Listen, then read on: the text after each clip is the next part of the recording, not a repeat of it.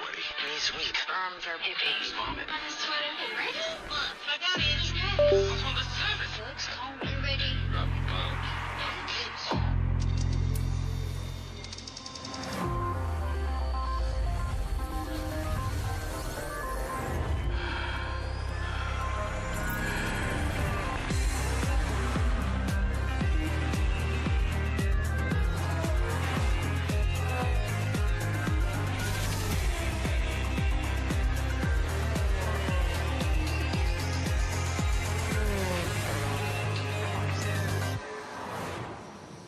Bom dia, hello, good morning, welcome to Sao Paulo for the Rolex 6 Hours, round 5 of the 2025 FIA World Endurance Championship. We're at the legendary Interlagos circuit in the city of Sao Paulo, home of the Brazilian Grand Prix.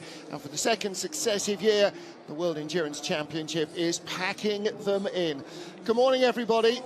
Martin Haven, Graham Goodwin, Darren Turner and Bruce Ioane down in the heat on the grid, waiting to bring you all the action as we get ready to look through our field of 36 starters taking on this re-tarmacked circuit. It's round 5 of the championship, and we are now just a month away from Le Mans in June, back in action.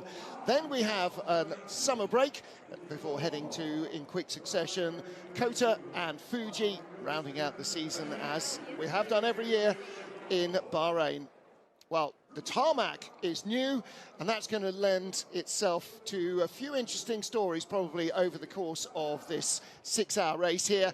But the layout is one that is well known. Darren Turner, this Interlagos circuit is a real challenge for man and machine. It's an absolute superb circuit. Traditionally old school circuit, Grand Prix track. But the Sector 1, the biggest thing here is actually the compromise you have to take through turn 1 and to try and keep the car tight to the left through turn 1. On the exit to get a good drive through turn 2. You need all that momentum through 3 and on the way down to turn 4 and use as much speed as you possibly can. So Centre S, great combination, the drop off through turn 1. Then you're into Sector 2. I guess the most important corner on this this sector of the circuit is turn 6. It's also the place that we're going to have the most action in terms of the difference between the hypercars and the GT cars. You can see them being stacked up in that point on the circuit. And then turn 12, the final corner before the big climb up the hill towards the start-finish line. Critical about the exit at this point to get a good drive up the hill. You want all of that speed to keep you all the way to the flag and hopefully get a good lap and keep out of trouble.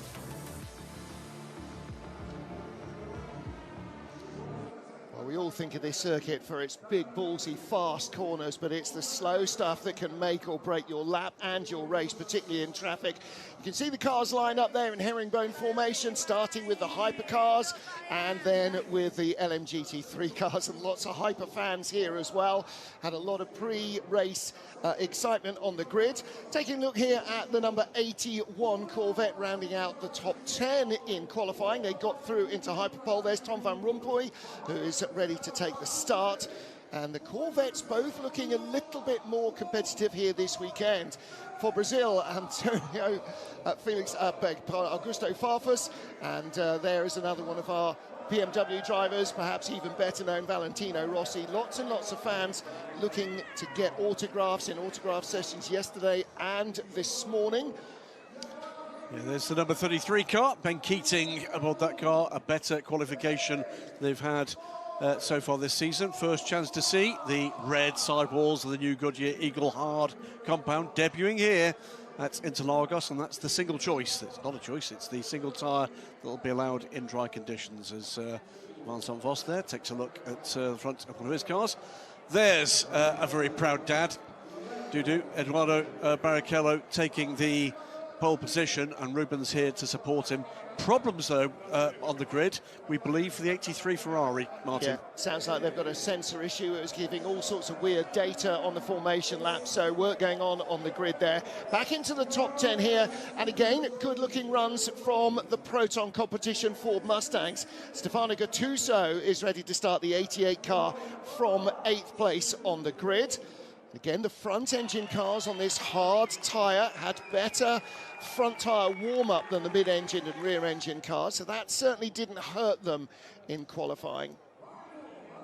Now, we're waiting to see what the new surface does in terms of tyre life. Everybody expecting it to be quite high for tyre wear rather than drop off and tyre degradation. So there is no harder tyre to go with in LMGT3. For the Iron Dames, another decent qualifying run, 7th place. Celia Martin will start. Most of these cars, Graham, will start their bronze graded driver. They will indeed. It's a quick shot there of Michelle Gatting, crutches the ready, still recovering from that broken foot, but that's not going to stop her from taking the fight to the rest. And Darren Turner, when you've got this Pro-Am lineup in GT3, you try and get your AM driver in, the bronze graded driver in early, expecting that if there's a safety car, then that's going to burn up some of their time. But it does put pressure on them because the start is one of the most high-tension parts of the race. Absolutely, and that's the normal strategy now, is start with your bronze driver. If there's an incident, safety car, full course yellow, at least that time is being burnt up while they're in the car. But obviously you want your fastest driver in the car at the end and to get elbows out and get scrapping and a chance to get onto the podium. First of the United Autosports McLaren, the 59 car, will be started by Darren Leung. And, they've had kind of somewhat pogo-like form. And they, I think, have got high hopes here at Interlagos. Yeah, this was the site of their first podium, and the second, the better qualified of them, Darren Leung, starting in 5th place in the McLaren. An amazing livery on that BMW M4, and next to me, 2 Brazilian drivers on that car, Augusto Farfus and Pedro Ibrahim, and the crowd cheering for you guys. So starting from the back, but still a lot of energy here. Yeah, well, we are not as fast as we wish to. The car feels good, team did a great job. And starting here in Interlagos is going to give it all. Let's hope to have a smile in the face at the end of the race. Looking forward to the race? Yeah, for sure. I mean, it's been incredible so far. I'm smiling every second, enjoying every second of it. And what we can do now is maximize our opportunities and see what we can do. Thank you very much and good luck. Have a good one. Well, Darren, this isn't just a country that understands motorsport. This is a city that understands it so much. It's been such a great event so far already. The atmosphere around here has been magic, and it's really nice. That's the best thing about coming to Interlagos is the fans here. Martin Berry will start 4th in LMGT3 in the number 61 Mercedes. One of the 2 AMG Mercs getting through into Hyperpole. So again, showing some really good form here. And it's a relatively recent addition to the bronze driver squad. Martin Berry beginning to turn heads, and I think there's further form to come.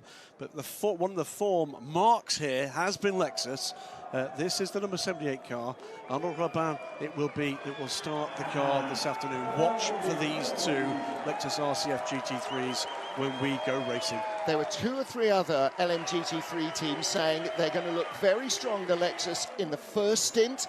Watch out for them on the second stint on their tyres, because you have to double stint your tyres pretty much to survive on the allocation for the 6 hours. So that's going to be interesting. They are certainly very, very rapid, and they were in Hyperpole, just missing out on pole position. Petru Umbrorescu will start. He's the man who did the qualifying to get them through into Hyperpole. The bronze driver does the first group session of qualifying, and then the silver driver in each of the GT3 cars sets the pole-defining time, or the grid-defining time, in the top 10 shootout that is Hyperpole. Cracking qualifying from both of the Lexus, but didn't quite make its pole position, because this car did. Racing Spirit Le Mans, the number 10 Aston Martin, on pole position here in Interlagos. Tony McIntosh it was that got them to Hyperpole. Eduardo Barrichello, Dudu Barrichello it was. That's Tony to the left and Valentino Urzaclo to the right. And confirmation for the first time, we're seeing the Goodyear hard compound tyres. So the red sidewall, exactly as we see in Hypercar on the Michelin, the red sidewall is the harder of the compounds. There's no choice of compound here, but it's designed for a higher temperature range. And actually it looks like today, those track temperatures might be up where we were expecting them to be. Track temperature currently 28 degrees and climbing. It's a relatively blue sky overhead. We had a lot of overcast during free practice and qualifying. The track temperature was lower than anticipated, of course. Now we're in the race. Nobody's had a chance to rehearse these track temperatures, so everything is going to be finding out as you go. Well, this morning, as yesterday, the pit walk and the autograph session very well supported by the fans. And yeah, lots of tensor barriers keeping the fans in order as they try to get autographs and selfies with their favourites. And Darren, this is one of the great things for drivers, you know, even if you're in one of the less well-known lineups, you still feel like a rock star with this crowd outside. The crowd has been amazing, and this morning the queues coming in. I mean, we were stuck in that this morning. It was great to see so many people coming through the gates this morning. Well, let's talk to the man of the moment, our pole setter in LMGT3. I am with Eduardo Barrichello, the son of Rubens Barrichello. Do I have to introduce him? Pole sitter in the Aston Martin number 10 yesterday. Amazing. All the fans supporting you. Is that good pressure or hard? No, it's very good. It's very good.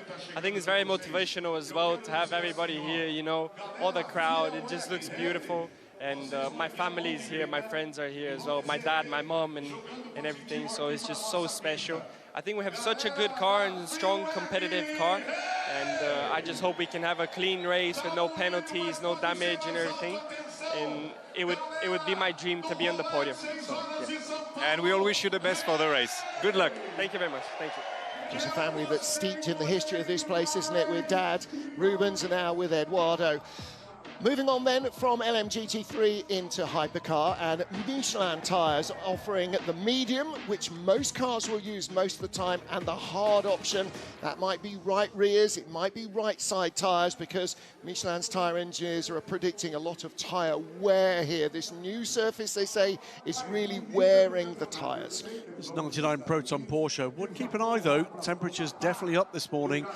Far less cloud cover than we've seen before. Nico Pino from Chile will take to the start of this race in the number 99 Porsche. Yeah, decent qualifying for them as well. They found some pace here, and he was actually quite optimistic of having a good run, but like many in hypercar, they did not try hard tyres during free practice. And so they're going to be venturing into the unknown in terms of tyre life. Again, in hypercar, like LMGT3, going to have to double stint the tyres.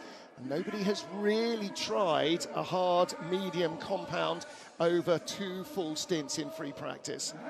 Valkyries were well up there in qualifying yesterday. Briefly, we had both of them in the hyperpole session. Didn't quite work out that way, but they've taken a big step this weekend. Expect to see them in the mix. And Darren, you saw there from the graphic, only 2. We've got 7 hypercars that only have a 2-driver lineup. It's going to be quite difficult for those guys that are running just 2 drivers. It's a challenging circuit physically, especially being anti-clockwise. And I've spoken to a couple of drivers over the last couple of days, and you know that long run from turn 12 all the way to the start-finish straight, it's a constant corner, and it's constantly loading you up on the right-hand side. So yeah, I think in any other circuit, running 2 drivers in a 6-hour race probably isn't such a drama physically, but here, yeah, it's going to be a challenge for those 2-driver lineups. Well, here's another one of them. Both Astons running a 2-driver lineup. So Marco Sorensen will start the 009 Aston rather. Tom Gamble starting 007. Lots and lots of red in the audience as ever for Ferrari. Lots and lots of 46 livery as well for Valentino Rossi. And there you can see the 51 Ferrari crew starting to line up. Number 8 in the top 10. Only one of the 2 Toyota Gazoo Racing entries made the top 10 shootout in hyperpole. And again, 2-driver entry. I was just warming up, I think, for the Brazilian national anthem.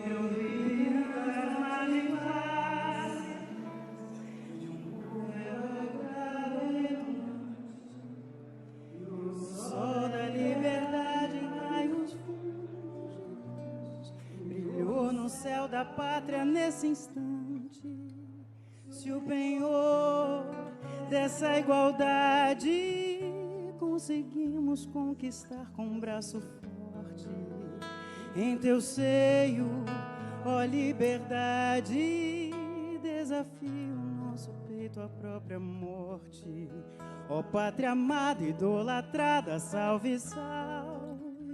Brasil, um sonho intenso, um raio vívido de amor e de esperança a terra desce. Se em teu formoso céu risonho e límpido a A imagem do cruzeiro resplandece, gigante pela própria natureza.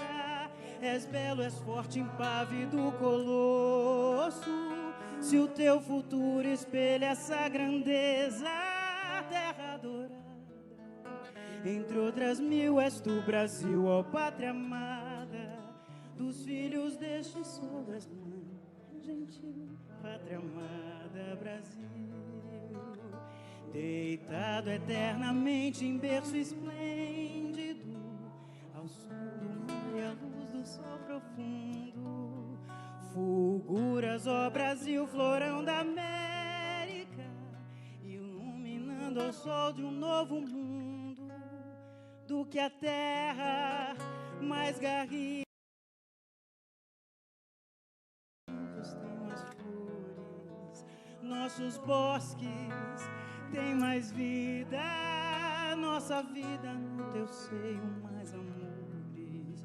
Ó pátria amada, idolatrada, salve, salve. Brasil de amor eterno, seja símbolo. Olá, barulho que ostentas estrelado, e digo verde louro dessa flâmula, paz no futuro e glória no passado. Mas se ergues a justiça, clava forte, verás que um filho teu não foge à luta, nem teme quem te adora a própria morte. Terra dourada, entre outras mil, és tu, Brasil, ó pátria amada. Dos filhos deste solo és mãe gentil, pátria amada, Brasil.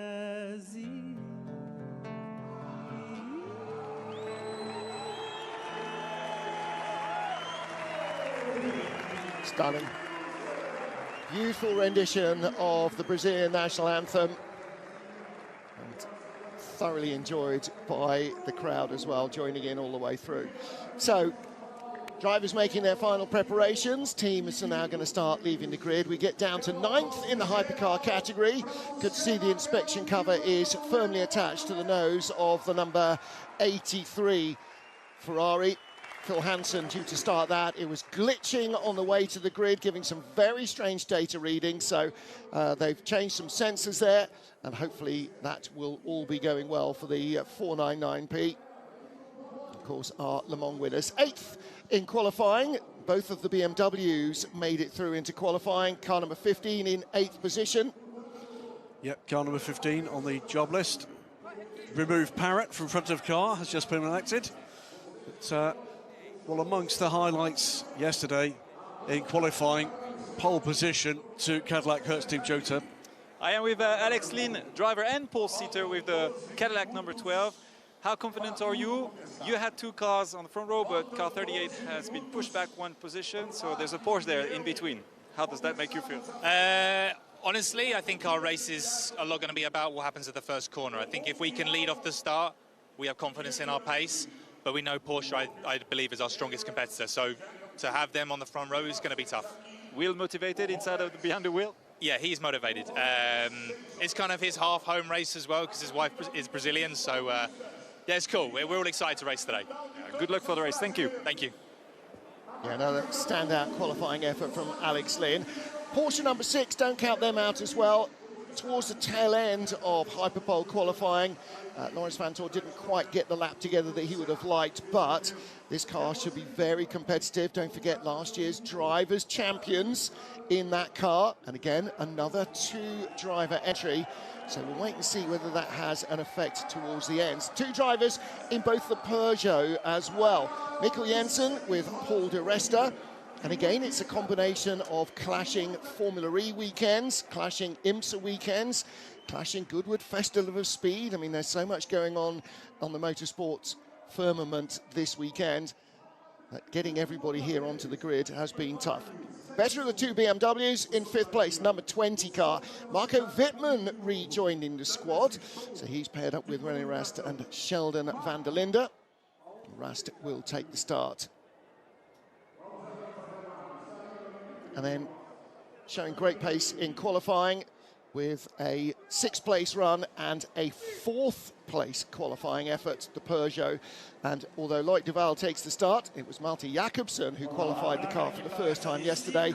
And Darren Turner, for a young driver who a year ago was their support driver, their sort of spare driver, to be stepping up so well in the main squad is really good stuff. He was amazing yesterday. Both Peugeots, they surprised me in qualifying, being up there in the top 5 for the first qualifying, but then to do that lap that he did in Hyperpole was fantastic. You know, he really is up to his game.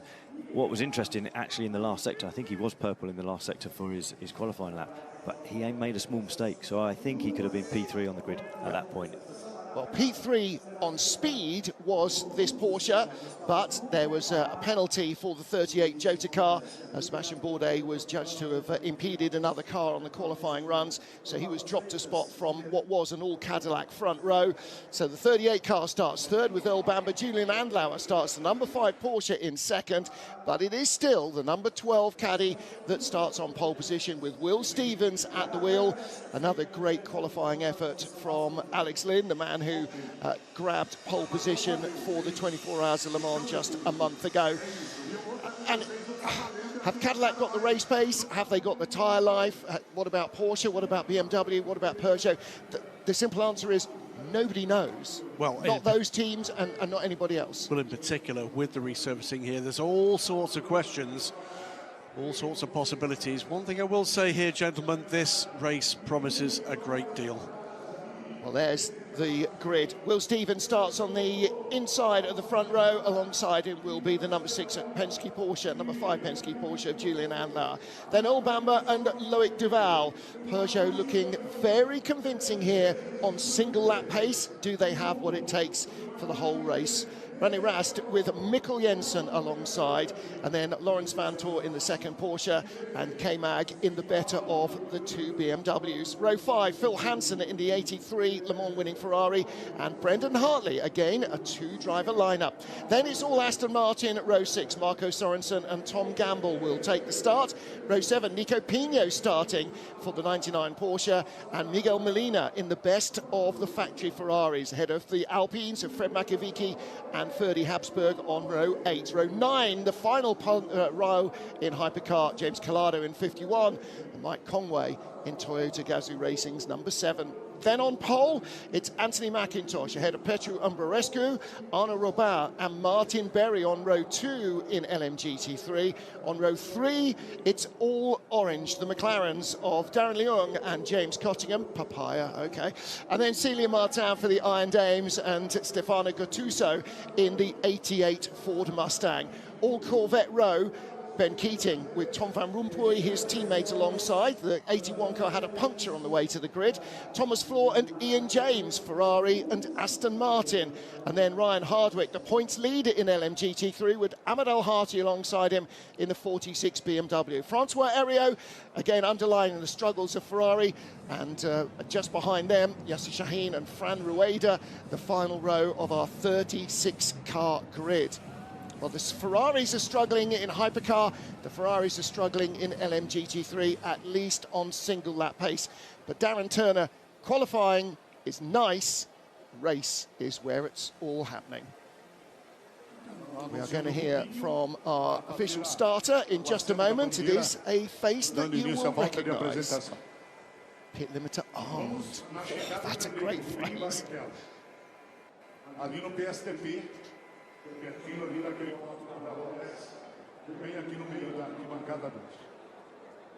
Drivers, start your engine.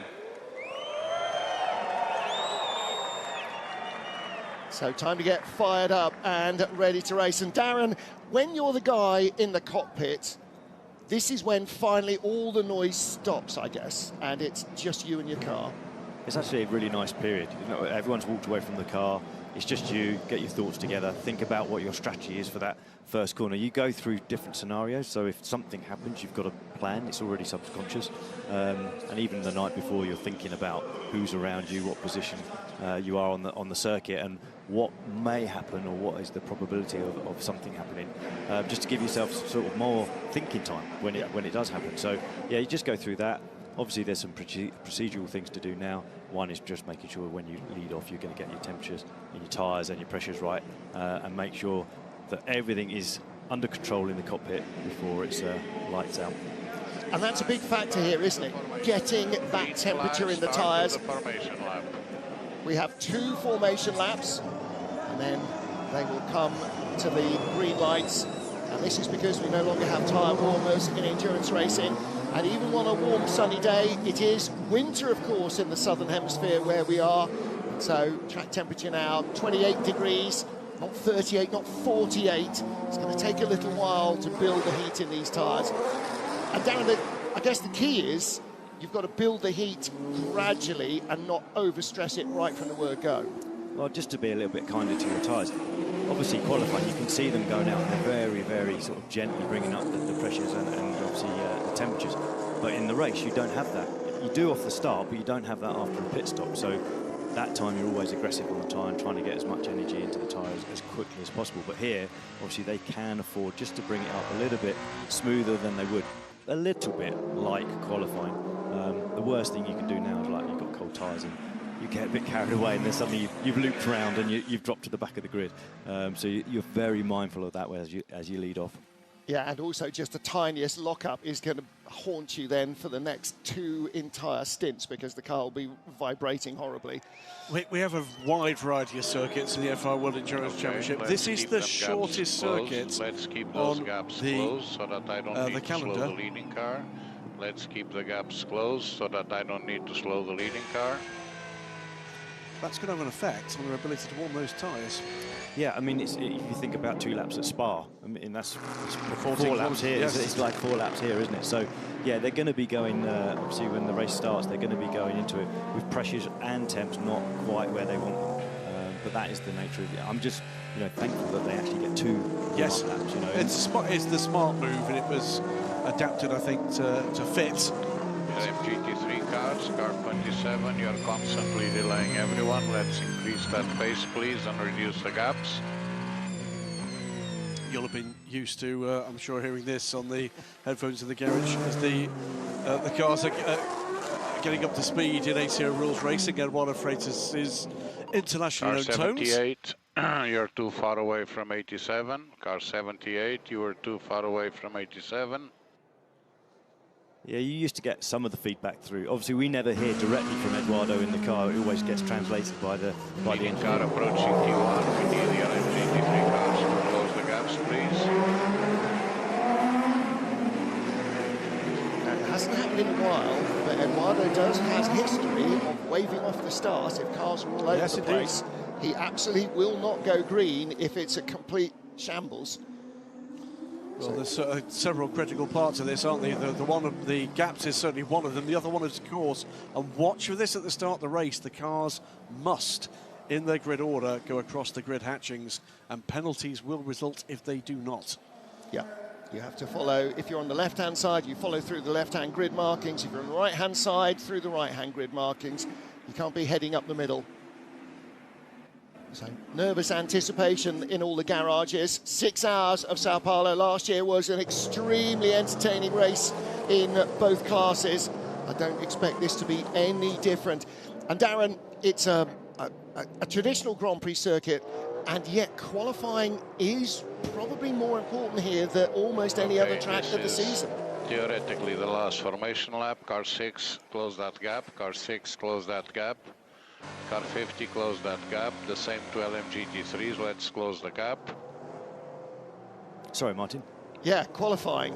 Yes, actually more important here than perhaps anywhere else. Yeah, absolutely. If you look at historically this race, it's always the front row that has the most success, and yeah, qualifying here is probably more important than any other of the championship races. Let's remind the drivers that exiting T11, we should assume formation. Let's remind all drivers to assume formation exiting T11.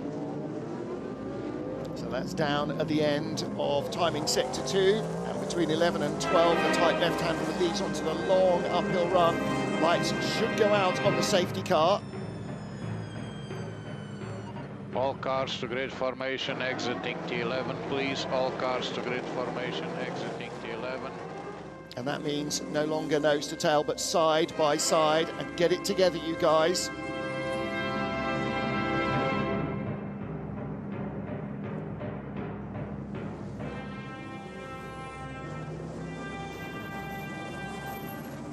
Lights are out on the leading car.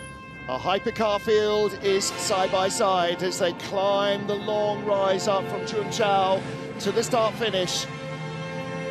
We are getting ready for the start of the 6 Hours of Sao Paulo here in Brazil. LMGT3 looks well placed as well. We should be good to go green.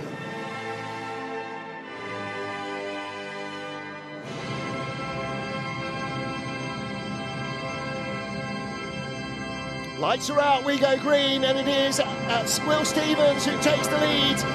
The number 5 of Julian Andlauer, the Porsche under pressure around the outside. Earl Bamber trying to go through down into turn 2, but the road comes in favour of Andlauer in the red and white Porsche.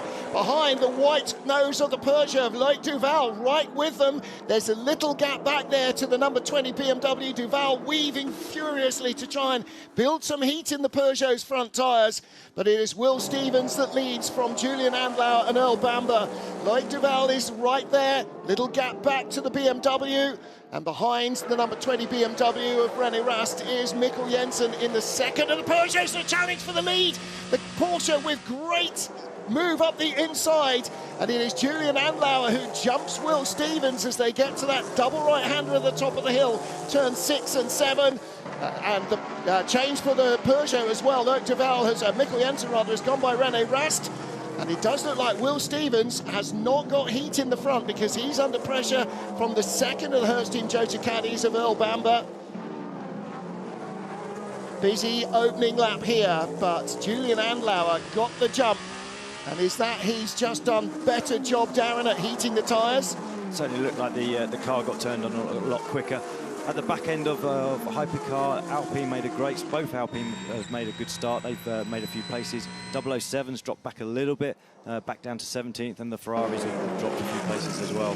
Bamber around the outside for second place, but he doesn't get it. Will Stevens still hanging on to second in the first of the 2 gold cars. Right behind them in team formation, Loic Duval and Mikkel Jensen, the white and green of the Peugeots. But Julian Andlauer checking out. Graham looked pretty clean in Hypercar. Was it clean in LMGT3 as well? It was clean, I think. A couple of questions about the grid hatchings placement, but a new second place car, Darren Leung, in the number 95 McLaren, has powered past both of the Lexus cars. He sits second to Tony McIntosh's Racing Spirit Le Mans Aston Martin. Well, there he is. There is the Racing Spirit Le Mans Aston with a bright yellow nose. And the first of the McLarens, Darren Leung, just ahead of Petru Umbrarescu with the black highlights and Arnaud Robin with the white highlights on those 2 red Lexuses. Then United Autosport's James Cottingham. Don't forget, this is the race where United's McLarens claimed their first ever podium finish. They were 3rd here a year ago. And behind the car of Cottingham, Proton Competitions, Stefano Gattuso in the Mustang. Now, everybody was expecting the front-engine cars to benefit a little more from the hard tyre because normally they've been quite hard on the medium that we used before. Let's see if that's the case. Out front, Julian Andlauer, 1.2 seconds clear and building that advantage over Will Stevens and Earl Bamber in the Cadillacs. And the Peugeots are right with them, but the BMW's just slipping a little. René Rast and Kevin Magnussen, 6th and 7th, and no progress off the grid for the number 6 Porsche. Penske running out very wide. Is that 51? Yes, it is. And now in trouble, 51 from the Aston Martin behind of Tom Gamble. Yeah, Toyota's number 7 car ahead of James Collado now. And now James under pressure from Tom Gamble. Challenge for second place. Umbrarescu goes back past Darren Leung in the McLaren. So Leung in the orange McLaren down to 3rd. Umbrarescu, the red and white Lexus, back up to second place. Looks like they've now got a bit more heat in the tyre. Also a big battle behind here for 5th place between the 2nd of the McLarens and the 1st of the Mustangs. Stefano Gattuso all over James Cottingham, looking up the inside here of the bright orange to the papaya and black car. Side by side as well between the 31, the Brazilian liveried BMW, picks up a place for the 92 Porsche. 92 Porsche, the turquoise car, is the championship leader, and just 2 behind them, the 21 Ferrari, second in the championship. So neither of our front runners, in fact, they're now right behind them, having got by the 46 BMW. So the turquoise and black, that's the championship leader, right behind the second place car in the points. The other thing to remind viewers here, it is the shortest track on the calendar. That means we're going to be in traffic sooner. Oh, down the inside comes the 009 Aston Martin on the 36 Alpine of Fred Makovici, and he tucks him up. Good move, Darren. Yeah, good as an Aston Martin test driver to see the Valkyrie drivers really getting their sleeves rolled up here. 009, it's on a charge already. He's made a couple of places, but yeah, super to see that. And super to see the car competitive here. You know, it's in the mix pretty much for the first time, so it's great at this point of the season. The racing not running, and that's great to see. Yeah, absolutely. Well, here's how it works. Marco Sorensen on the dirt, on the tarmac, on the gravel, on anywhere he can find a bit of grip. Now, he didn't complete the pass by going 4 wheels off, so that should stick. On board with the Alpine. It is close here, isn't it? You have to take your chances when they offer to you. Absolutely, at this point of the race as well, because they haven't got to the GT traffic at this point. They've got to make hay while they can, because at some point, fairly soon, they're going to be tripping over the GT cars, and that's just going to change all the dynamics. There's a couple of dynamics about the Aston as well that don't necessarily help them. They've got a V12 engine, there's a lot of V6s, that's a lot more mass, and they carry more fuel as well. So when the tyre is fresh, that's the time to make your attack. Racing Spirit of Le Mans leading in LMGT3 from a Codis ASP. That's the Lexus behind this Racing Spirit of Le Mans Aston Martin. And that pair are beginning to gap the group behind. Here comes the 009 for another crack at this. This time it's the Toyota that's the target. This time it's the Toyota that won last year's race that is the target for the Aston Martin. Toyota locked out the front row last year in Hyperpole. They only got 1 car through into Hyperpole this year. And that's some solid defence as well from the number 8 car of Brendan Hartley. I don't think he was probably expecting to have to hold off Marco Sorensen early in the race, but he is having to. Turn 1 looks like Marco's favourite place at the moment, doesn't it? He's definitely sending it down the inside. And that first time when you do that sort of move and you don't know how dirty or where the grip is, it's a big risk. So the fact he wasn't able to lock up or anything like this. But wow, Proton around the outside and side-by-side contact there with the Alpine. She tries to do that. Nico Pino in the 99, the white car, round 30, Habsburg in the blue Alpine, hanging on. And actually, this is all because Brendan Hartley was desperately slow there in those tight corners and backed up the Aston Martin into the Alpine, into the Porsche. Valkyrie seems to have really good traction this phase of the race. James Cottingham, in the orange car, Graham, defending hard against the first of the Corvettes, and that is Tom Van Rompuy. In fact, he was attacking, going by Tom Van Rompuy, and right behind is Celia Martin in the pink and white Iron Dames Porsche. Down the inside of her has gone the 61, the black Mercedes of Martin Berry. And this is one of the things, when you get cars that are in a battle, it opens up an opportunity. And again, the second of the Alpines now comes back under 009, so that's Fred Makovici. Also into this scrap, and it is very much a scrap. Here comes the number 50 Ferrari. This car in the hands of Miguel Molina. It's battling groups here. This is cracking stuff for the early moments of this race. Darren, you thought qualifying was busy. This is insane, isn't it? And it just shows what a circuit like Interlagos can provide. You know, when it's tight, twisty in the middle sector and people are going to start tripping over each other. And also these cars, they all sort of turn the tyre on at different points of the stint. So, yeah, incredible. Yeah, super exciting. I think my heart rate's higher here watching it than it would be in the car. Probably not, but I mean, we've got 6 hours of this. If Spa is anything to go by, if Le Mans is anything to go by, it's not going to calm down. Kevin Magnussen with the BMW. Right behind him is Lawrence Vantor. Vantor still unable to make any progress away from the grid in the number 6 Porsche. Yeah, of course, a Ferrari 83 is the next car, but it's a long way back already. Here comes Vantor. He's got to run up the inside. Nicely done. And again, you talked about how important... Oh, the BMW into the pit lane. Unexpected call. Brake problems we're hearing for the number 15 car. That's not what you need on this track. It's not what you need anyway. You can't go fast if you can't slow down. Back into our LMGT3 field, and again, that's the second of the Lexuses. Under pressure now. Arnaud Robin from Stefano Gattuso. And has he just squeezed by Darren Leung? Yes, he has.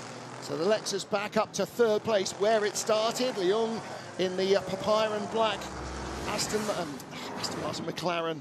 Rob Bell will divorce me for that. We just got a little bit of the end of that. I do wonder whether or not when we see the start under review, whether or not there might be a couple of questions about cars being out of position across the grid hatchings. Looked a little messy to me. There was quite a lot of 3 wide, but don't forget the grid hatchings end at the start-finish line, which is quite early on that straight, so you can then start to fan out. You can leave your lane as you would in endurance racing parlance. Who is that over Ferrari, the grass? and then... Oh, yeah. And that's the 77 Mustang. That's the second Mustang as well, in trouble to the outside briefly. Sorry, apologies. That was the 46 BMW. So that was 21 Francois Heriot on the dirt. Let's ride on board with him. All got a little bit messy there, didn't it, at the start of the race at GT3. Back on board here with Celia Martin. This is replay of her gaining and losing a couple of 3 places. And Darren, I don't know how drivers deal with this. Fast-moving metal in all directions. It's instinctive, basically. Obviously, these cars on the grass there is the damage that may have happened to the car underneath. Are they going to have to carry that for the whole race? Is it going to be sort of costing them a couple of tenths per lap? So hopefully for both of those cars, it isn't going to be an issue. But you just, first corner, you just want to get through it without any damage. And now the leaders are in traffic, and so it begins. 5 hours, 49.5 minutes of trying to get by slower cars. That's what it's all about while not losing position. There is Julian Andlau, the red and white Porsche. And look at the low speed here. At low speed, he's barely able to get around the GT3 cars. Andlau has done a brilliant job in traffic here. He's gapped the car behind him by a distance here. If he can get around this Mustang, somewhat larger than most of the GT cars, and he's done that. I think we're going to see that gap extend fairly extensively.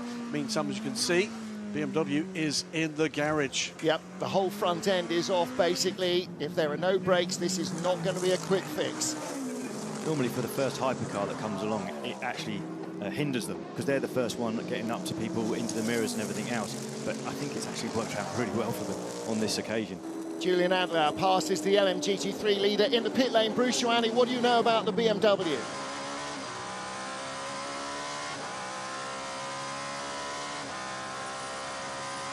All right, we'll try and catch up with Bruce. He's down at the BMW garage, and Andlau around the outside. Oh, no, that's not. That's number 5 car. Number 6 car, rather. Lawrence Fanto around the outside of René Rast. 6:20 battling away for 6th place here. It really is fast and furious stuff, isn't it? Almost 3 seconds the gap now, Andlau to Will Stevens, but with further traffic for Stevens to still negotiate. And you just saw there at turn 4 exactly what the issue is. You've got the Mustang and the Aston Martin there fighting each other for position with another rival behind, and you've got a hypercar trying to find a way through as well. It's never going to be easy, is it? Actually, it looked like on that occasion, the Mustang actually saw the hypercar going underneath and was like, I'm going to have a bit of that as well, get my nose underneath and make a move. So you're always looking for those little moments where you can take advantage of someone being pushed off the line, being out of position, and then you can just pick up a place without actually having to do too much work. And the number 6 Porsche doing exactly that. As the BMW went through on the inside of Celia Martin and the Iron Dames, then the number 6 Porsche tried to dive into the same hole as well. Once the GT car's offline, then you've got an opportunity to go through. And again, in traffic, very tight. The 2 Alpines with the 99 Porsche right behind. This is the battle for 11th place. First, those 2 blue Alpines is Fred Makimiki, then Ferdy Habsburg, then the white with the green highlights. That's the 99 Porsche of Nico Pino. 11th, 12th, 13th place. Headlights flashing everywhere. Corvette versus McLaren. First of 2 Corvettes, that's 81 Tom van Rompuy as we go back to this all-Alpine battle. Yeah, 35 and 36 here battling away. This is for 11th place, Fred Mako, Ferdy Habsburg. Struggle for the 83 Ferrari. It's now just squeezed ahead of Brendan Hartley up to 8th place, Phil Hansen. And of course, the win at Le Mans for that yellow Ferrari has ignited their championship challenge. They're now second in the standings behind the crew of 51. So they've overhauled the 50 crew. So now it's all about trying to add the points wherever you can. On board with 007. And that is Tom Gamble having a little tilt at Mike Conway's Toyota. I said a little earlier, they look like they've got great traction this part of the race, and you saw it there. He almost had to lift out of it. The space just closed in front of him. He had the traction to get alongside, but not the space. Cracking stuff here. Conway started on pole for Toyota last year. He was 18th on the grid for Toyota this year, out of 18 hypercars. On board with Conway, and there's one of the Mustangs in front. That's the 77 car, and you can see the Ferrari right in front of the number 7. That's 51, James Collado, your championship leaders. Let's hear from I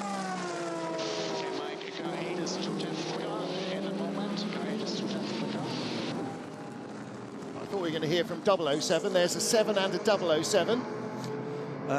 Hearing from Bruce, by the way, it is a brake. They thought it was a brake bleeding problem that was required. The issue for the 15 lies deeper in the car, and they are struggling to find it. Well, if it's a master cylinder or something, it should be on the firewall, but that's not going to be a quick fix. 009's just made a move on the Toyota, so it's moved up from 10th to 9th. Another one of Marco's moved into turn 1, outfoxed him there.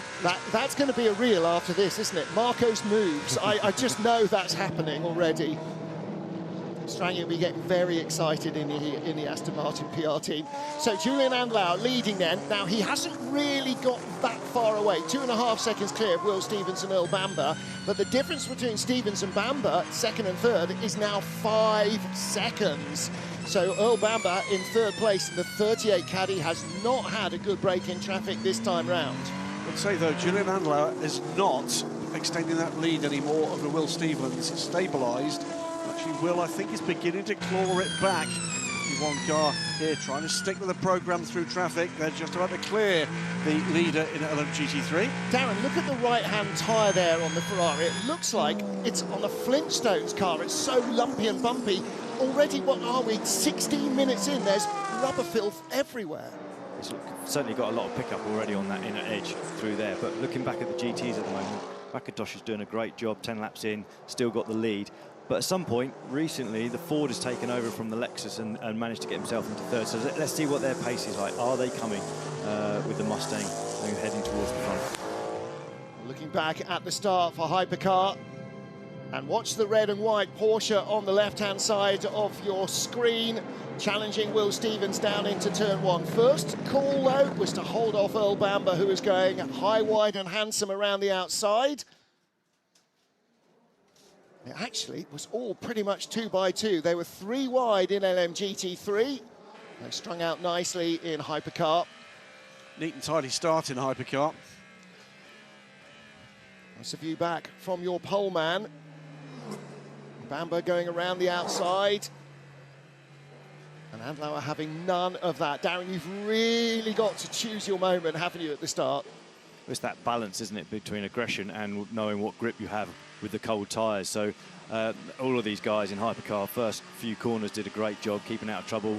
A few sort of positions changed, but not too dramatic. But it's that horrible thing of you can be a hero in lap 1, but you can certainly go to 0, and that really does affect the rest of your race. I can remember last year there were quite a few cars going off on the outside of turn 1 on the first run down through there at racing speed.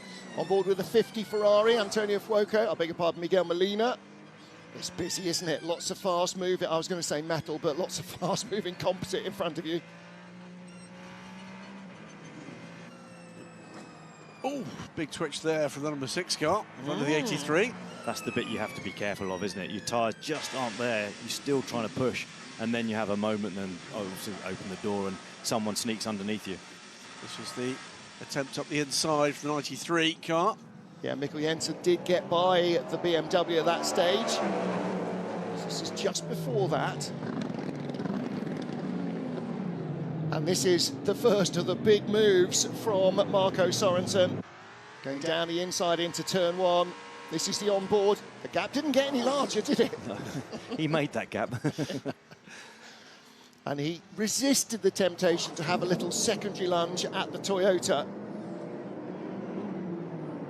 And 99, the white Porsche, with a 36 Alpine, under 35 Alpine underneath in there. Again, turn one is going to be one of the prime overtaking opportunities, isn't it? Yeah, always. Turn one, turn four, they're the sort of key ones. This is a big change. LMGT3's lead goes to Lexus. Petro Morescu has gone by Tony McIntosh and done a fabulous job for the first 20 minutes of this race. This is the move. Darren? He's obviously seen Marco replicated that, but an easy, straightforward move down the inside. Both of them sort of running a bit wide at turn one and then obviously trying to grab it back for turn two. Tony under immediate pressure for second place from Stefano Gattuso. So Lexus from Aston Martin, from Ford, the Mustang, and then the second Lexus, your top four, all front-engine cars. That top four, 20 minutes gone. And then the two McLarens, Darren Leung and James Cotting, with Tom van Rompuy in the first, the Corvettes between them. 46 under pressure from 92. That's Ahmed Al-Hati and Ryan Hardwick with the turquoise Porsche right behind Ahmed.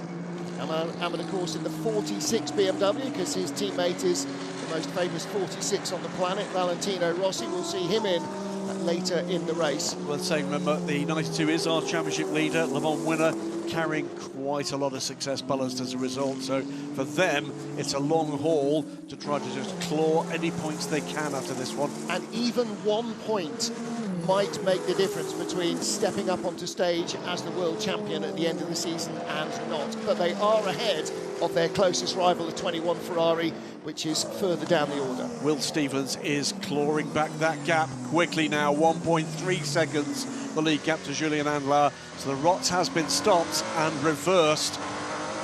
Half the gap we had, 3 laps ago, 2.4, 2.5 seconds. It's now 1.2.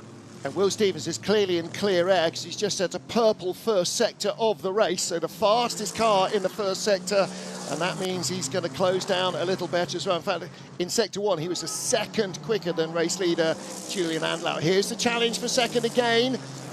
The Proton competition Ford Mustang, looking to go around the outside of Tony McIntosh in that green and yellow Aston Martin. And the defensive line there, Darren, is sort of middle of the track. Make them go the long way round.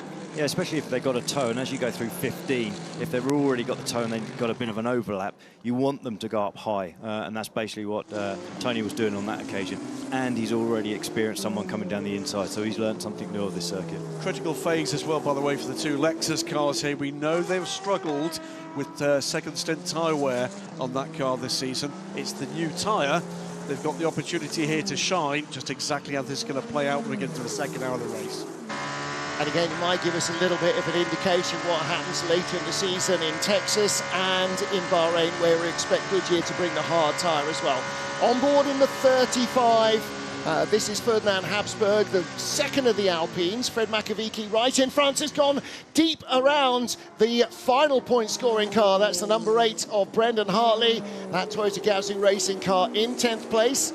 We've got 18 hypercars, 18 LMGT3 cars. We only give 10 of them points at the end of the race. Bit of a stumble, I think, in the first sector. Last lap from Will Stevens. That gap has dropped back to 2.5 seconds. So not a clean run on this lap for the chasing car. But meantime, with this group of 4, led by the Toto, then the 2 Alpines, and hanging on in there, the 99 car with Nico Pino. 10th, 11th, 12th, 13th this is, and 10th place is the better of the 2 Toyotas. The second Toyota is down in 16th, and trouble-free and James, 27. The heart of racing Aston Martin facing the wrong way from what was the battle for 10th position. And there's the other Aston. 2 distinct teams running those, side by side in the garages. Both serviced, though, by Aston Martin Racing. Through comes the leader for the second time. So we are 24 minutes in. Christian Reed, Proto Competition team principal. 25 minutes in, and already the LMGT3's passed twice by the leading car.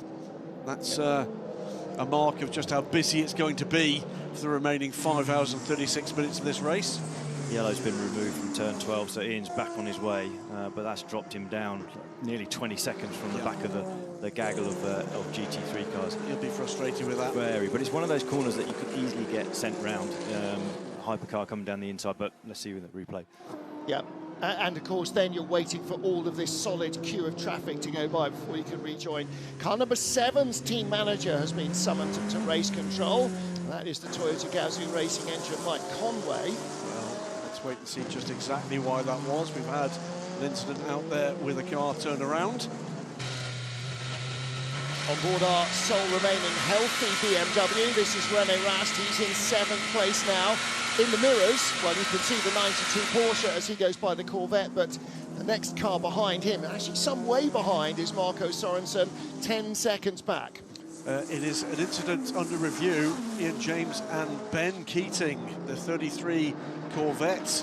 We've not seen replay of that, but it would appear to be the 33 TF Sport Corvette and the 27 Hardy Racing Aston Martin involved. And I think Ben Keating was one of the cars that was rally crossing down through the CNRSs at the beginning of the race. I think the other one was the 21 car of Francois Heriot. So two expected front runners here having problems. You can see now that there's a combination of tyres going on. Most cars on the medium tyre, but the BMW, René Rast, with right side hard tyres, a right rear hard on the Toyota number 8, but Toyota number 7 a full hard right side. So just Toyota alone, they're trying to figure out what's going to work through the course of the race, because they didn't have this heat and they didn't have the same track surface in free practice. As the weekend's gone on, this is actually the hottest we've had the track temperature. So it's quite a risk to try the hard at this point. We're sort of not knowing if that's going to give you the performance or not. But I guess do it now, early on, get the information, and then be able to react later on in the race. Okay, what are we seeing here? It was contact with Ben Keating and Ian James. It looked like Ben may just have had his nose inside the tail of the Aston Martin as they came down the hill. It looked more like it was just a rear end and just pushed him straight on at that point into turn 12. But I would imagine that Ben may have been distracted because he had the LMP, the hypercar underneath him at that point. So it could have been looking in the mirrors and then just being caught out with where Ian was on the brakes. Yep. Second and third place battle in LMGT3, still well aligned. Tony McIntosh in the green and yellow Aston Martin Racing Spirit Le Mans, then with the blue nose fading to white. That's the 88 Proton Competition Mustang of Stefano Gattuso. Coming through, here comes the headlights flashing of the race leader. I beg your pardon, that's number 6, Lawrence Van Tor, because there behind him is René Rast. On board with Celia Martin. She is in 9th place, ahead of her Martin Berry in the Mustang. And still battling away behind Alpine and the Toyota. Yeah, Fred McAveeky showing his nose in the blue Alpine to the black Toyota of Brendan Hartley. And that car, don't forget, the number 8 car is a 2-driver entry this weekend. No Sebastian Buemi, he's on Formula E double duty in Berlin. And so it is Brendan Hartley and Ryo Hirakawa who are going to do all the heavy lifting this time round. I've just noticed how many light panels there are around the track. The amount of marshals out there waving blue flags. So you might as well just turn on those light panels, leave them on for the whole race, because there isn't going to be a point when they're not needed. Side-by-side contact with the second of the Alpines and one of the Ferraris. Is that 21 again? Car 33 team manager has been summoned to race control. Back on board with 36 Alpine. Thanks, by the way, to Philippe Signot and his team for putting such whopping great numbers inside the car that we can easily spot which one it is on the onboard cameras. That was 54, by the way, Thomas Fleur. Took the hit. Yeah, quite badly delayed. That's dropped him 5 seconds back from the sister Vista AF Corsa number 21 car. And again, working through traffic. Here comes the Toyota. Hartley off and running out wide. Alongside here is the Alpine. Look to the left.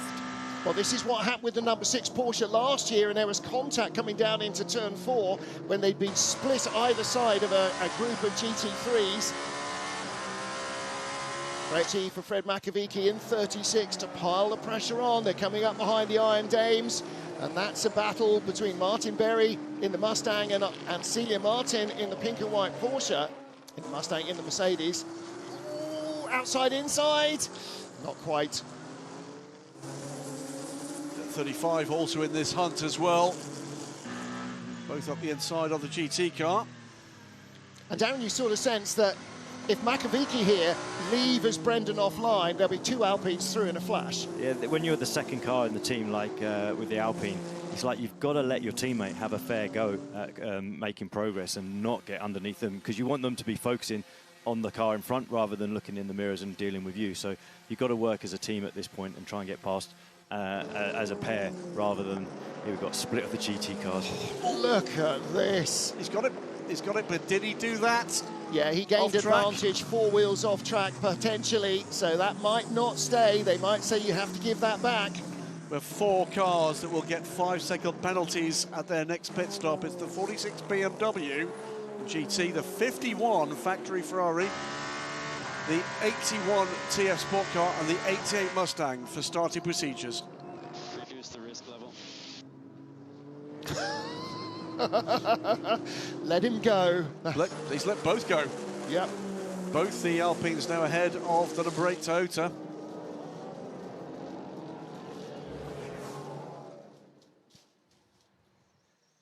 Got a replay of this manoeuvre going on right now. So obviously getting the tow, sitting in the tow, splitting the traffic now with the GT car. It's hard to say, you know, the McLaren was coming down onto the line, bit of avoidance. I would be sort of maybe putting a warning rather than a penalty for that.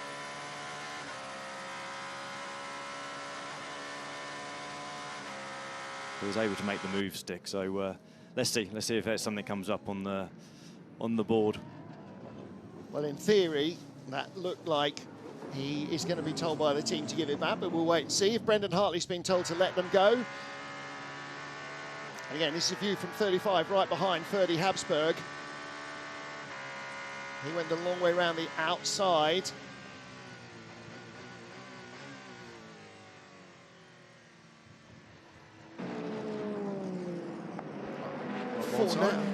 For now, at least, Brendan Hartley is down in 12th position in the number 8 Toyota, and Mike Conway in car number 7 is the last running car in hypercar. If there is a new Toyota on the drawing board, it can't come soon enough. And there goes Nico Pino in the 99, and on the inside of Hartley as well comes the 50 Ferrari of Miguel Molina. There was a touch, I think, between the Toyota and the Ferrari. Molina, I think, punctuating that with the flash of the headlamps. So is Hartley struggling because he's got only he's got a full right side of hard tyres. Are they just not providing enough grip yet? There was something rather odd, by the way, on that graphic we saw with the tyres. We were expecting the potential for maybe a couple of the teams to take a look at the hard-worn rear right tyre with a hard. Yep. Proton was shown as having a hard on the left at the rear. Yeah, I think that might be a slightly odd graphic, but right rear is the one that does all the work here because it's an anti-clockwise circuit. You're basically turning left for more of the lap than not. Yeah, Brendan's running the right rear hard, Just right but rear. it's a used one as well. So.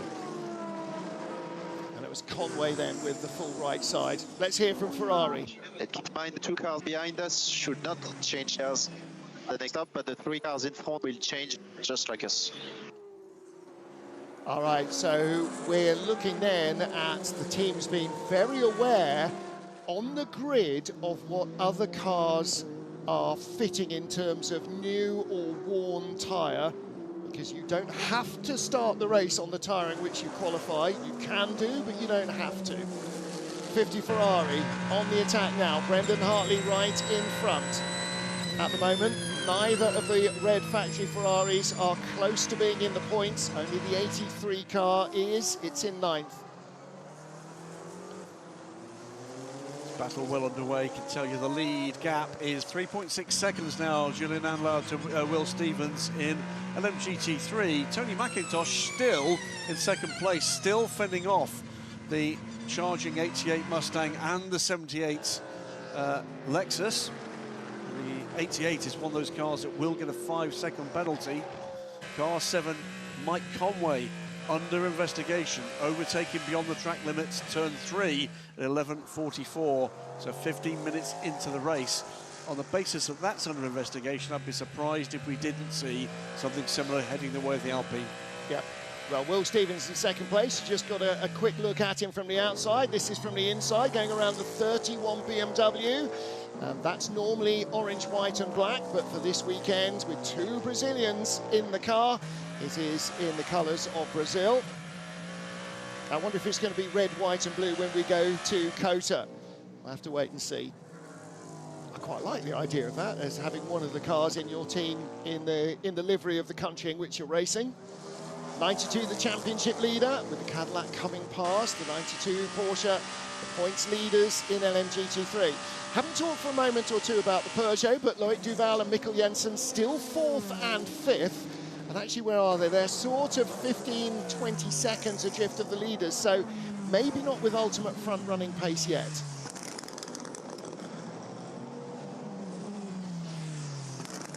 Don't forget, if you're enjoying the action so far this season, we have 3 more opportunities for you to be at the side of the track. Next up will be Austin, Texas, the Circuit of the Americas in September. We'll then head a couple of weeks after that to Fuji in Japan. That might be slightly more expensive for many of us. And then to Bahrain, the season finale. Tickets are available for all 3 events. If you go to FIAWEC.com, you can click the ticketing link at the top of the page, and that will take you to the respective track. And if you are anywhere in the North American landmass, I can't recommend Austin enough. Will Stevens under investigation for a technical infringement of tyre pressures. This is number 15 BMW back out of the garage with Kevin Magnussen aboard. They've lost a lot of time, but good news that they're going to make it back out on the track by the look of things. Yeah. Now, they are so far behind that it's going to take a cataclysmic nightmare for them to be anywhere near the points. But, again, you've come here to race the car, so race the car you will do. We're about 3/5 of the way through the first stint. Okay, Mike, also information, Ferrari ahead 50 has a 5 seconds stop. It has a 5 seconds added to next pit stop penalty. That's always good information to have as a driver, because then you know if there's pressure or no pressure, that's going to disappear. That would be good if they'd read the note correctly, because it's Ferrari number 51 that's got 5 seconds added to the next pit stop, not Ferrari number 50, at least according to our screens. So it's always good to give your driver that sort of information, but it's better if it's correct. Yeah. So, you know, mixed metaphor there, mixed messages. Julian another message then coming through then. Yeah. Settling down a little, he says out loud, but it is still Porsche, the number 5 of Julian Andlau leading the race from Will Stevens and Earl Bamber in the 2 Cadillac Hertz Team Joda cars. Then the 2 Peugeots still there in 4th and 5th.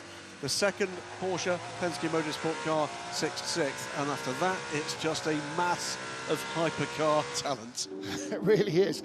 And the battles are sort of breaking up into little clumps, and Darren, that's because we've been in traffic so early, and that long solid line of hypercars has sort of been broken up by catching the GT cars. Yeah, I think it is always going to be like that in this type of race, when you've got this infield and you have all the gaggle of the LM3 GT cars.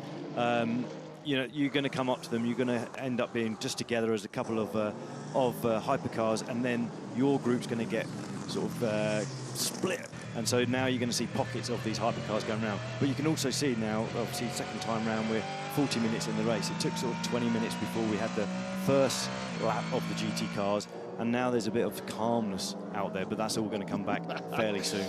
Peugeot leapfrog its way through the battle for second place still. Tony McIntosh, let's not forget, his debut in the FI World Endurance Championship, doing a fine job and trying to keep that car in position for local hero Duda Barrichello to take over the car shortly. So it's one thing to be a debutant, it's another thing to be a debutant at a track that you've never even seen in your life, and then put it into hyperpole and then do so well at the start. Unexpected pit caller, 35 Alpine of Ferdy Habsburg. Should still have had around 40% of usable energy in the car. So what's this all about? Yeah. The dolly was coming out for that car. That's not good news. So, unexpected pit caller, 15 BMW. You can see how early, it's actually, it's being refueled, the BMW, but the Alpine, still only 2/3 of the way through the stint. All tires under control here. You are free to push your more tires. All right, so tyres under control, which means the temperatures haven't risen too hard. Let's try again with Bruce Ioane in the pit lane. Bruce, what do you know? Okay, not hearing anything from Bruce this time either. So, unfortunately, I think we've got a couple of technical issues there. Trouble there. There was a moment for the 6 car, overcooked it through turn 1. This is actually now going to give P3 in GT a run on McIntosh in the Aston Martin. So out of position from the hypercar, and will he get the drag down to turn 4? But he's also closed it up with the Lexus right behind him now. Yeah.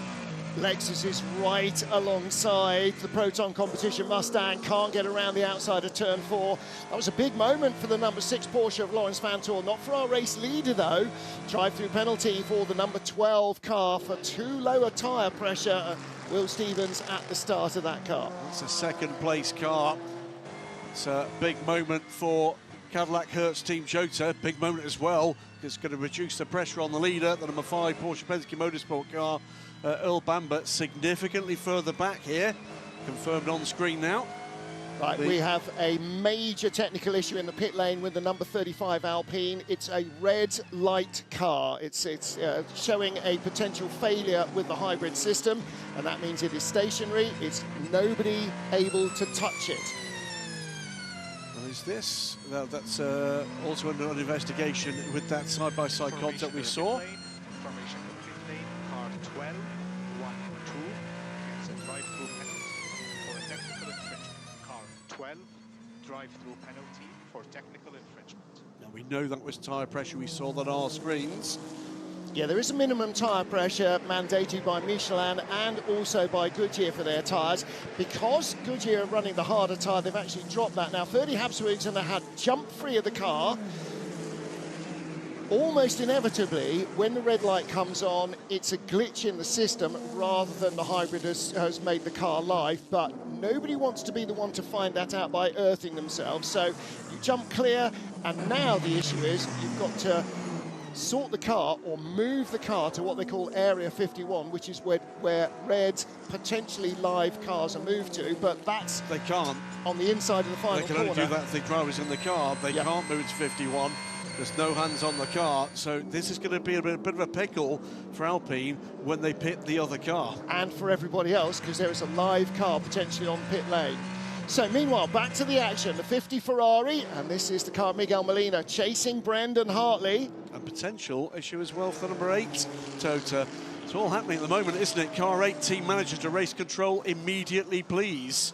And under pressure from the 50, the Ferraris, they feel as if their strategy is working as well as it can at the moment. We'll explain a little bit more about where they are in the cycle of the World Endurance Championship right now. Obviously, we've had all 3 Ferraris win races this year. They've won all the races this year, and the form book here is showing they're not really on race-leading pace. That's all to do with the way in which performance is managed across the season.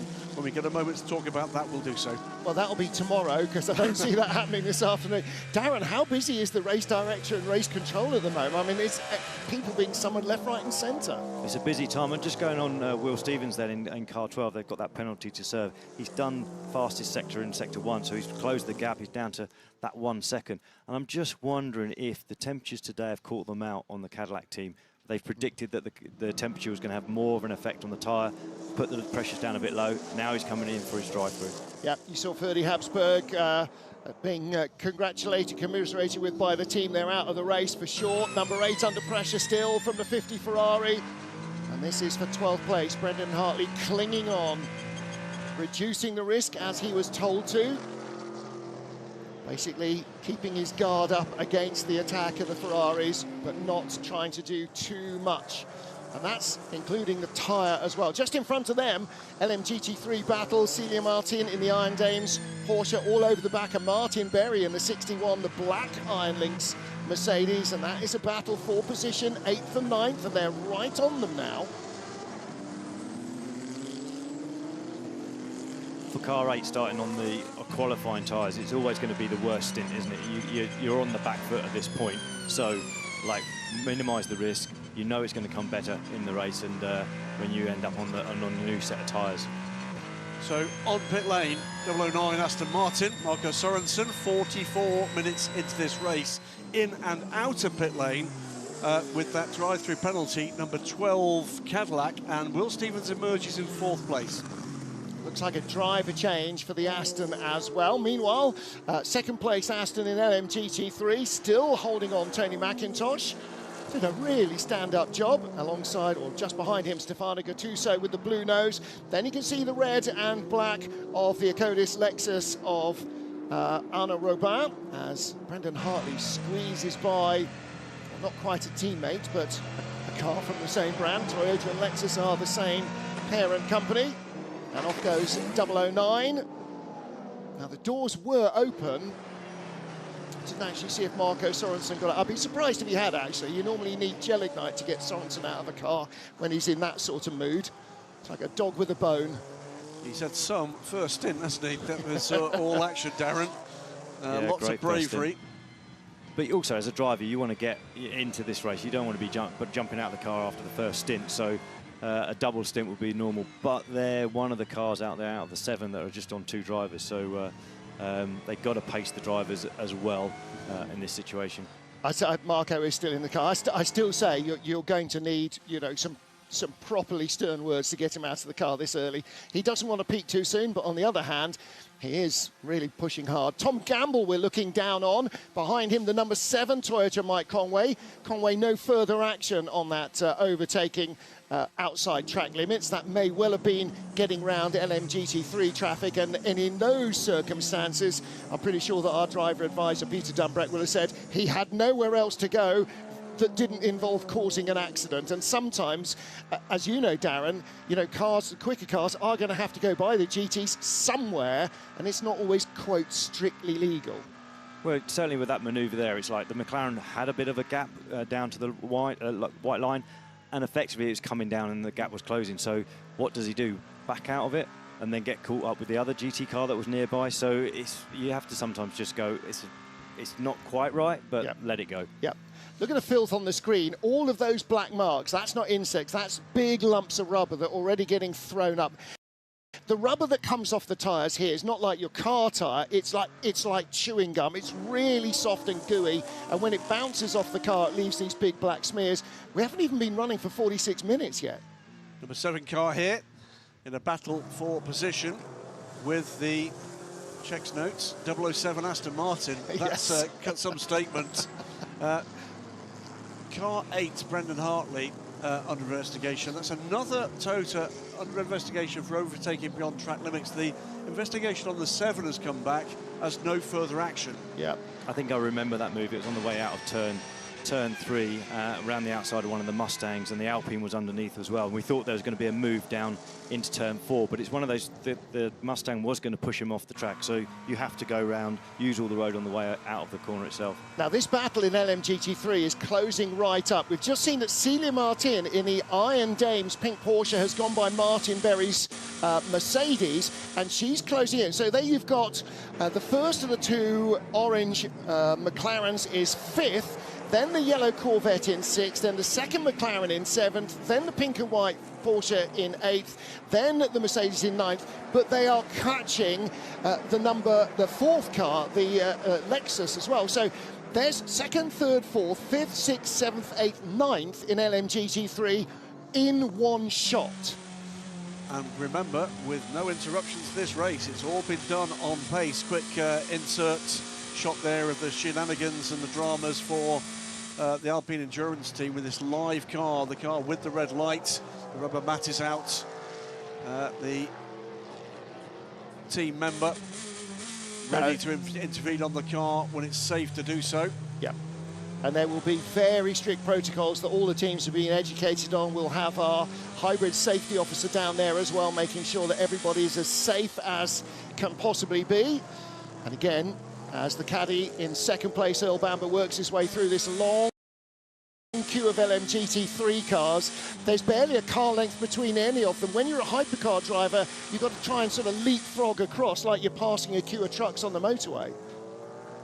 Yeah, it makes it quite special, doesn't it? To try and find a hypercar type gap that you can squeeze into at that point and not slow yourself down too much at that point as well. So that's the thing. This is the problem for the hypercars coming around. You've got 8 cars there, all sort of nose to tail, and you're not going to overtake them all in one go. So it's got to be piecemeal and just work your way forward, and hopefully you end up doing a better job than the person that you're racing against.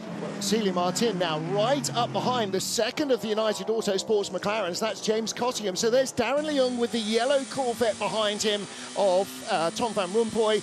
And then just a car's length or two further back is the battle for what is now 7th, James Cottingham versus Celia Martin. Let's give you a bit of context for that. The 35 car, by the way, is now going back into the garage. The intervention has seen that car with a green light. Yeah. 10.7 seconds is the lead for Petra Umbrescu. So 10.7 seconds. The next 8 cars are separated by less than 7 seconds after that. Look at the way from the onboard here. Look at the way that the hypercars are weaving in and out like some, drunken on a Saturday night. But they've got to find a gap somewhere. Yeah, you can't be polite, that's for sure. You can't be after you at that point. But they're like just that moment there with the Peugeot coming across the nose of the Corvette. Yeah. They're the little points that you have to be really careful, just because you might tag yourself into a spin at that point. Now, we saw a little bit of contact about half an hour ago between the Peugeot of Mikkel Jensen and the number 10 Racing Sprint Le Mans Aston Martin of Tony McIntosh. That's under investigation. 10 seconds added to the next pit stop of the 33 Corvette. That's Ben Keating, and that'll be for that contact that turned Ian James around. On board with the number 12 caddy, a fired up and slightly annoyed, undoubtedly, Will Stevens. And that was a replay of him going into the pit lane, I'm assuming, for the drive-through rather than him going in again. No, they are boxing now, so that is maybe their regular pit stop. That's about right.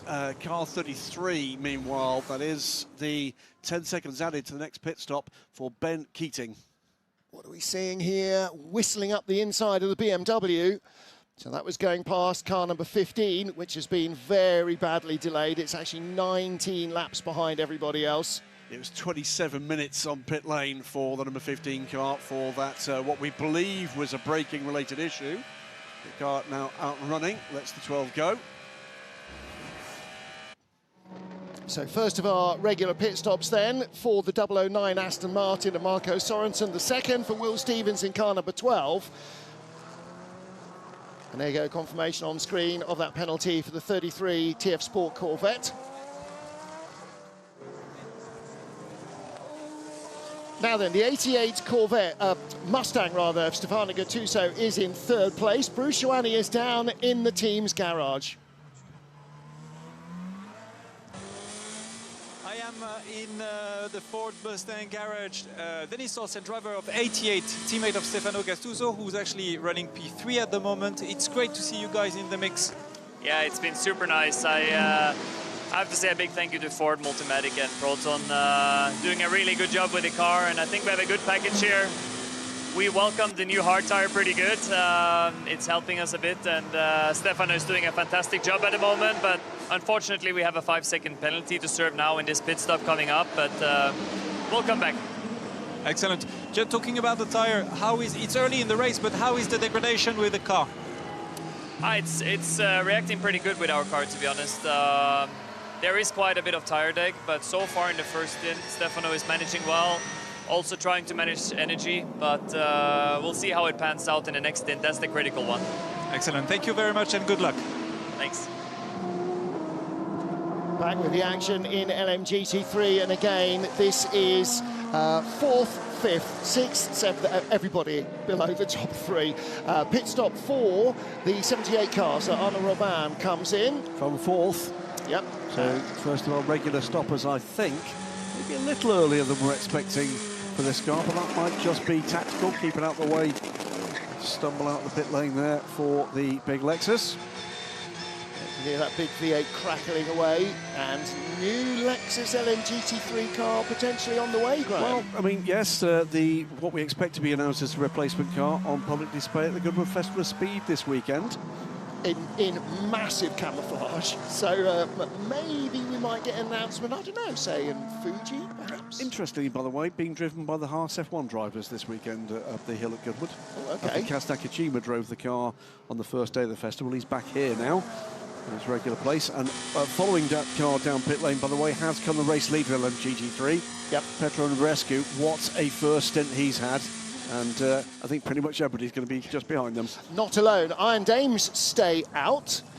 So does the 60 AMG Mercedes. So quite often, Darren Turner, when you've got two cars together from the start of the race, they'll have started with the same fuel, used the same fuel, but you'll stagger them, bring in one a lap earlier so that you don't have them both together. Yeah, that's the worst thing you can do as a team, isn't it? Trip over each other in the pit stop and cost each car a couple of seconds. So, yeah, just changing the strategy a little bit, because you don't know in the race if you're going to be in that situation when it comes to the first pit stop. So you have to go that the best option is going to be just do it one lap between it, gives the guys a chance to reset and go again. Interesting. Yasser Shaheen is out of the 31, the Bend BMW, the WRT car. That's being handed over then to Pedro Ibrahim.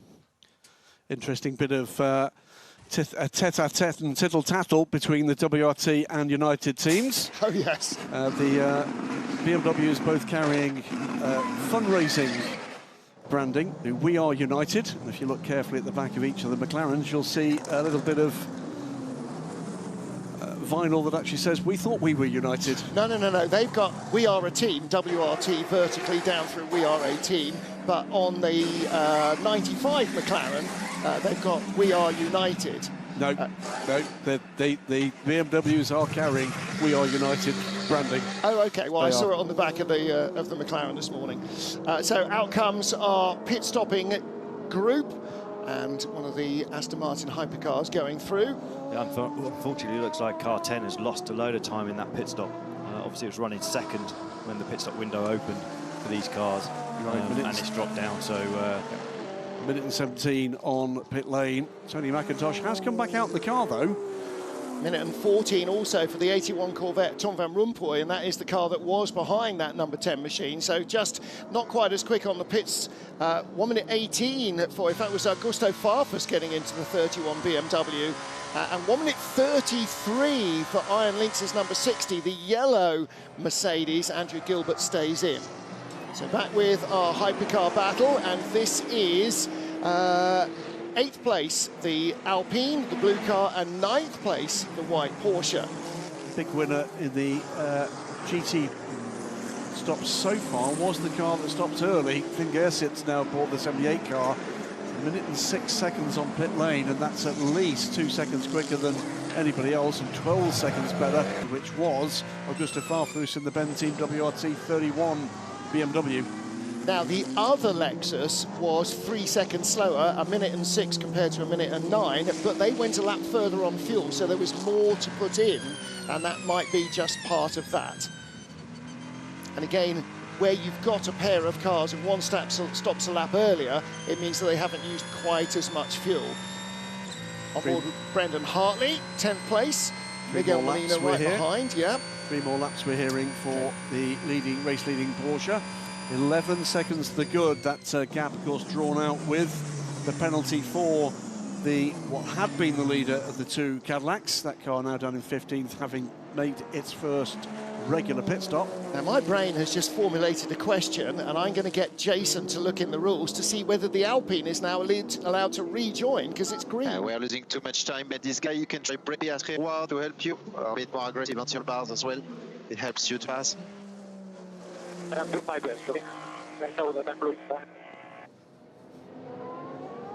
I think this is a stage of the race, Darren, where everything looks like it's disastrous, but in 5 hours, it might be a very different picture. And so you've just got to keep your nose to the grindstone and do what you know works for the car. It's just about keeping it clean, isn't it? And that's is easier said than done, isn't it, with this amount of traffic and how much of the actual circuit you're in. Yeah. in the corners effectively. There's not really a place other than really the run from turn 3 down to 4 is effectively the only time you're not having to turn the steering wheel, because even as you go up the hill, it's constant radius all the way up there. You get onto the start-finish straight and you're moving from the left to the right to set yourself up for turn 1. So it's a busy circuit out there just to drive, let alone dealing with all the traffic. With all of the GT cars now having pitted, it's a Lexus 1-2. Petr Andreescu leads the race from Fingers-Sits, 87.78. It's at a 6-second gap back to James Cottingham, who stayed aboard the number 59 United Autosports McLaren. Then the Iron Dames sit fourth with Celia Martin and Maxime Martin. No relation in the Iron Lynx. No relation at 61 AMG. No relation. Right, cars into the pit lane, Alpine and... so this is number 7 Toyota. So fuel only for them. In fact, it wasn't the Alpine. This is 007 Aston. So this was a battle for position. Tom Gamble ahead of Mike Conway. I will say that again, a battle for position. Tom Gamble ahead of Mike Conway. Driver change there. And again, Darren, you talked about the fact that with two drivers, they might look at literally alternating stints just so you're not wearing each other out, and that could well be what's going on. 6 Porsche on pit lane, as is the 94 Peugeot. Yeah, 94 comes in from 4th. Loic Duval. Having quite the race, Peugeot, at the moment, in the mix without a shadow of a doubt. You mentioned about the tyres onto the actual windscreen. That was the first rip-off we've seen. It's generally when the sun's high, it's not such a big of a problem, but as the sun goes down during this race, and then it starts to get in your eye line, those marks on the windscreen do have a big effect on what you can actually see. Well, the other thing here is that you're often going uphill and downhill, but particularly when you're going uphill, of course, that artificially lowers the sun, doesn't it? As we know. So, 35 car, 10 seconds added to their next pit stop. At least their worries at the moment, the 35 car. Well, now the story is that if you fix the red light and it's green, the car is allowed to rejoin, and it could do as long as it doesn't have any other issues. So they may not have fixed entirely their hybrid system problem. Pretty certain, by the way, the issue that's given the penalty for the 35 was that side-by-side contact with Thomas Fleur and the 54 Ferrari. Race leader is in, and that means Earl Bamber cycles to the front of the field. Unless he comes in this time, Cadillac will lead. I think that's Cadillac's first lap led, isn't it, as well? Because the lead was taken by Porsche very early on in the race. Earl Bamber it is to the lead, also in the second of the Peugeots, the number 93 car. Number 5 started on 4 mediums. We hear that they're talking about a right side tyre change. Not quite sure what the bellowing at the pit wall is all about there. Julian Andlauer and Fred Makaviki, and Mikkel Jensen rather, both in the pit lane at the same time.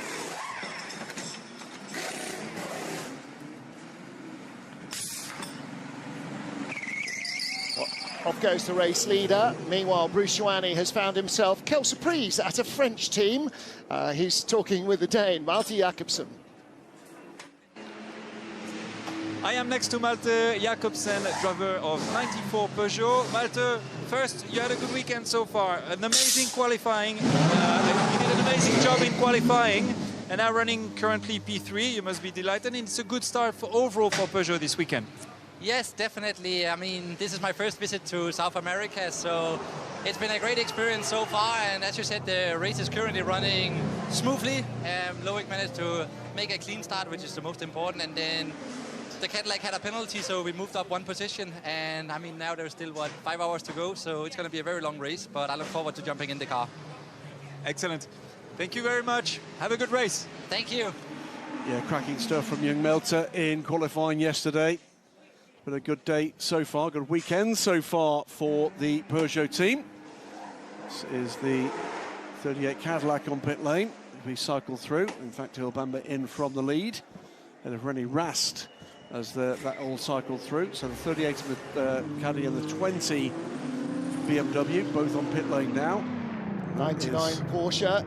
That's Nico Pino who started the race, being eased out onto the dirt, the Mustang. And that's one of the problems, Darren, for the hypercars, is that the Mustang, and like all the GT cars, like everything else, they need to use the track. They're committed, they're racing at full speed, they're not just mimsing around in the middle lane. I think on that occasion it was basically Mustang just didn't see him. You know, he had another GT car up behind him, so he's distracted from that.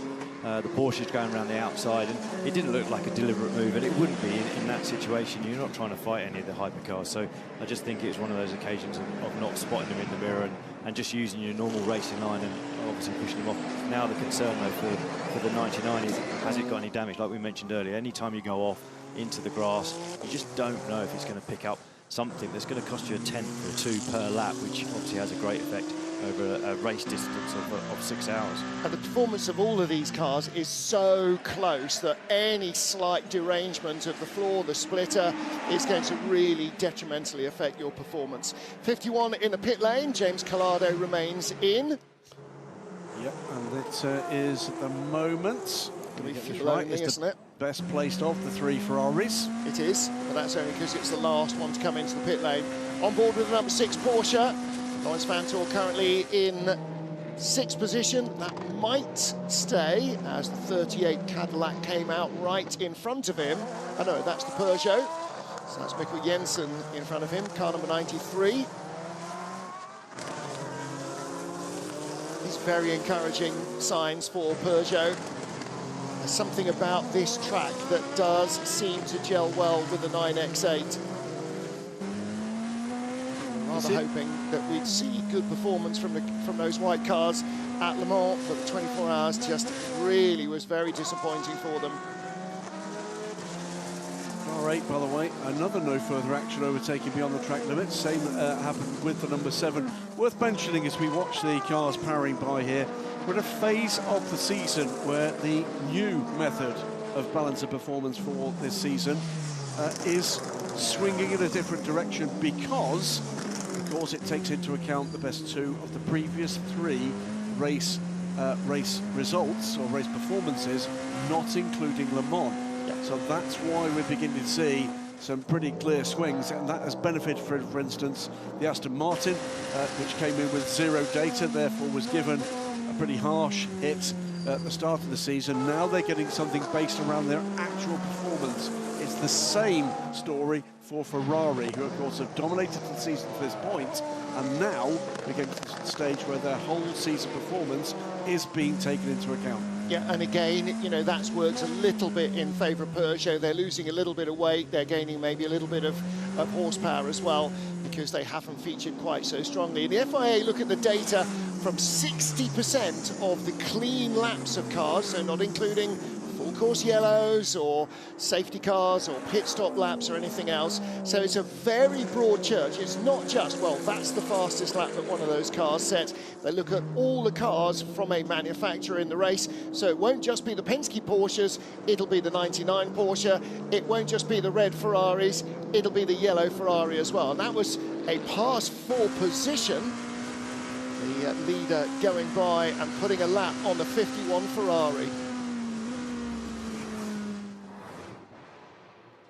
Rolex 6 Hours of Sao Paulo starting in bright and sunny conditions with a full house and plenty of Brazilian glamour as well in the pre-race setup. A very smiley Rubens Barrichello. He was racing yesterday, wasn't here to watch his son qualify on pole position in LMGT3. But if you've seen a prouder dad, I need photo evidence. He's absolutely thrilled. Valentino Rossi, as ever, like Robert Kubica, an internationally famous driver, drawing plenty of attention. And at the start, all eyes were on the Cadillacs and Julian Andlauer in the red and white Porsche. Usual, the start is under it. He challenged from second on the grid. Earl Bamber trying to go around the outside of Andlauer. That didn't work. And the Porsche driver immediately, unlike the number 5 car, number 6 car, which was struggling, Andlauer looking for the lead of the race. In LMGT3, it was a nice clean start, at least until turn 2. Then we had a couple off rally crossing. Ben Keating and Francois Heriot in the yellow and silver cars. And then the field working their way through as Julian Andlauer took the lead very early on from Will Stevens in the number 12 Cadillac. Stevens then came under pressure from his teammate Earl Bamber. Sebastian Bourdais not liking that, another of the drivers in the 38 car. In LMGT3, Great battle between the Lexus and the McLaren. Toyota versus Aston Martin. Marco Sorensen sending it deep down the inside. A move that he pulled off a number of times successfully during the opening hour of the race. Challenge for the lead in LMGT3. Petru Umbrarescu going through ahead of the pole-sitting car of Anthony McIntosh. That was down to second place. Contact between Ben Keating and Ian James, two old sparring partners. Turning James around, Keating served a penalty in the pits because of that. And then two Alpines attacking the Toyota. 35, Fred Makabiki making it through, but did he gain an advantage by running out wide? Well, no penalty has come their way so far. Bruno Faman there looking at that going, ooh, we might have to think about giving that back. In the end, they didn't, but there was drama for the 35 Alpine. Ferdi Habsburg bringing the car in with a red light on. They have a hybrid issue, and although the red light is now off, it looks as though the car is not yet fixed. Into the pit lane, the number 12 Cadillac for a penalty. Contacting for too low tyre pressures, but at the end of the first hour, it is the number 5 Porsche Penske Motorsport 963 that leads. Well, not much happened in the first hour then, I suppose. Better look to the remaining 5 for the excitement. Here's our two factory Ferraris, 14th and 15th. 50, Miguel Molina, just ahead of 51, James Collado, and they are definitely struggling a bit for pace here. They're off the lead lap, both of them. That's an extraordinary thing to say at this stage of the season. As we explained a little while ago, the way that the performance management in the World Endurance Championship is panning out.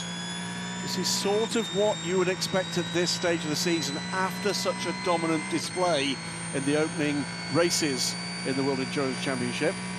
Look at the front of the wheel arch there on that onboard camera, Darren. You could just see bits of rubber being flicked up onto it all the time down the straight. The track is absolutely covered in... we heard from Pierre Alves at Michelin a couple of days ago, who's saying the new surface, because it is so brand new, it's giving lots of grip, and that means the tyres are wearing really much faster than they did last year on the older surface. Celia Martin is on a cracking opening spell in this race, getting stuck into here to James Cottingham's 59 United Autosports McLaren for 4th place. It is Lexus. Maxime Martin now aboard the Iron Lynx AMG. Should expect him to be making ground on James Cottingham and Celia Martin, but this pair having a cracking battle.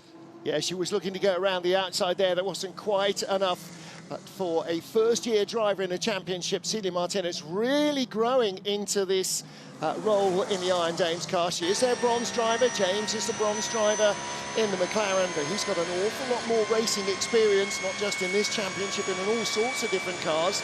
Darren, she's got a great run going. Don't cut away. It's about to happen. It's the precision that she's had. Every time we've been on board, it's like nailing every apex. Great line, and obviously at this moment trying to outfox the McLaren ahead. But she's putting the car in the right place every time. It's great to see. So we've got Lexus 1-2 at the moment. Iron Lynx, the 61 Mercedes, in 3rd, and that's Maxime Martin now, who's taken over from Martin Berry, the starting driver. James Cottingham 4th. And you're looking here at Celia Martin, the French driver, in 5th place. Flappy paddle gearbox on the Porsche, just checking her mirrors. It's had a good long look on that TV monitor behind that you can see rather than the rear-facing camera. That's why, because the 83 car is there with the Toyota behind them. She's aware that this is risk and opportunity. Yeah, not too far ahead of Tony McIntosh in the number 10 Aston either, so they don't want to get held up or eased offline. Toyota doesn't get the best of that, but actually honours even pretty much with the 83 Ferrari. So Phil Hansen ahead of Brendan Hartley, and it wasn't quite the opportunity that Celia Martin had hoped for, but she's still right there with James Cottingham. But that was heads-up stuff, Darren. She put herself in a position where she could have taken an opportunity had Cottingham had to lift around that traffic. Yeah, like I said, every time you go on board with Celia, she's just putting the car in the right place. It's great to see that, like, the racecraft is there, trying to get underneath James now, trying to get the sort of the overlap before they get onto the braking. But this move is here right this moment, so great. Just needs to get it turned in. Hopefully James can't then attack again on the way through, but that looks like the deal's done. Although just a bit too early on the gas, and now we'll be in full defence mode on the way down to turn 4. Yeah. She went full Marco Sorensen down the inside there, picked up 4th place, and looks like Cottingham's, well, he's not going to get the opportunity, is he? Because the number 7 Toyota comes down the inside. Number 7 Toyota now up to 13th place. That's a lovely move, like absolutely textbook. Just run a bit wide on the apex, but it's okay at that point because the move's done, and just needed to make sure he got that rotation through turn 2 and a good exit. But there was a bit of a slide, maybe just a bit too much gas on that first bit on the way out of turn 2. Yeah, busy hands there. Ricky Perra there celebrating with the Iron Dames in the Montai pits. This is from the rear view camera on the number 95 car. This is the... Who's aboard that one at the moment? Augusto Farfus in 31 at the moment. He's piling the pressure on Darren Leung, and it goes through on the inside, and Leung under pressure now, right behind from Nico Varone. 6, 7, Tom Van 8. Rompuy, rather. What am I talking about? That was last year. 81. Tom Van Rompuy in the Corvette. So, yeah, what happens with the 31 car is they put their star driver in, their platinum driver, to work themselves up to get some track position. Same in the 46, Kelvin van der Linde. It's been a single stint only for the bronze drivers of the 2 BMWs. So they're pushing on here, trying to grab back track position, trying to push the envelope here for the BMWs that have been a little off the pace here this weekend. 2 very different approaches for the race. Down the inside comes Van Rompuy. Does he get by Darren Leung? He does not, but he showed his nose. Don't forget, that's what we saw from Celia Martin for a couple of laps when she was attacking James Cottingham for 4th. And in the end, she worked out how to get the best out of it. Another one of the corners you identified, Darren. Turn 12, that's the secret to a turn 1 pass. It all starts there. In fact, you want to try and outmaneuver someone in turn 12. Just put them offline a little bit so they go defensive. Then before the actual corner, you go for the normal racing line to get a good exit, and then hopefully that just puts you in a good position as you approach turn 1. But the problem at the moment now for the pro drivers who have swapped in to take over from the bronzes out on the LMGT3 is they've got to get past these bronzes quick. And this circuit, you don't have to do much to sort of manoeuvre the car to be in a fairly defensive moment. Even now with Darren, he's just run a little bit wide, but there's nothing that the Corvette can do at that point. But here we go, we're trying to just get underneath and out position him, and like this point, get him out of position for this corner, down turn 11, and then try and get him out of position again for turn 12. It's those right-hand turns up over the brow at 6 and 7 and at turn 10 that can be so deceptive. You close under braking before the other guy gets on the throttle, and then he eases away again. So Tom Ferrier there, you saw closest to the camera with the headset on, watching the action. That's the TF of TF Sport. Another former racing driver who became a team manager. There's a United team watching in the garage as well. Here's Van Rompuy down the inside, he's going to follow the Peugeot through. And there's the opportunity that quicker traffic offers, just keeps your rival offline. Yeah, Johnny Edgar and Ben Keating in the background there from the sister 33 car. Ebb and flow here in LMGT3. We've said it over the last half a season or so. LMGT3 really now maturing and coming into its own, finding its feet in this still relatively new 2-car FI World Endurance Championship format. 2-class, myself. 2-car would be a problem. Looking at 46 BMW, Kelvin van der Linde, but here's the Corvette pass. And just using that Peugeot hypercar just to help the situation. And at this point, Darren's like, okay, the car's overtaken, but I'm not actually racing this guy myself. You know, it's my stint. I've just got to do the best stint I can before handing over to my teammates. So there's a point of don't defend too much, because you just can now follow, and that should increase your pace as well. So his actual average at this point can improve. Now change of position as well. I think WRT's Kelvin van der Linde has just gone by Darren Leung as well. If you're enjoying the action from this race, don't forget Le Mans 4 times as long, and the full race build-up and aftermath is available on what is a brand new YouTube channel, 24 du Mans, 24 Heures du Mans, for those Anglophiles among you. Race highlights as well, and lots of other action to be seen on the 24 Hours of Le Mans YouTube channel. Battle for 5th here, with the lapped Aston Martin also in the mix. So it is the number 6 trying to go into terms of the 93. Valkyrie again getting great drive there, looking to unlap himself from this Porsche. He's not, he's just looking to have fun. He's got his sleeves rolled up mentally from about Wednesday, and it's coming in off quite a long run up behind that car. So Harry Tincknell now at the wheel of 007. Marco Sorensen in 8th place in 009. And here is 2 cars ahead of him. Lawrence Vanthoor in the number 6 Porsche. Celia Martin has gapped the car behind now, is making her way forward.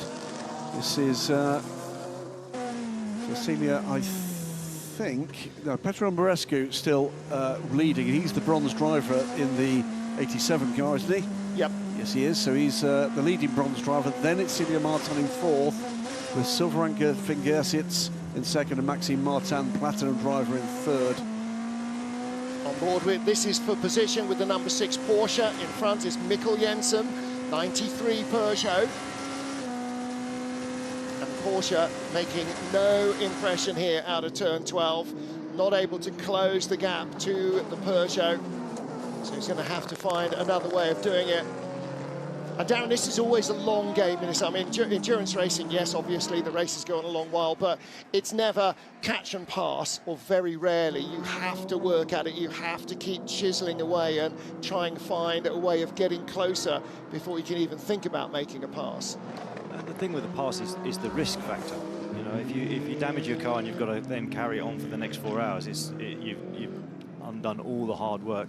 I'm just looking at the 007. It's the first car, from what I can see, that's actually now tried the hard right rear, and it's a new set for Harry Tincknell. So it'll be interesting, and I'm sure all the other teams will also be looking to see what that performance is like.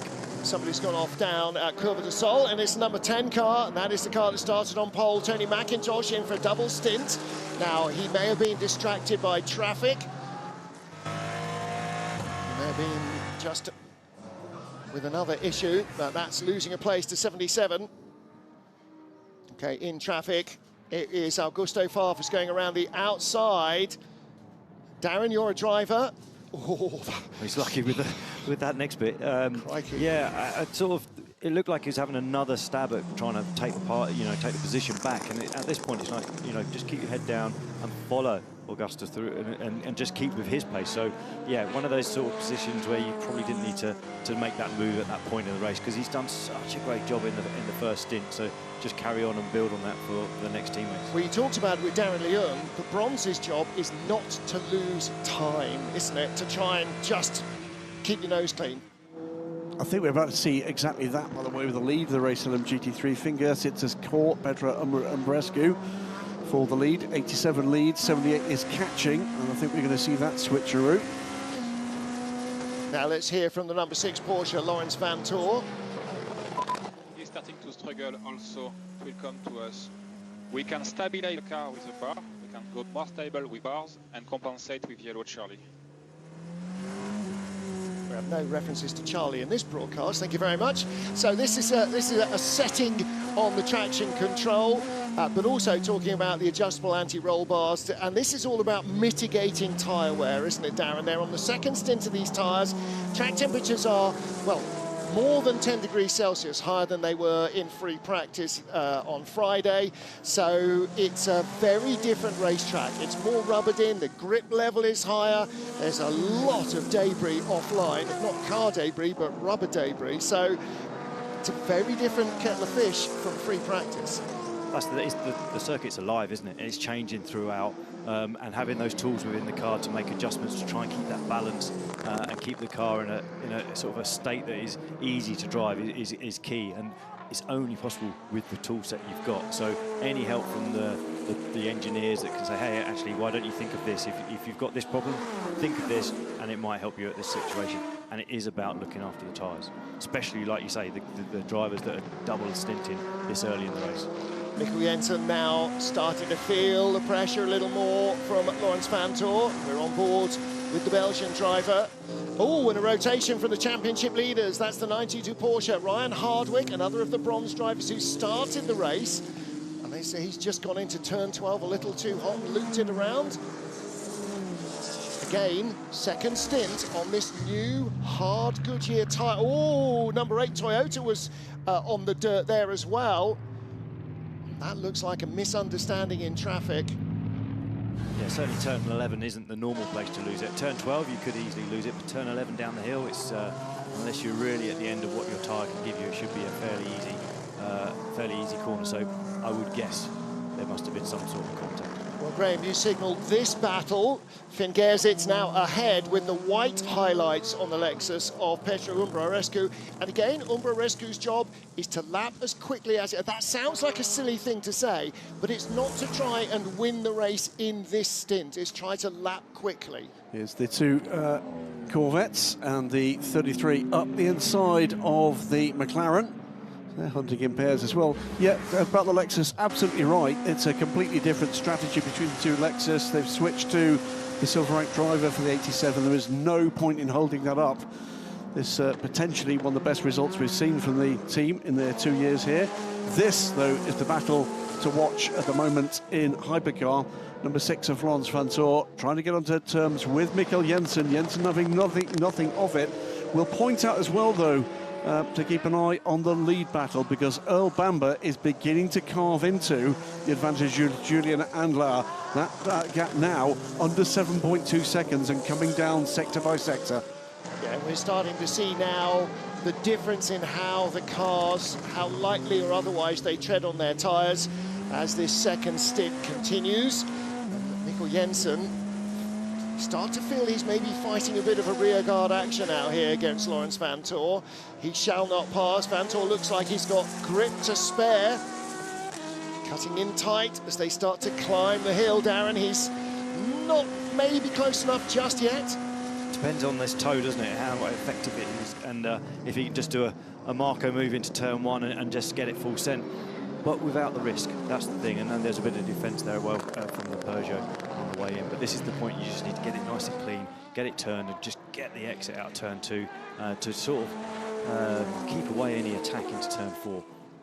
That Aston Martin behind him was not for position. That was 007 Aston of Harry Tingle. This is for position, though, for 8th place. This is a proper race. Marco Sorensen with the remaining Alpine of Fred Makovici, because 15 has not left the garage, and I think probably won't now. So I wonder what the driver behind gets from the exhausts of that V12 engine Aston Martin. The audience certainly get a very good soundtrack. Driver behind's probably a little bit deafened by his own car. But Fred Makovici closing down, 1500s, 1600s, quicker than the Aston on each of the last 2 laps in the 36 Alpine. And both of these cars are a double stint in that first set of tyres. 36 ran with its qualifying set, and the 9 ran with a brand new set at the beginning of the race. So you'd say there's a slight advantage for the Aston at this point in terms of tyre wear. Again, back with Mikkel Jensen, Laurens Vanthoor. The string of elastic between them is getting shorter and shorter. And again, Jensen seems to be able just to make enough of a gap at the beginning of the pit straight. It's just that car positioning. It's slightly off the right-hand side, just sort of sitting nearly in the middle. It just means that anyone who's going to commit, you really have to come across and dive down the inside. It's a sort of a not very aggressive defence mode, but it's sort of just saying where your intentions are. Well, we're looking at the battle for position, yeah, 88 and 92. Stefano Gattuso and Ryan Hardwick, again, both bronze drivers. That turquoise Porsche is the championship leader. Hearing from the pit lane, actually, from Bruce Schwanny, that the plan is for the 35 Alpine to rejoin once they've fixed what ails it. Well, that'll be good mileage for the team. It's a long way from home here for the rest of the season. And getting an understanding on what's befallen the car. Should explain to anybody that missed the dramas. The car came onto pit lane. It was a red car. The red light in the windscreen of the 35 Alpine, which says effectively the hybrid, the high voltage system is not safe. So the car eventually was got to the garage after intervention was allowed, and they look like they're going to rejoin. The other hypercar, we're keeping an eye on this battle as I'm talking about this, that had problems, was a braking problem for the number 15 car. They sit 17th after taking 27 minutes on pit lane to fix that, and they are, as a result, what is that, 17 laps down.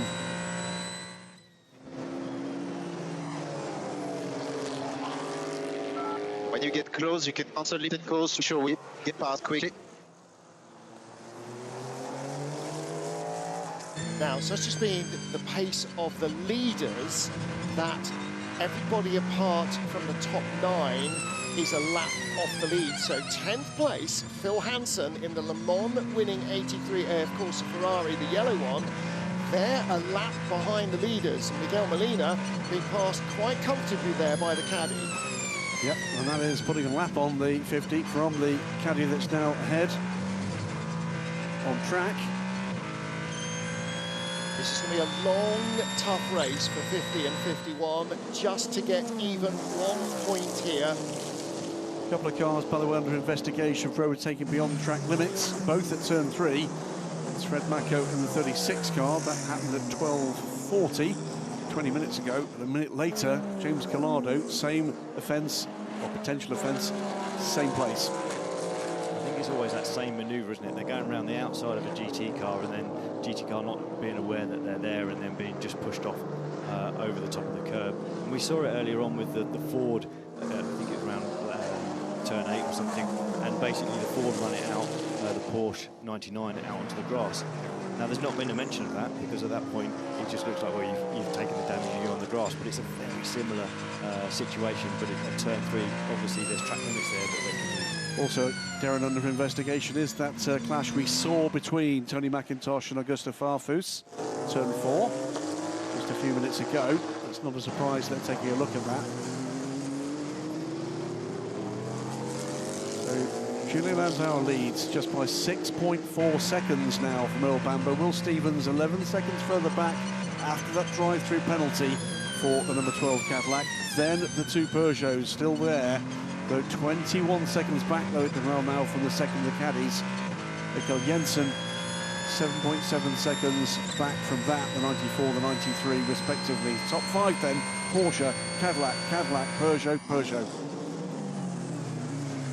Now let's catch up with the Alpine team. We talked about Ferdy Habsburg's car coming in with that hybrid issue. They are hoping to fix it and send the car back out. Let's catch up with them and Bruce Schwani. I am with Ferdinand Habsburg, driver of the number 35 Alpine. Ferdinand, can you exactly take us through what happened? You mean with this situation? Yeah, with that situation. Yeah, we had a slight issue with the hybrid. So as you can hear, we're about to start up again to try to get it out on track. But you know, the systems are complicated in these cars, and we had an issue in pre-practice already that we thought we'd fix, but clearly not quite, and it's a bit concerning. So we're going to try to get out and fix it because we still have a few races overseas. One question: I saw you jump out of the car and do a big jump. Can you explain why you have to do that? It's because when the battery has a leak or an issue, you're not completely sure if it's an insecure channel. It's unsafe to touch the floor in the car at the same time. For a safety measure, even though I'm sure it would have been fine. Gazelle jump, it's called. And this basically makes absolutely sure that the driver is safe, and you just follow the procedures in the situation for safety. Okay, thank you very much. Sorry, but I hope you can still learn something with Paulo at the wheel. You will do a great job, I know you will, so thank you very much. Thanks. Well, while all that was happening, you saw a little bit of contact, nose to tail, between Mikkel Jensen's Peugeot and Lawrence Vantor's Porsche. And now here's a battle for position behind them as well. 009, Marco Sorensen in the Aston, and Fred Makovici in that 36 Alpine. And so Makovici, you can see the ebb and flow in traffic there, gaining a little, losing a little, sector to sector. Maybe that's just a difference in the way that the cars produce their lap time. These guys have been going at it hard now for about 4 or 5 laps, haven't they? But Fred hasn't been able to find a way past Marco at this stage, but it does look like the Alpines just got a bit more of an advantage, and I guess he's looking to try and use a bit of traffic to open a can and get down the inside. Yeah, Mikkel Jensen in the white Peugeot under real pressure now from Lawrence Vantor. Vantor sort of had a little bit of an overlap there, but look how much Harry Tincknell in the 007 Aston Martin has closed on them. He is not on the lead lap, but the speed of the cars in front has allowed him to close up because they are down as they battle, neither of them on the ideal fastest racing line, so they're both a little bit slower than the Aston behind. There's that normal thing with one car sort of defending, and it's just going to slow the lap down. That's given Harry a chance to sort of close in on them. But this is a replay of the incident. Just a bit of a sort of late braking lock-up as well. Lucky he didn't spin the Peugeot around at that point as well. But it's only a light tap, so and certainly not intentional. And actually in a straight line as well. If the Peugeot had been starting to turn, that might have been a very different kettle of fish. And again, he went the long way round the outside, high, wide and handsome. Couldn't quite maintain that overlap. You sort of sense it's a matter of time, though, don't you, before the Porsche gets by? Yeah, you do, and it might be right about now. So let's see if he gets a run now and to turn 1. I was just wondering how far we are from the next set of pit stops. We're basically halfway through this stint. It's going to be a long 20 minutes for Mikkel Jensen. Next to Kevin S, driver of the number 6 Porsche Penske. We're looking at the battle right now. Can you comment what's happening? Yeah, well, we seem to be stronger than the Peugeot on one lap. Have a bit more grip, they have a bit more degradation than us, but they have a better straight line speed, so very hard to pass. If he doesn't do a mistake, Jensen in front of us or traffic is going to be very difficult. Lawrence is trying everything. Of course, without trying to damage the car. It's still a long race, but we have to get by. We're losing quite a lot of ground to the front, but yeah, that's the way it is. Peugeot is strong in the straight, and they are using it, so we have to find a way. Could you do an undercut?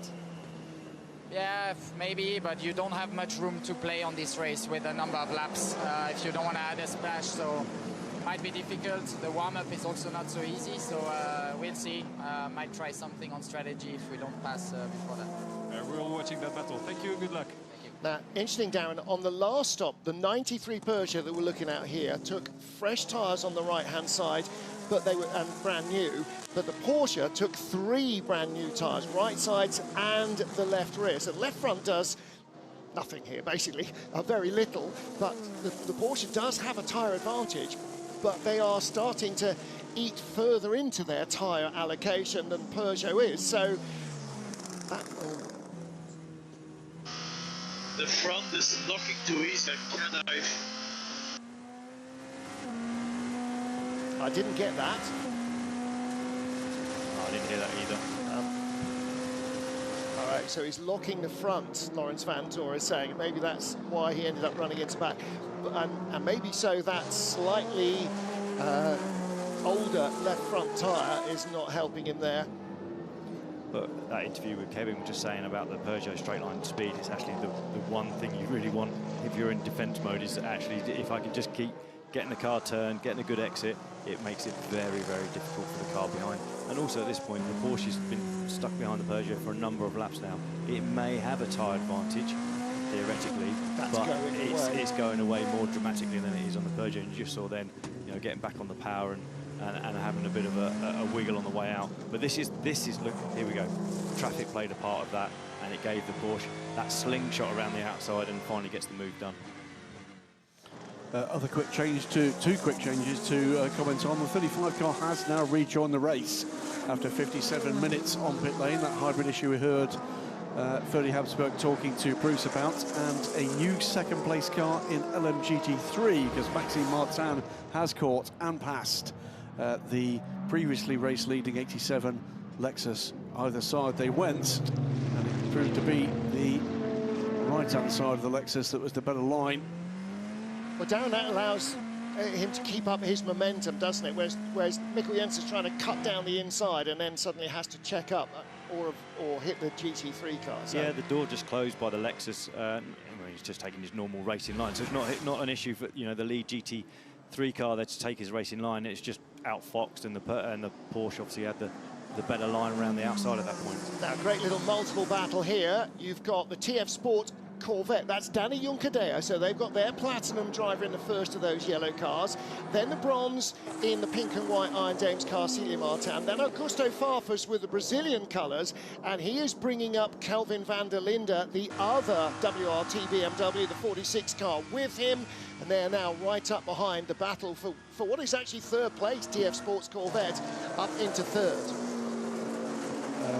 Fourth. Yes, I can't count. Danny Juncadella, Kelvin van der Linde and Augusto Farfus, all platinum drivers, and Celia Martin still in that mix. And the longer she stays there, guys, the better this is getting for the Iron Dames. The same, by the way, for Pepu and Marescu is ahead of this battle. They're still the bronze drivers. They're getting deep into the drive time. And the other Corvette, the 81 cars, we see the Cadillac going by the BMWs. The 81 car, Tom van Rompuy, their bronze driver, he's still in. Bronze drivers still in both of the McLarens. So as they're up against the platinum graded drivers in some of the other teams, they are dropping back in terms of position. But as long as they're not slowing down in terms of the lap times they're turning, then that will come back to them when the other cars have to put their bronzes back in. They will effectively be slower, and the higher graded drivers in these cars that have started their bronze drivers will make a difference again. So this always ebbs and flows when you see the bronze drivers getting out early rather than doing the full double or triple stint. Great looking livery on this BMW 31 car in full Brazilian colours, and with a Brazilian fired up behind the wheel, Augusto Farfus. Behind him, Kelvin van der Linde, another of the factory BMW superstars in the 46 car. So no further action for the 36 Alpine or the 51 Mercedes. Ferrari for overtaking beyond track limits, and more under investigation. That's Andrew Gilbert in the 60 Mercedes and Thomas Floor in the 54 Ferrari. Now they're battling for the honour of not being last in LMGT3. We didn't see the incident. Undoubtedly there was a little bit in traffic. Meanwhile, 21, Francois Heriot against Bernardo Souza, and again the bronze drivers in the white-nosed Proton and in the silver Ferrari. So this is very much a battle of their peers. Yeah, it's looking like a long afternoon at the moment for the LMGT3 Ferraris, as it is at the moment for the hypercar Ferraris. And again, adapting as best they can to this new Goodyear tyre. We're hearing from a couple of the Ferrari drivers, they're not as pleased, I don't think, with the new Goodyear on this track.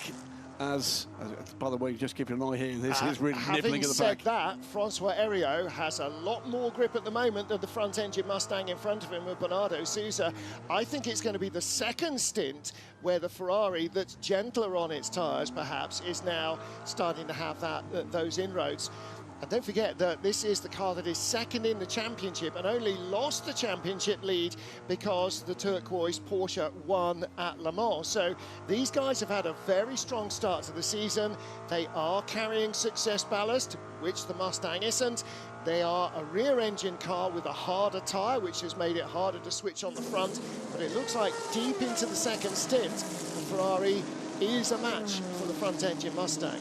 It's a learning curve, isn't it, for everyone this weekend on the Goodyear hard tyre, just to see what the performance is. How do you turn it on? Is it going to be a benefit in the second stint, front engine, rear engine, etc., etc.? You know, how is that going to play out? And everyone is going through that learning process at this moment. Yep, everybody on the hard tyre, there is only one option, and that is if it rains, you can use the wet. Hopefully that shouldn't be the case. No rain is forecast. And you're right, you know, it's one thing if you change the tyre and the track remains the same. It's another thing if you change the track and the time remains the same, but the basic fundamental law of engineering is never change two things at the same time or you get totally lost, and that's where everybody is. The track's been resurfaced since the last time we were here, so even the teams that raced here last year don't know what to expect, and it's a brand new tyre, so ditto. The genius of this class is around the outside this time. Tries the 21 car. There's a bit of a kiss there to the rear of the car, and I think has made that pay. Yeah, he's just about there and gets his nose in front. Good racing by both drivers. Could there be two more different performance cars than the two you're looking at there? The Ferrari 296, the Ford Mustang, rear-engined V6 turbo, front-engined big V8 normally aspirated car. That's one of the joys, isn't it, of endurance racing, of sports car racing, is they all look different, they all sound different to each other. Contact between Vantor and Jensen at turn 12 being investigated. That's the kiss to the rear, wasn't it? The Porsche on the Peugeot. That was 42 minutes ago. That's how busy it is in race control. We're pretty soon going to have to switch our focus to the race lead, by the way, because Earl Bamber up the inside, almost. Earl Bamber under 2 seconds behind the lead, but that was very tight. Came from absolutely miles back as well. Great toe, and even now it's not done, is it? He can have another run down into turn 4 and just see if he can just be the last of the late breakers at that point. And look behind, there's the 88 Mustang with the 92 Porsche looking to have a look, and behind 27 and 60 and 54. So these battles all outside the points at the moment, but predominantly these are the bronze graded drivers in these cars, so don't expect them to end up where they are now. But stick with this battle, we're going to see that lead battle because they're catching this gaggle of battling GT3s. Yeah, big brush there. Big handful of understeer on the Ferrari. He's lucky not to lose one of the winglets on the front right of the Ferrari at that point. Darren Leung's McLaren under investigation for tyre pressure issues. So there is a minimum mandated tyre pressure. This is the race leaders in amongst these LMGT3s. That is Julien Anlau. Right behind is Earl Bamber. It's going to be a matter of who can get into and out of this traffic the more quickly. And Will Stevens in third place in the other caddy, the number 12 car, just set a purple first sector. So he's really intent on making this statement of trying to catch these guys despite that drive-through. This is 99 on 009. This is for 10th place. The final point grabbed by Nico Pino from Marco Sorensen in the Aston. The final points for drivers' points, but not for the manufacturers, of course, because at the moment that 009, if it retains, it's actually just lost another position because the number 8 Toyota's just gone by the Aston Martin as well. Here comes the 38 car. Yeah, you're right. 83 and 99 ahead of them. Do not count for manufacturers' points. They're in the FIA World Cup for privateer teams. So leaders around the Mustangs. That's going to break up these battles as well, isn't it? You mentioned the number 12 car trying to claw back the time lost to that drive-through penalty. There's a wiggle there under braking from the 38 car. Will Stevens is absolutely pounding around at the moment. Under 7 seconds back. That gap was about 14 seconds at one point. Yeah, he was 11 seconds behind Earl Bamber alone the last time I paid attention to it, which was probably half a dozen laps ago. So he is monstering up behind these guys. So they have What do you think the gap would have been after the drive-through? 20 seconds, something like that? It was something like that. So he's since then his pace has been punishing. And he's the only guy in the 25s at the moment. There's not in any other hypercar, even in the 26. Oh, yeah, we've got one of the Alpines at the moment. But other than that, he's the only driver in the 25s. Now, he has got a full, fresher set of tyres. They were the qualifying tyres, but he took on 4 as opposed to 2 for the number 5 Porsche and 2 for the 38 Caddy. We're getting back into a pit stop cycle at the moment. The 94 Peugeot on pit lane, as is the 009 Aston Martin. Marcus Sorensen on pit lane, as is Loic Duval. Also, the cycle for the LMGT3s, including the 78. That should be... The 78, of course, was the leading car. Maxime Martin takes the lead. There we have it. That is where we are with energy. Still plenty of laps to go for a number of the leading runners here. So it's early on pit lane for the 94 and the 009. Will Stevens, probably with another 2 or maybe 3 laps to go in 3rd place. But you're right, Andlauer and Bamber. This battle might change positions for 1st and 2nd. Look at them now, they're in clear air. They've got about half a lap before they catch any more traffic. So, and you can just see in the background, Will Stevens on the top of the brow there as he came out of turn 7. So, when he's on the straight, he can probably just about see them. That's your top 3. Let's hear from the leaders. So, Julian, nothing still to be done. They're slightly quicker. They might have better tires as well. You are doing well. Yeah, Bob, you're good.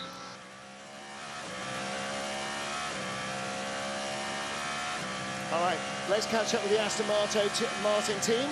In 009 is Alex Riberas, which means there should be a very sweaty day down in the Aston Martin Harter Racing team. As we look at the challenge for the lead, let's hear from Marco Sorensen.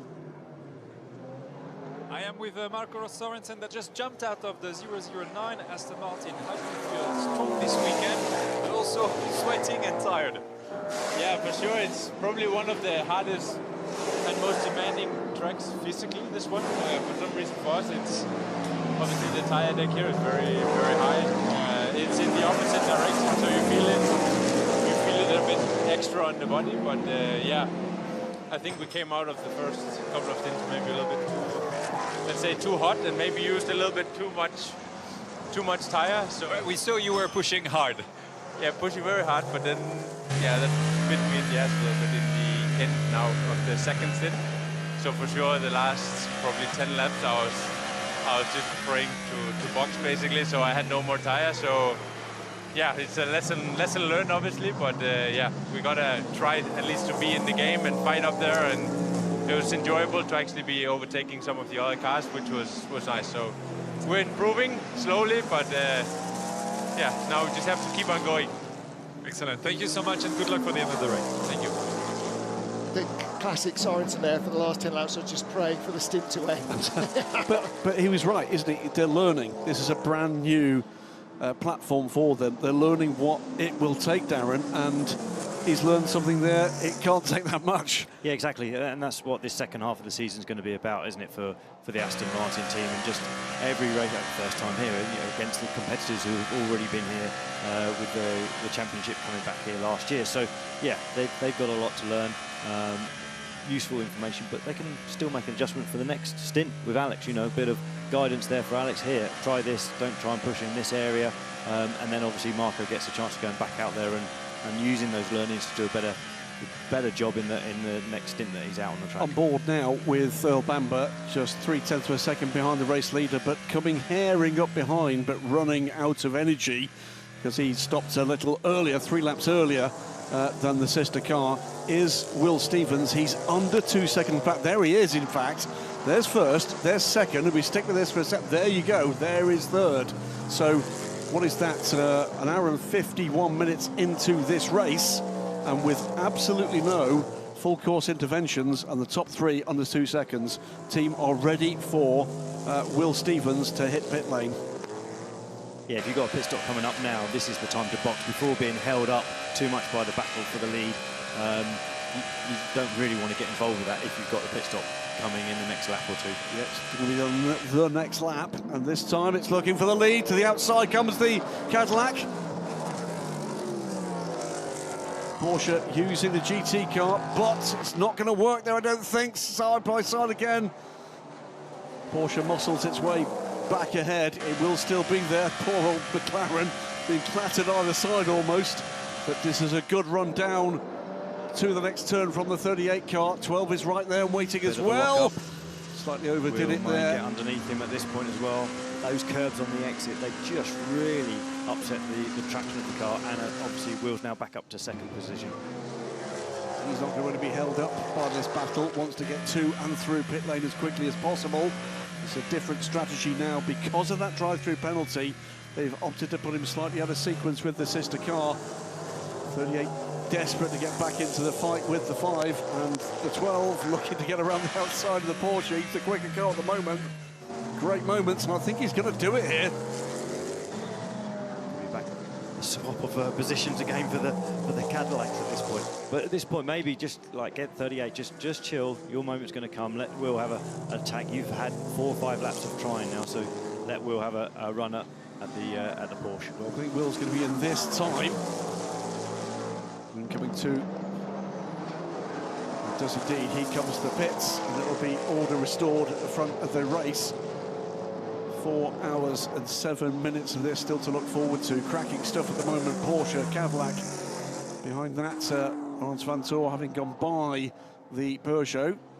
And he sits fourth. That before with the McLaren in turn 1. You can just imagine being in the McLaren, looking at the mirrors and just all this going on around you and trying to stay out of the way as well. While we're watching this action again, Anna Junkadella comes to pit lane from the lead of the race. That will put, at this stage of the race, it is a Mustang 1-2. That's another view.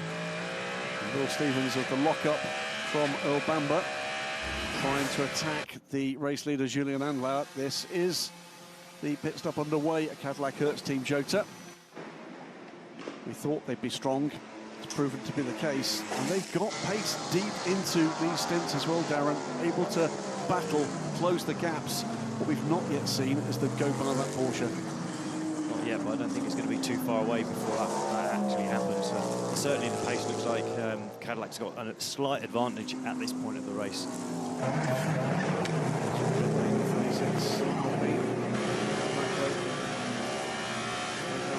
this stage, back in traffic, trying to find the toe, trying to find the way through the LMGT3 traffic. He's catching. Is this going to be the opportunity? I think it is. He goes to the outside. Try and get the switch back or just hang him out. Got him. Amazing. Yeah, absolutely perfect. Great stuff. Now it'll be interesting to see what the gap is, you know, if he can pull away at this point. So, was he held up by the Porsche? We're about to find out. Still traffic to deal with in the manner of Celia Martin. It's actually Rahel Fry aboard the car now. They've made that switch after an epic opening double stint from Celia Martin. Through come the battling lead pair in hypercar. Well, straight out of the sister car in the number 12 car, Will Stevens. He's going to be down on pit lane with Bruce Johnny right now. Well, I am with Will Stevens, driver of the Cadillac, number 12. Will just jumped out of the car. Great battle with the Porsche. How's the start of the race? Yeah, I mean, it was a bit more of a chaotic start to the race than I was hoping for. Obviously, we had a penalty for pressures being a bit low, so I think we just need to investigate what happened there and why that was the case. So it offset us with a drive-through and having to change tyres. So the fact we could finish this thing on the right on the tail of Earl and the Porsche, I think is a good sign. We've got a lot of pace in this car. We just need to try and have a clean race to the end. We know we have the speed. We just need to work our way to the front. Yeah, I'm sure you will try hard.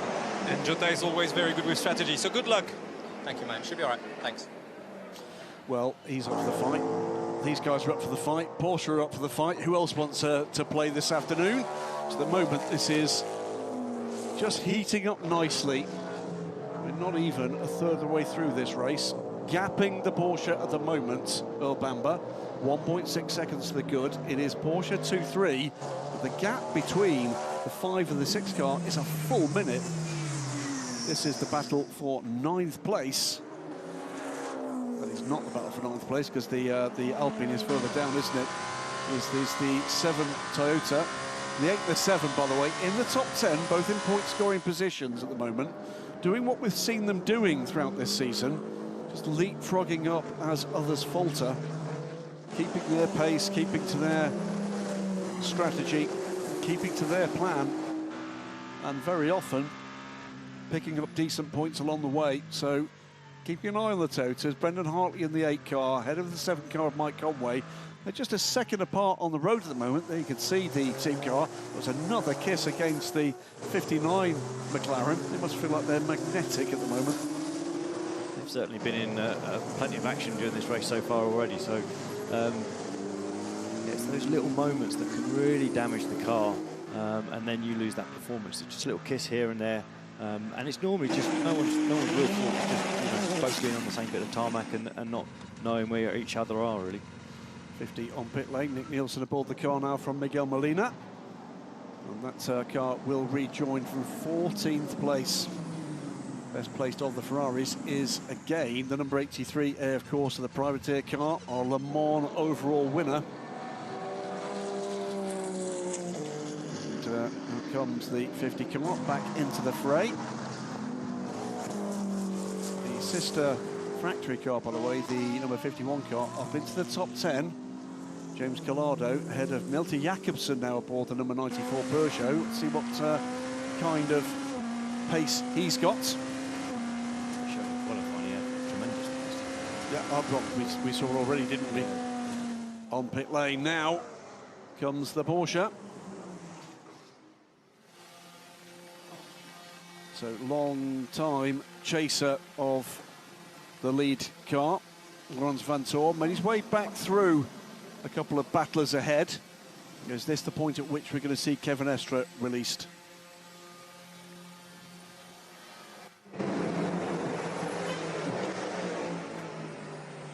Indeed. Out gets Larry, Laurens Vanthoor. Big character in this pit lane. And, well, locked and loaded. The absolute weapon that is Kevin Estre. What are we going to see from him today? Good run from Laurens Vanthoor. When you look at the lineup across the grid, it's astonishing. I mean, there's no weak links in any car, basically. Any sports car fan, let alone a broadcaster and a sports car racing colleague, looking down the order, just reading down this list of the drivers that are being put into play here. What a delight it is to see this depth of talent, established talent, emerging talent. So away he goes. Car 60, by the way, 10 seconds added to the next pit stop for car 60. That is the AMG, currently in the hands of Lorcan Hannafin. That was an incident at 12:54. That would have been before Lorcan got aboard the car. I think it was Andrew Gilbert aboard the car at that stage, turn 1. They had a bit of a moment. Out comes the 6 car. There goes the 007. On pit lane as well. Drone shot on the way out. It's just fantastic. But you can also see the energy that the drivers are having to try and put into the tyre and not lose control of it with the cold tyre as well. So yeah, it just gives you, it highlights exactly that first lap battle that they have with the car and the tyre temperatures. 10th place, United Autosports. McLaren is going to get a drive through. Robert Kubica, it is at the wheel of the 83. It's tyre pressure infringement. No further action. I think that's the correct decision in that kiss between the 6 and the 93. You described that with no intent there, and certainly no harm done. It didn't appear either, Darren, with Laurens Vanthoor just kissing the back of the 93 Peugeot at that point.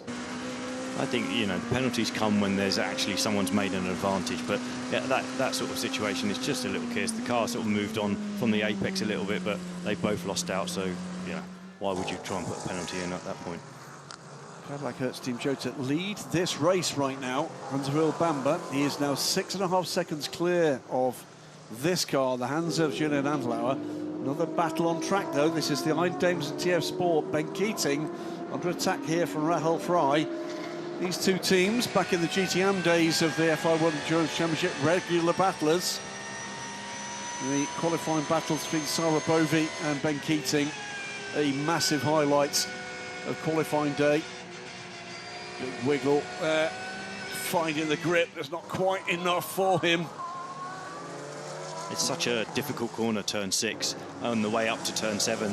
Long corner. It's not really like helping you with the camber through that point, and you can see all the cars just sort of working their way out to the left-hand side, and all of them have moments. But this is the point, like the car running wide, Corvette, Ben running a bit wide there, just out of position. So now getting the Iron Dames car sort of underneath it, this is critical to not be held up too much at this point of the race. And look how much all of that was delaying the Peugeot trying to get through here. That's where a lot of these big gaps have been drawn through. It's been very busy out there for Hypercars LMGT3 traffic. This is a good run here from Rahul Fry in the Iron Dames Porsche onto the back of Ben Keating's Corvette. Let's keep an eye on this one now, Darren.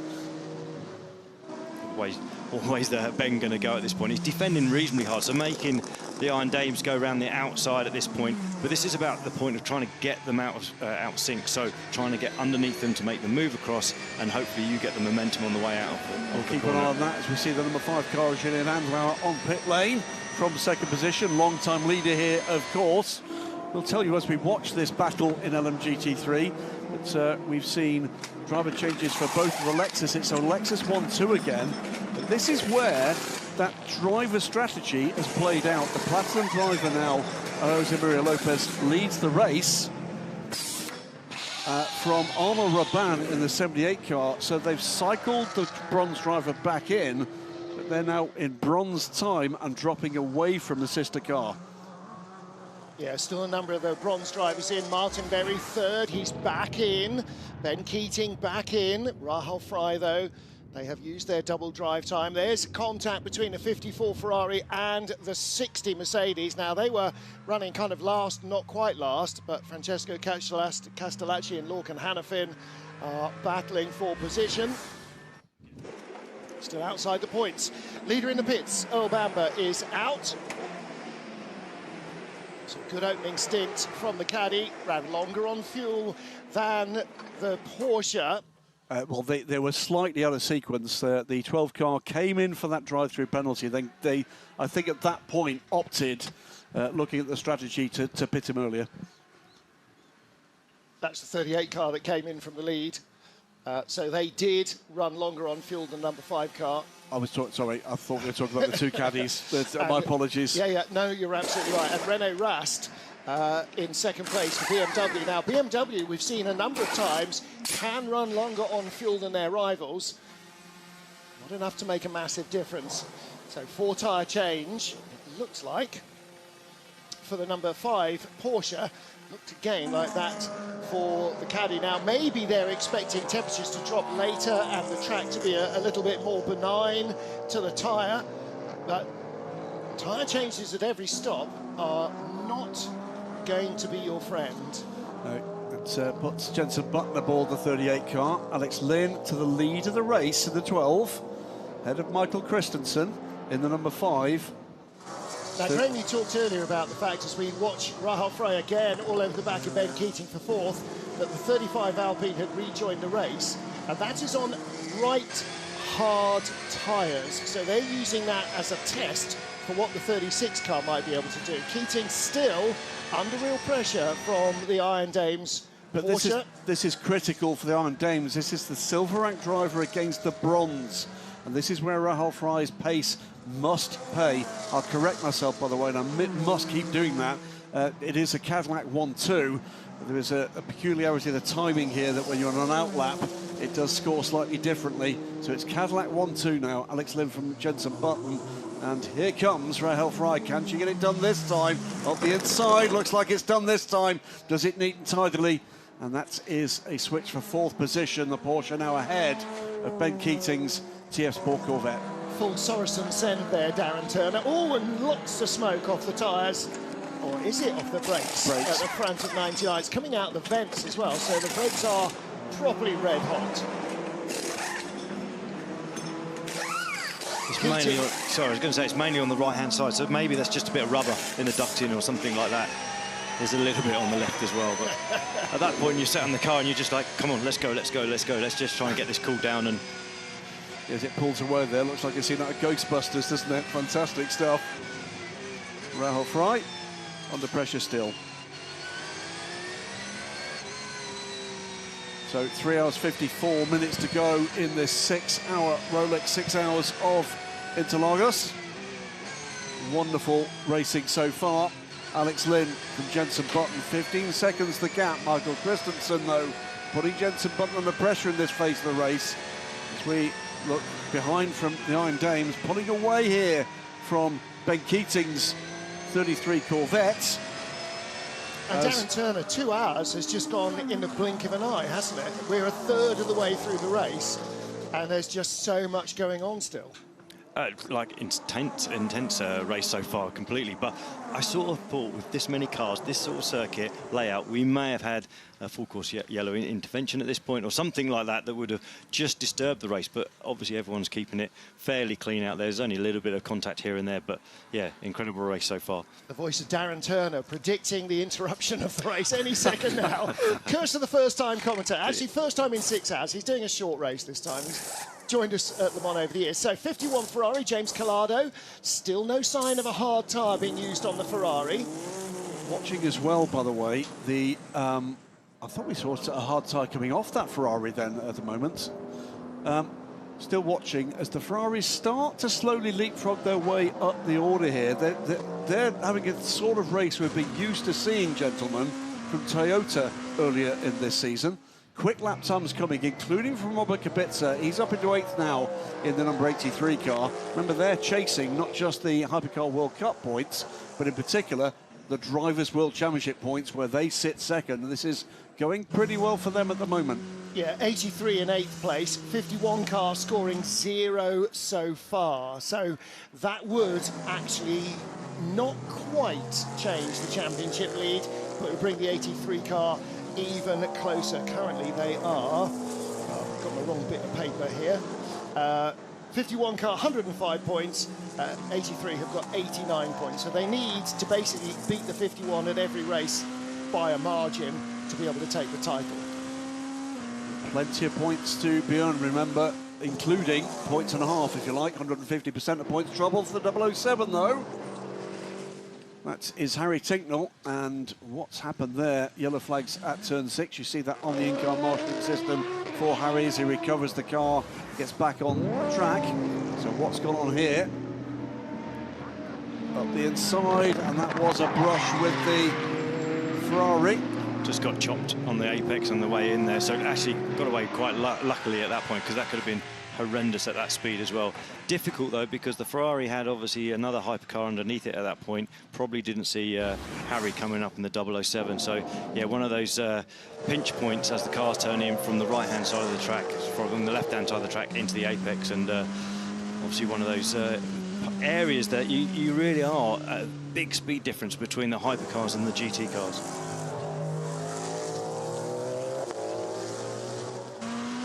Just over 2 hours into the Rolex 6 Hours of Sao Paulo. It is a Corvette.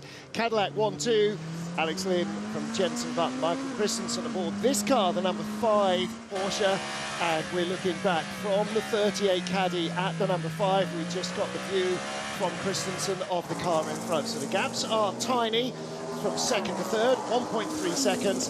But Alex Lynn out front, 15 seconds clear at the moment. Number 7 Toyota. The car won the race last year from pole position. Nick de Vries sharing with Mike Conway. And this car, as you can see, Rio Hirakawa in the number 8 car behind them. They're 14th and 15th. It's going to be a long way to get up into the top 10 before the end of this race. So they're chasing Antonio Giovinazzi, the 51 Air Corsa Ferrari. There he is. And he, in turn, is right behind 009, the Aston Martin of Alex Ribeira. So these are all for position. They're trying to catch the 009, which is in 12th place, but in 10th place in the points, because 2 cars ahead of them, 83 and 99, do not score manufacturer's points.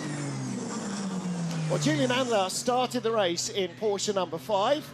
With Bruce Schwanny down at Porsche Penske Motorsport. Let's catch up with him.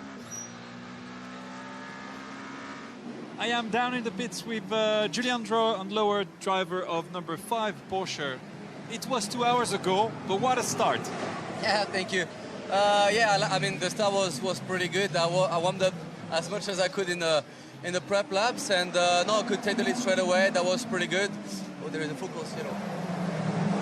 Sorry. And yeah, that was pretty good. I mean, the car felt great, but let's say on pure pace, I think we are a little bit down on the caddies at the moment, especially on degradation. The last few laps, they're really able to, to be faster than us, to survive a bit better. And as soon as we start sliding, we lose a lot of time there. As well as the track temp is a bit higher than what we experienced earlier in free practices. So yeah, hopefully the weather and everything will come a little bit our way, so we'll be able to fight for a better position. But yeah, still a long way to go. I fully believe on Michael to maybe grab a position now, and yeah, let's see what we can do. I will come back to see you later to update on that. Thank you very much. Thank you, guys. Now, Bathurst, they get full course yellows for kangaroos. This is the first full course yellow for recovery of a kite that I have seen. I think that's what the streamer was. I think that was I think on the end of it, what the marshal had picked up and taken over the barrier, it is indeed a kite. Not the Flappy Bird type either. Darren Turner, the man who predicts full course yellows at will. Right, so we won't talk about that again. I'll try not to mention anything. What are the things I meant to not mention about? Yeah, okay. So interventions at turn 4 and at turn 12. And this is one of those moments where the race director at Rado Freitas has got a couple of jobs on his to-do list. And when we trigger a full course yellow, right, you go and do this, you go and do that, you guys go and do the other. And so he's getting various different jobs done. A little bit of technical issue with my microphone as well. So we're going to have a little bit of a swap round in a moment. Let's hear from the number 12 caddy, Alex Lynn. And there will be intervention at T4 and T12, so marshal on track at T4 and T12. Before the full course yellow, we were 15 seconds in front of Jensen, 15 seconds in front of Jensen, but Jensen is on 4 new tires, 4 new.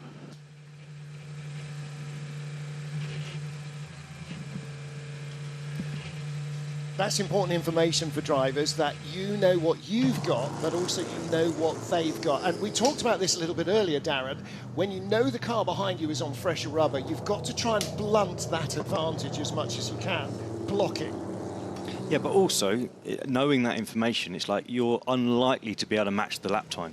So you've suddenly gone, oh, okay, I've got a 10-second gap, but it's closing down, and you didn't know that they were on a set of all new 4 tyres, you'd start to probably overdrive a little bit to try and find that extra bit of performance. But just knowing that, you're like, okay, that's their strategy, that's the tyre they're running, it makes sense that they're going to be closing down. Yeah, and you're suddenly going, okay, I'm not being a muppet, I haven't forgotten how to drive. But genuinely, it's all about keeping that driver motivation alive, isn't it? Absolutely, yeah.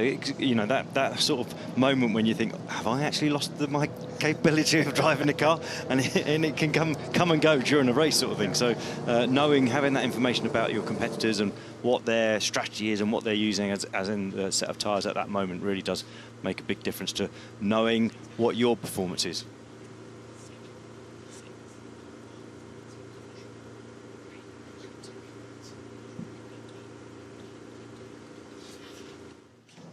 No sign of this full course yellow being released just for the moment, so the housekeeping is going on. Okay, so 30 seconds, 25 seconds in fact, for it to be released.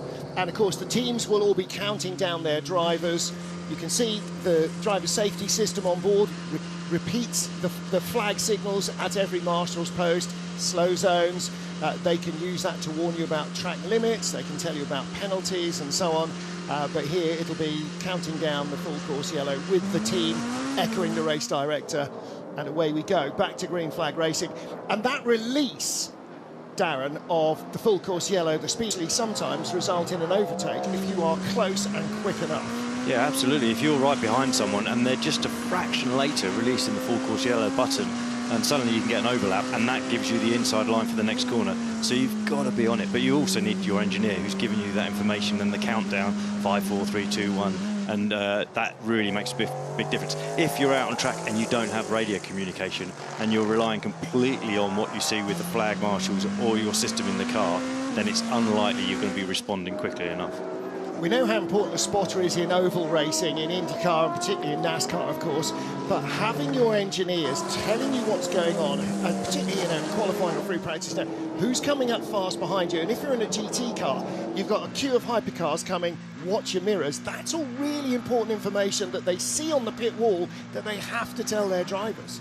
The one thing, you can have great engineers who are fantastic at getting the best out of the actual car, but the really good ones are the ones who are doing the race with you, and they sort of know the information that you need. You don't have to keep asking for it. It seems to come like that lap before you were thinking, I really need it. They've already thought it, they've got the information, and they're giving it to you. Well, we can now add, can't we, a kite at Interlagos to the history book that says a cricket ball at Mexico City and a black cat in Bahrain. Baseball. I say cricket ball? Yeah, you did. I do apologise, Mexico. Yeah, because I know there's we've got the Brazilian bob team here. That's excellent. Yes, The exactly. frozen bananas. But it's great. It was indeed a baseball at Mexico City. So now then, back to the action. Corvette 1-2, and is that for position? Is that... No, that is one of the Toyotas being lapped by a Peugeot. Now there is a reversal of perceived form, isn't there?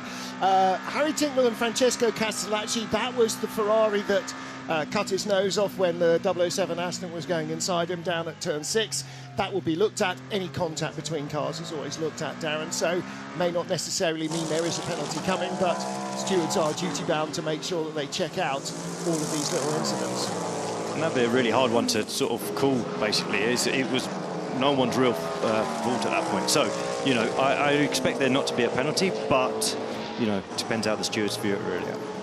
And again, that's where a good driver advisor with recent racing experience, particularly in the same sport, can be a big advantage. You know, you get a Grand Prix driver watching endurance racing, they may not have that same depth of knowledge. You get a driver advisor like Peter Dumbreck, who's raced sports cars since the 90s and flown them, then he's got a lot more knowledge of exactly what a car can and can't do in those situations. I think Peter's aptitude as a driver advisor hugely helped by doing the T-run for this crew at Le Mans. Was he quick? No. All right. Gone missing for a few hours type situation. I also think if you have a driver, steward, assistant, they need to have the experience of both GT and hypercar as well, or prototype, etc. Because you know, you speak to drivers who have only ever done one thing and they have a very strong opinion, but if you've got someone who's actually been in both types of cars, it gives you a bit more of a bigger picture view of the scenarios and situations that you can come across that really aren't as black and white as you expect them to be. Yeah, and Peter, you know, LMP1 driver in the World Endurance Championship in the first year of the championship in the HPD. Have we had the championship that long? 2012. All right, that's enough buses for throwing Dumbreck under. There's the battle we were just looking at with the BMW, the 46 BMW, chasing down the 33 Corvette Ben Keating. Kelvin van der Linde in a fabulous catalogue pose there.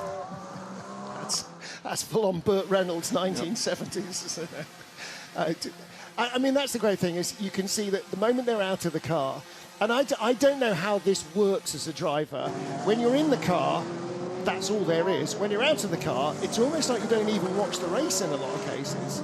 I really got some good advice for the endurance race, like my first couple of goes at Le Mans, from David Brabham, which was basically, when you're not in the car, don't try and follow the race too much. Don't sit there with the engineers looking at all the timing and just looking and using your energy. Get away and relax. And obviously Kelvin was very relaxed at that point there, so he's obviously had a similar conversation with someone about making sure you're rested and ready to go again and next time you're out in the car. Well, here is the 81 TF Sport Corvette, the Angolan driver Rui Andrade, closing right in, and behind him is the Papaya and Black of Sebastian Boe in the 59 United Autosports McLaren. So this is 6th, 7th and 8th, as close as you like. Covered by the proverbial pocket handkerchief as they came out of turn 3 down to Curva de Sol.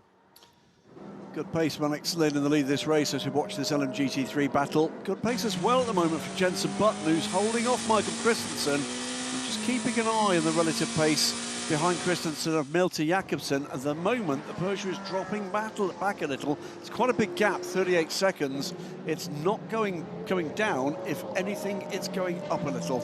Well, again, that might be just the ability to, or not even ability, the fortune of fighting away through traffic. 27, this is the Heart of Racing Aston Martin, the blue car. Zach Robichon now at the wheel, having taken over from Ian James. And behind him, Ben Tuck in the 77 Mustang. And that car, that's the first time Ben's been in it. So Bernardo Souza drove it from the start, didn't he? So he did a double stint. What's the minimum drive time for a bronze driver in a 6-hour race? It's 1 hour and 45, or is it 2:15? So they should all have done enough double duty. Great view from the drone up above. of how little space there actually is. You think it's quite a wide track, but when you've got cars all trying to use the same bit of tarmac, less so the Corvette down the inside of the BMW. And so Sebastian Boe moves ahead of Ahmed Al-Hati. So yeah, the 46 crew earning the remainder of their bronze time with Ahmed back in the car now. And Al-Hati now with Sebastian Boe right behind him as well. So, sorry, that was Rui Andrade going by. Sebastian Boe in the McLaren now. He is going by down into turn 4, which is not Curva de Sol, it's Desedla de Largo. As both yourself and Darren said earlier, Ahmed will be very aware his job here is keep his pace consistent, make no mistakes, take opportunities where they're offered, but no risk. It's about getting the maximum out of the car, not necessarily track position. There's the overtake again. Cleans a whistle there, up for 6th place. And Darren, he's done the right thing. If he fights these too much, then he might end up spinning out or whatever and just costing a huge amount of time. Exactly that. You can see he didn't even bother trying to do a defensive move into turn 1 at that occasion. So, and even on the run down to turn 4, same thing. Just okay, open the door, let these guys go quicker. I need to sit on their tail, minimise the loss over my stint. You know, it's always very easy to get sort of locked in a battle when it isn't actually your battle. Yeah, depressing as a driver to be passed by 2 cars in a couple of corners, but stick with it. Your target, mate, is Ben Keating in front of you on the Corvette. Ben Keating, this is your target. And that's the message you need. Find someone behind. Yeah, ignore the guys who just come by you. You are battling the other bronze. You can see there, 5th place, 33, Ben Keating. Ahmad in 8th place, but the distance between them, he's got visual. There you can see the first of yellow cars, that's Ben Keating. He knows where his target is. It's a battle of bronze on bronze, and that's what you have to focus on. Ignore the other stuff going by you, might as well be hypercars. They're not your battle. They're somebody else's battle later on. Focus and motivation, as well as that consistency, and that's smart work from the pit wall there. Whatever we say in the booth here, having cars go powering by you, whether or not it's got a bronze, a silver, a gold or a platinum in, that's not going to do wonders for his motivation. He needs to be given that target, he needs to be given that task. And now Ahmed Al-Hati is fully well aware the task he's got is not the Corvette that's just gone by him, it's the Corvette he's trying to catch. Meanwhile, here's our race leader, Alex Lynn, the man who put the number 12 Cadillac on pole position in the hyperpole session. And again, out of sync with some of their rivals. 38 car stopped later, number 5 car stopped a whisker later. So you can see there's a few cars now with just over half of their stint already run.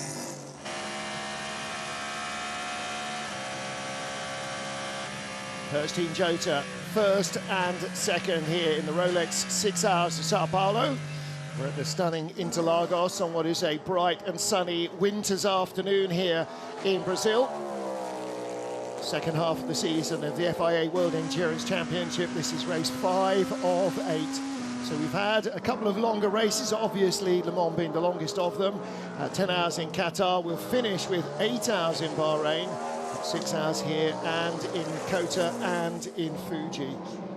And at the moment, the Cadillacs are just under 10 seconds apart. Jenson Button in 2nd place. And behind him now, 1.8, 1.9 seconds back is Michael Christensen's Porsche. As we come back on board with Alex Lynn.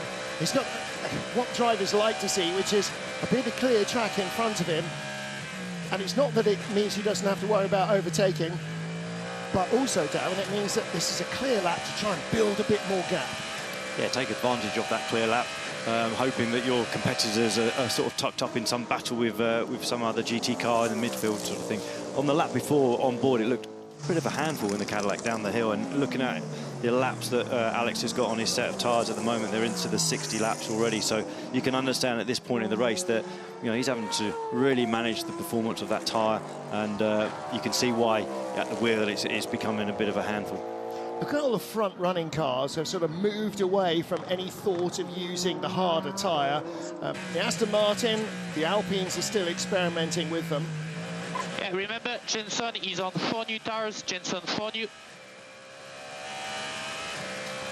And that's, don't worry about the fact that the guys behind you are catching, because you have got older tyres. It will come back to us. Now, Jensen's got 4 new mediums.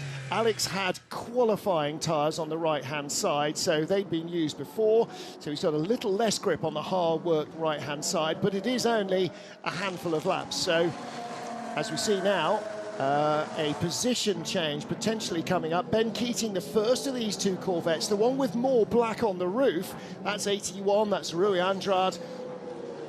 He's our sole Angolan driver in the field. I think our sole African driver in the field. And the first Angolan driver to stand on the World Championship podium in any motorsport, I believe. So he'll go by Ben Keating as soon as he can, because he's losing ground to the cars in front. Behind Dames Ryle Fry is the next target. She's in 4th place as this Corvette battle for 5th continues. And the other thing, of course, is the more he gets held up by Ben Keating, the closer that orange and black McLaren of Sebastian Bode is getting to his back bumper. And with him comes Amadel Harty, excuse me, and Eduardo Barrichello as well. Yeah, Eduardo Barrichello closing in on Amadel Harty. In trouble here for the 88s. Yeah, what's happened to Gianmarco Leverato's Mustang? He'd lost a lap. And here comes the pass. Rui Andrade down the inside. Door left open by Ben Keating and slammed shut as soon as his teammate had gone by, because he knows the danger of having that McLaren behind him. Keeping an eye on a couple of the other battles. Oh, there was a touch there. And a big one. Now, what came off? Was it something off the McLaren, something off the Corvette, no, or I think something it might off have been the some of the Ferrari? Ferrari. I think it was the Ferrari. I think it's the rear right bodywork of the Ferrari. Or is it? No, it doesn't look like it was the McLaren. One of the problems, we were talking about trying to leapfrog along the queue with the hypercars. We saw this at Spa last year with Earl Bamber catching the BMW of Sean Gelael, is although the hypercar, you're not really cab forward, you know, like a 1980s Grand Prix car, they're a long old car behind you. Let's take a look from above. Yeah, it was rear bodywork on the Ferrari.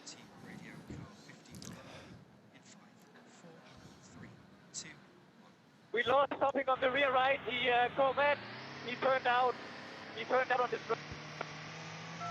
Copy, we're checking. Well, you don't need to check it, we saw it on the TV. And actually that was Ben Keating moving over to try and defend against the McLaren, I think. Yeah, that's the 9th place car, sorry Darren. I was going to say, yeah, he did come across a little bit on the left, but also the Ferrari did sort of move slightly to the right at the same time. So nothing intentional at all there from either of them, but let's see if that bit of bodywork that's been lost from the Ferrari causes them any lap time deficit. Last year racing a BMW, this year racing a McLaren on the inside. In fact, it's not, it's Yasser Shaheen, who wasn't, he was in a Porsche last year, down the inside of the BMW. Sean Gelael, the United Auto Sports. McLaren squeezes through. He was in a BMW. He was in the 31 car last year. In fact, has just passed the car that he was in. Yasser Shaheen was in a Porsche and is now in the 31 BMW. So all sorts of little changes of team and knowledge going on. And Ricky Perra catching this pair as well in the number 92 Porsche, making his way back up the order. And this is on the fringes of the top 10 now, so Sean Gelael in the McLaren is in 10th place, final points paying position, as we're 2.5 hours into the 6 hours, and behind him you've got the 31 BMW and the 92 Porsche. Again, this is Ben Keating in the 33 Corvette, Sebastian Bode right behind, then Amadel Harty in 46, and then Eduardo Barrichello has closed in behind them as well. There he is in 9th place. Let's catch up with the Proton Competition Mustang team. I am next to Gianmarco Levorato, driver of the 88 Mustang. Really strong start of the race. The level of performance was really high, and there you were in the mix. What happened? Yeah, I mean, we're just trying to figure out. There is something with some issue with the front damper. Really disappointed because, yes, the car was really strong. My teammate Stefano did a great job at the start, recovering a lot of position. I mean, the pace was really good. Before we had an issue before the driver change with the energy sensor, so we already lost a lap. But yeah, just some bad luck, honestly. The car was good, and I have to say thank you for Ford, Multimatic, and the team Proton, because they did a great job anyway. Okay, thank you very much, and sorry for you. Thank you. Body language of Dennis Olsen on his phone in the background did not look encouraging, I'm afraid. That might be our first retirement of the race. Full course yellow. That might be to recover the errant bit of Ferrari, actually. Are we checking? That definitely was a bit of errant Ferrari. Quite a big chunk as well at that, which leaves the question, will the Ferrari team choose to pit, or will they be told to pit to repair that damage? Now that would be force majeure. Pit lane is closed under full course yellow for fueling. That's changed, by the way, looking at on screen. Eduardo Barrichello ahead of Amador Harty just as we came into full course yellow. So that puts the 10 car up into 8th place. Let's hope it was just before we came into full course yellow. We'll give you the benefit of that doubt. But again, you know, that's the difference perhaps between a bronze and a gold driver decelerating down to 80 kilometres an hour. It is indeed a bit of something that's being recovered. I think that is it's the right-hand side, the rear of the wheel cover. Yep. I think if we got a shot of the rear of the Ferrari, it would be very plain to see. Now here's a battle for position. We're with Rahel Frey, 99 Porsche hypercar just in front.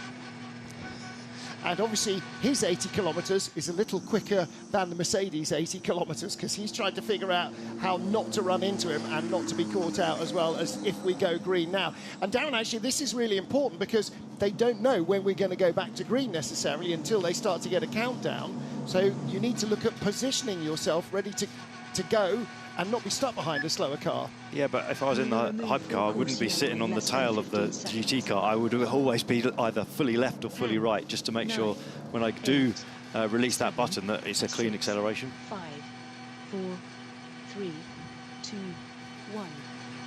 Full course yellow removed. Right, so Rahel Frey really gets on the gas. That's what I was waiting to see. If she made a better restart than Martin Berry, she does, and she's gone by the Mercedes. She's got the inside line. Berry's not going to be able to defend that. And behind you can see Porsche versus Ferrari as well. That was not for position. But that was a really good restart from Rahel Frey. And Martin Berry not quite as quick. And it may just be, again, we're hearing the race director. They're not. They're only hearing their team. Their team may not have kind of anticipated it as accurately for Martin Berry. Well, the other thing to say here is Rahel Frey is the silver rank driver. Confirmation car 50 will have to come in and repair that damage.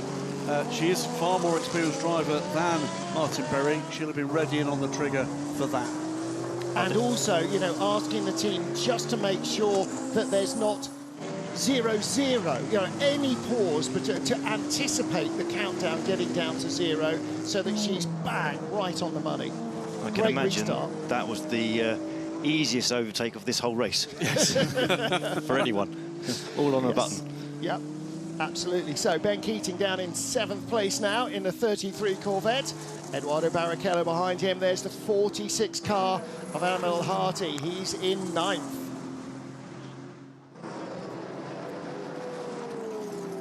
Back to green flag racing in Sao Paulo after a second short full course yellow, and the number 50 Ferrari has been told by the organisers that they will have to come back in. Now then, Martin Berry, we've just seen him passed by Rahel Frey. There might be more bad news coming to the 61 Iron Lynx Mercedes, because he's under investigation for full course yellow procedures. For the second time. There are 2 investigations, Martin Berry, for full course yellow procedures, listed in our live inbox at Race Control, should we call it that way. So the 61 car running very strongly at the moment. It's up in 4th place, Martin, but 2 potential issues coming their way. We'll keep an eye on that one. Looking at the 2 Ferraris, 21 Simon Mann, 54 Francesco Castellacci, and And that is a gold driver, a silver driver rather, versus a gold driver. And here is Eduardo Barrichello, and he's just moved up ahead of Ben Keating. So Barrichello on a real charge, man who claimed pole position at home, as we heard when he was on the grid, lives just 20 minutes away from here. So there are home tracks and there are home tracks. This is about as home as it gets. Keep an eye on here. This is the number 10 going for that position. He's got the better run. Ben coming off the curb and up around the outside to take that position. Car 50 now gets the black and orange flag. That's the final warning. Must come in, must repair. Absolutely. And don't forget, if you are enjoying the action live, you can watch the races of this season back on the FIA-WC YouTube site, and also behind the scenes with our full access crew. They're out and about here this weekend, getting all the action from behind the scenes, inside the garage with the drivers and the teams. And full access from Le Mans, a full 60 minutes of behind-the-scenes coverage is out on YouTube now. It was dropped on Monday, and don't forget that the full access from this program will be out shortly before we go to Austin, Texas, and that'll be on the 22nd of August. So lots and lots of high tension, high drama and high emotion from Le Mans captured by our crew behind the scenes. 54 and 21, the two Vista of Corsa 296 GT3s battling away, the two silver drivers. Francesco Castellacci in the 54, Summer Man in the 21, battling away there. As far as the battles at the lead of the field are concerned, Michael Christensen beginning now to edge back into contention with Jenson Button. We heard a little earlier 4 new tyres for Jenson in the 38 car that sits second. He's 12 seconds back from Alex Lynn in the leading number 12 car. Festival atmosphere here. That's the first shot we've got of the damage, and that is pretty significant damage to the rear of that car. But it shouldn't take long. Look, the splitter is still there. It's basically the rear body panel, so that should be a lift off and replace. It's not just the splitter, it's part of the diffuser as well. Right, so this is Ben Keating. That was Ben Keating moving into the Ferrari rather than the other way around, as I see it. But yeah, they're going to have to take that back. Or are they? No, it's the entire rear section goes on as one piece. And the reason it's taken them longer to do that is that because the car's in the pits, the first thing you do, Darren, is fuel. Correct. And now they're kicking the bits on. Darren feels like he passed the test there. Of course, it's so second nature that you then start to question what does he think? What are you thinking? So that was actually a relatively quick stop. Now that of course puts them totally out of sync with everybody else, because whatever fuel the others have got, these guys have now got 100% energy. Does that mean that they might have to splash at the end, or they might not? Well, in 3 hours and 20 minutes or 3 hours or so, we're going to find out. It might end up not being a handicap, but they've lost time on track, and that is always a handicap. It's 3 hours, 20 minutes to go. Kevin Estre beginning to edge closer to Milton Jakobsen for 4th place as well. One to watch. Turquoise Porsche in the points for the first time this weekend. That is the car that is our championship leader in LMGT3, and they have a 5-point advantage over the 21 Ferrari. So 92 in 10th place will get 1 point, 20 Ferrari in 15th at the moment will get nothing. So we're talking tiny margins, but right now, with all the success ballast that 92 and 21 have accrued for being so successful earlier in the season, any point could be a lifesaver in Bahrain. Darren, so many times you look back in these championship runs, it's often these results where a point, 2 points, 4 points comes that makes the difference at the end, whether or not you and your colleagues take the trophy home or don't. It certainly is. It's, you know, the weekends when you're carrying the ballast and you're the one that's obviously playing catch up to everyone else. It's those weekends where you don't try and, overdrive, make a mistake because you're trying to build on what you've got, and you just basically get as many points as you possibly can in that situation. It's easy though when you're on the back foot to make a mistake. Eduardo Barrichello all over the back of Sebastian Bowe's McLaren. This is the battle for 6th, but let's catch up with the AMG Mercedes team. I am next to Maxime Martin, driver of the 61 Mercedes. It's great to see the car slowly getting there and being in the pace, and there's a great fight happening with the Iron Dames as well. Yeah, it's really nice. For sure, every race we had to improve. We are coming better and better every race. And yeah, we are finally in the mix. We can fight. And yeah, it's nice. I mean, the race is still long. There is a lot of different strategies in terms of drivers, tires, and so on. But at the moment, it's going quite well. Mercedes is quite nice with the tires. Is it the case here as well? Yeah, definitely. We have quite a good race car. We can quite doubles in the tires, and I think it's an advantage. So we will have to see at the end of the race because we have quite a good tire strategy. So it's quite interesting, but let's see. Okay, thank you very much. And the car is about to come in for the driver change. Now, hiring a driver as experienced as we see Barrichello trying to go around the outside, hiring a driver as experienced as Maxime Martin, you definitely feel is starting to up the performance of those Mercedes cars because he knows what a good GT3 car feels like. And again, Eduardo Barrichello all over the back of the McLaren, and that's the perfect opportunity perhaps to bring in a Brazilian McLaren driver, friend of the show, Nicolas Costa. You know what it's like to race at home here in Interlagos. Just seen Eduardo do not only getting pole yesterday, but putting in a move on the McLaren. What's that atmosphere? First of all, welcome, but secondly, what's it like to be a Brazilian driver racing in this sort of hotbed of motorsport passion? Hi Martin, hello to everyone watching the race. It's a pleasure to be here with you guys. Yeah, it's a big boost for us. I think some people might see it as pressure, but me, myself at least, I believe it's a huge boost of confidence and really pushes you forward to extract that last 0.2 of a second that sometimes we cannot find when you're not at home. Now everybody goes, oh yeah, Brazilian drivers, of course, they must know Interlagos like the back of their hands. I can remember having this conversation with you last year and you just saying, yeah, I know it from the outside of the spectator fence, but not from the inside. Well, I think the subject there was the last time the WEC came here. Yeah. So I was a karting driver and I didn't have any pass. I had no access to WEC at all. And the last time I've seen the race was from the karting track. So it was crazy to be racing against all these guys all of a sudden. But in the meantime, I did have some experience at Interlagos. I did race at some national championships. So I think compared to a few of the other drivers, I can say kind of like Eduardo, we did race here a few times a year. So it's an advantage, but I think that really ends after FP1. So they're all professional drivers. They can find their way around the racing track. So yeah, it's good to be at home, but that's about it.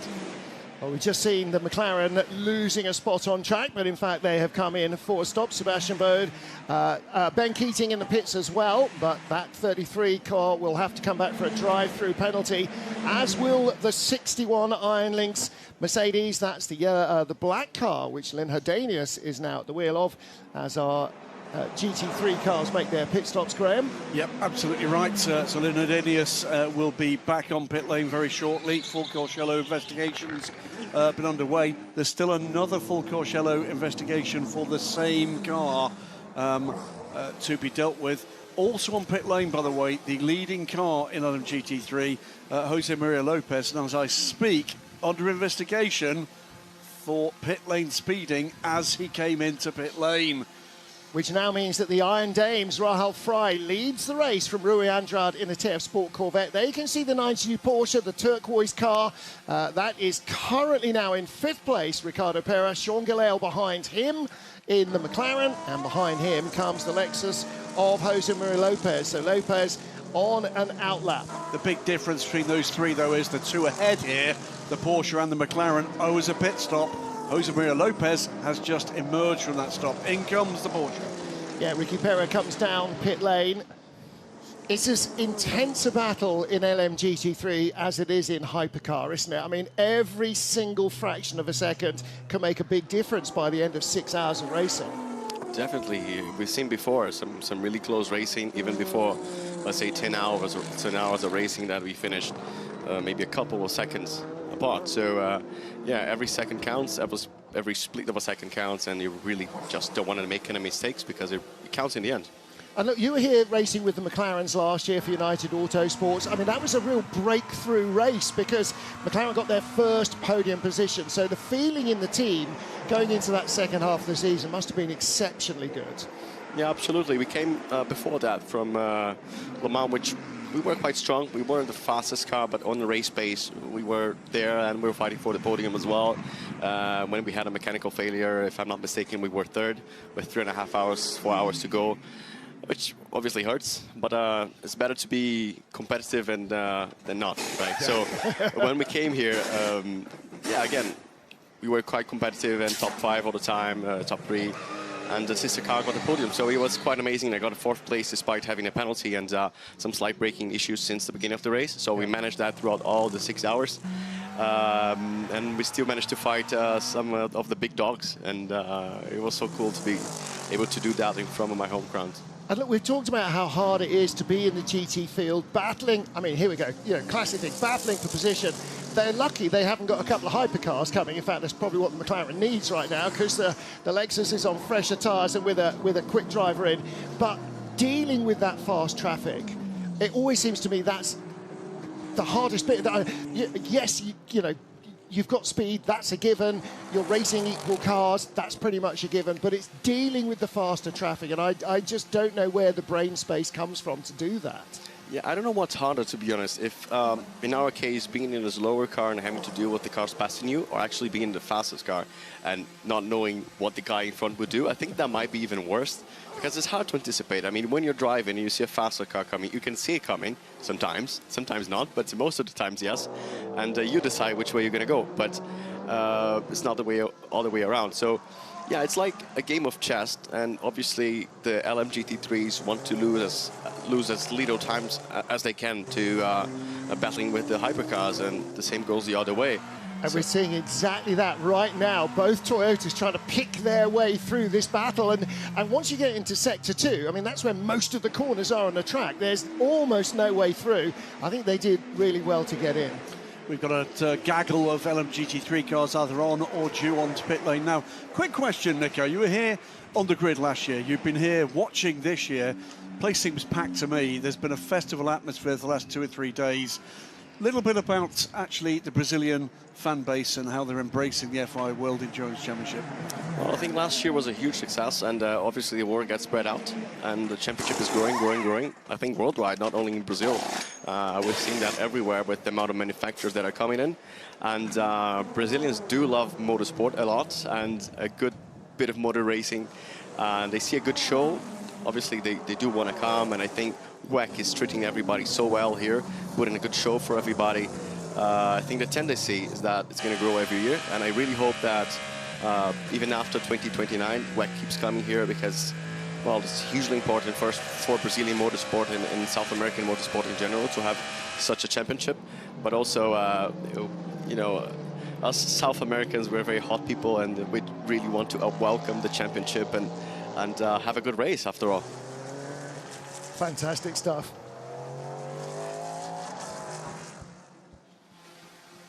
Cadillac 1-2 still as we get close to the midway point of the Rolex 6 Hours of Sao Paulo.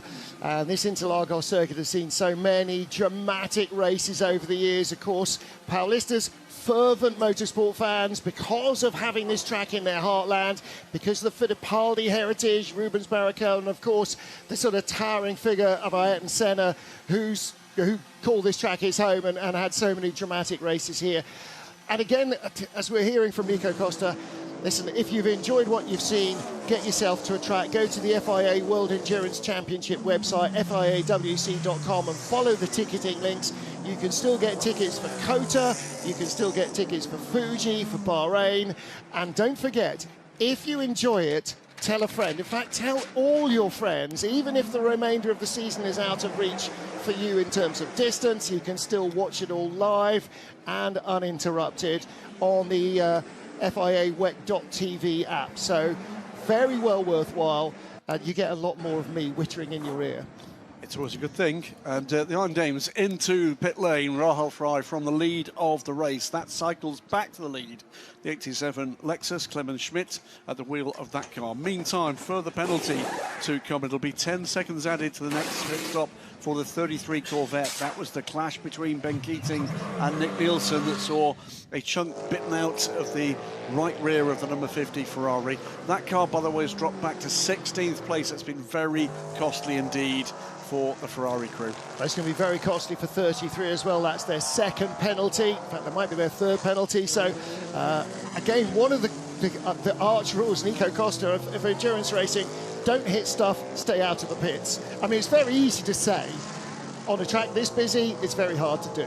Well, definitely easier said than done, but yeah, in a 6-hour race, 10-hour race, whatever, even if it's a 3-hour race, if you have a contact in the first stint because you're trying to pass someone, and even if you do make the pass, but then you have 3-4 tenths of damage in your car, of aero balance and everything, and it's not worth it. So really just trying to keep out of trouble, keep your tires alive, and mostly keep the car alive. I mean, don't hit every curb you see. Try to be a little bit intelligent with it, and that's the funny thing about it. You have to be fast, but also you have to take care of yourself. Look after your car, and your car will look after you, especially the tyres. Sean Gallel under investigation for a spike in power in the McLaren. That's not great news. Here's our second place car. We heard from the 88 car, Gianmarco Leverato. Looks like that is going no further. But the Proton Competition 77 car, Ben Tucker at the wheel. Bernardo Souza started the race, so they kept their bronze in for the double stint, got that drive time out of the way. And again, this is all part of running the race, is how you use that bronze drive time and how you use your silver and your gold or platinum drivers throughout the course of the race. So right now, up into second place. And don't forget, a year ago, both Mustangs burned out at the side of this track. So Ben Tucker it is, under 10 seconds back from Clemens Schmidt, but off strategy with the Lexus pair. So Ben will have to pit fairly shortly. We're just into a fuel stint for the 87 car.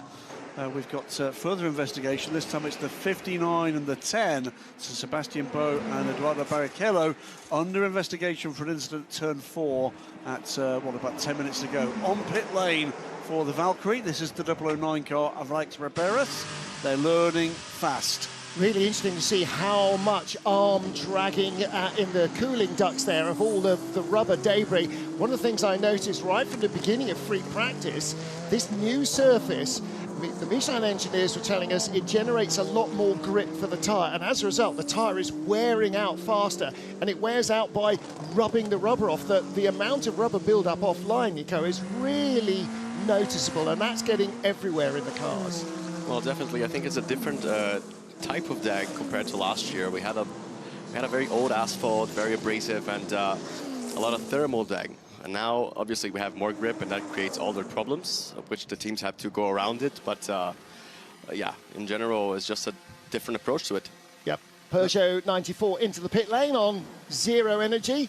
Yeah, feel like would have been blinking hard at him, wouldn't it? Yes, Melty Jakobsen to pit lane, fended off the ever closer attention for the Kevin Estre throughout that stint. Drama, meanwhile, for the leader in LMGT3. It will be a drive-through penalty for pit lane speeding, and that was Jose Maria Lopez on his way into the pits for the pit stop to take Clemens Schmidt into the car. With 5 minutes away from the halfway mark, they've got a quite sizable lead here, which eventually will prove to be over the sister 78 car, but that is going to close things right back up.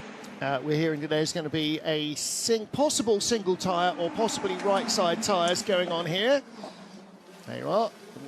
Yeah, so right side. In fact, there are more tyres on the apron, but we are just doing right sides. And again, everybody has sort of backed away a little bit from using the hard tyre. Now into the pit lane this for will be a drive-through. The drive-through, yep, that's 87.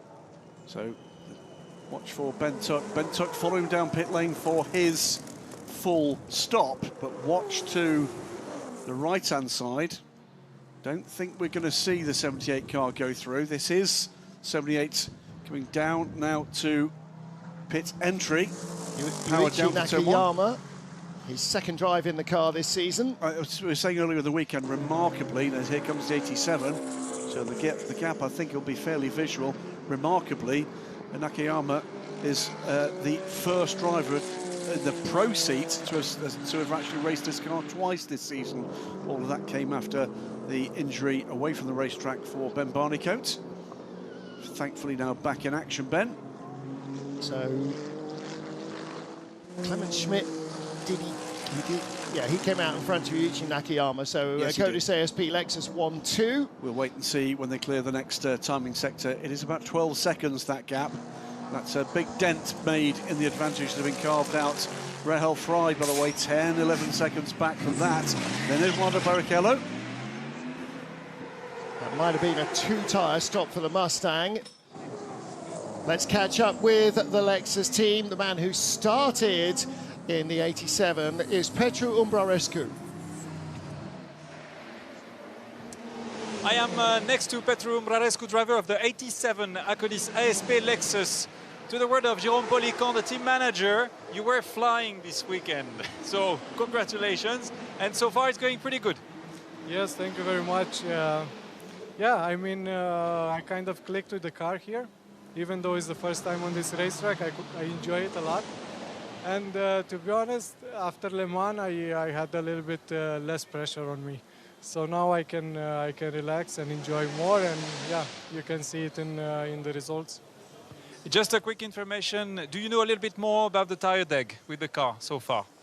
Yeah, this is our weakest point, but we try to manage a lot the tire in the first stint so we can have it for the second one. At the moment it looks good. We don't know how it's going to be, still half of the race to go, but yeah, fingers crossed. Fingers crossed for you. Thank you very much. Thank you. Again, the hard tyre, a number of the teams, particularly Ferrari actually, were saying that the hard tyre really seems to work a little better with the front engine cars. They were a little harder on their tyres when they were on the medium, so maybe that's helping that little swing of performance for Lexus. It's always been quick, but its tyres have not survived. You get the relative pace of these cars. Ben Tuck leaves the pit again, and he's down in 14th place now. It's we have had a couple of full course yellows, but the top 10 cars separated by under 50 seconds in what has been a remarkably green race in the nicest possible way.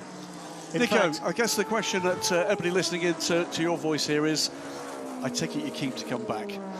Well, definitely. If I'm honest, it really hurts to be sitting outside and watching the race, thinking I could have been there and be in a competitive place, let's say.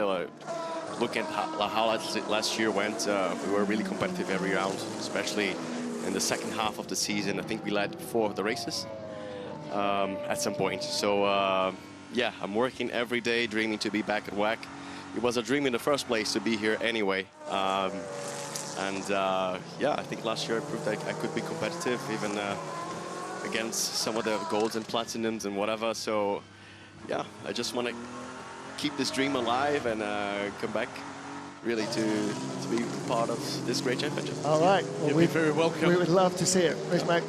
Good luck with that. Thank you for joining us. Now let's catch up with our action again. A little bit of bumping and boring there for the number 6 Porsche. Wasn't there just? Kevin Estre trying to find his way through this big GT3 battle. Well, that's the big GT3 battle with Danny Juncadella under pressure from Ben Tuck as they try to make their way back up through the field. Coming across Pedro Ibrahim in the 31 BMW. They've made their way past there, but now we've got Chevy versus Ford, Corvette versus Mustang. V8s everywhere. So it's 33 Corvettes and the 77 Ford. Sorting it out for what at the moment is 12th place, but it's so close. In and out for the 93 Peugeot. That car pitting from 9th place in the hands of Paul Di Resta. Also on pit lane, the 83 Ferrari in the hands of Robert Kubica. That car for 10th. So it's 9th and 10th between the 93 and the 83, both in the driver's points. And both cars taking right sides only. And Darren Turner, this is a real way of mitigating the warm-up of the car, is to try and keep at least one pair of warm tyres. There you can see Augusto Farfus, his wife Liri on the right-hand side, his young son who started karting, his daughter who is really starting to make waves as a kart racer. So it's a talented Brazilian family. Pretty certain his daughter is an Owen Dane now. I think you're right. I think she is part of their karting squad. Number 12 caddy is in from the lead of the race. This is Alex Lynn staying in. I think they were just changing the drinks bottle there. Excellent stint from Alex, that one. Went to the lead and pulled away. And this is, well, whatever Kelvin van der Linde can do, the doctor could do just as well or better. 3 hours in, 3 to go, and we hear that it will be 4 fresh tyres for the Cadillac. Track temperature 31 degrees, so holding steady. It's just dropped 1 degree from the highest point of the day. And again, only 4 men allowed, or 4 mechanics allowed to change tyres. That looked like right side only, but we will catch up with that in a moment. Drive-through penalties for car number 20, and that is the remaining healthy BMW, Marco Wittmann at the wheel. For 61, the Iron Lynx Mercedes of Lynn Hodenius, and those are for full course yellow procedures. And more drive-through penalties. Full course yellow and speeding in the pit lane. That is the second penalty for the 61 car. Both for full course yellow, if I remember correctly. The 20 BMW running in 5th place pits immediately. So whether or not this is the drive-through or whether or not they are coming in for a regular pit stop, we'll shortly see. But it is topsy-turvy stuff. Beyond the top 4 or 5 cars, Cadillac lead the race at the moment in the hands of the 38 car in the hands of Jenson Button. 8.5 seconds back is Michael Christensen in the first of the Porsches, with the number 6 Porsche third in the hands of Kevin Estre. I'm stuck behind this guy. I know, Malte, but now we are on the same lap, so we cannot not ask you blue flag. So either you overtake, but at the moment we cannot ask you blue flag. Remember, we need to keep a bit of tire. We need still to do 43 laps there. When does he box?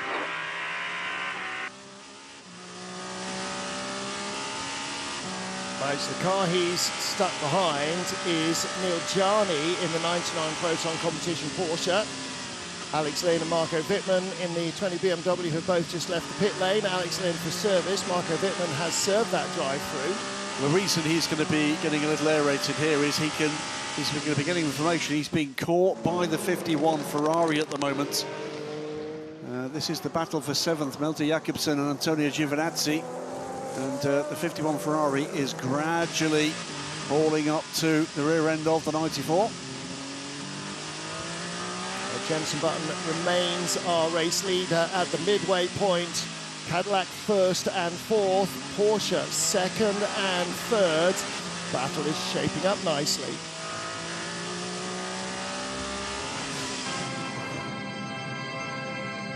At the start of the race, it was poleman Will Stevens for Cadillac Hertz Team Jota that led away from Julian Andlauer in the red and white Porsche.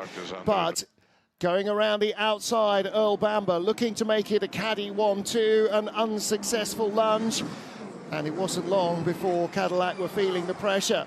Cold tyres, the number 6 Porsche, cost them a spot to the 83 Ferrari. 3 wide into turn 1 in the dogfight that is LMGT3, but the pole-sitting Aston Martin kept its nose out front, at least early on. A couple of cars rally crossing, but no major damage out of the Senareses first time round. Andlauer was on the hunt, bringing in the tyres very quickly on the formation laps, and before the end of lap 1, the Porsche was in front. A caddy 2-3. Sebastian Bourdais not delighted with that state of affairs. Out front in LMGT3 soon, the speed of the Lexus in race trim was proved as they grabbed the lead from the Racing Spirit of Le Mans machine. And then Toyota fighting a rearguard action against 2 Alpines and losing. Toyota struggling for pace here in qualifying and in the race.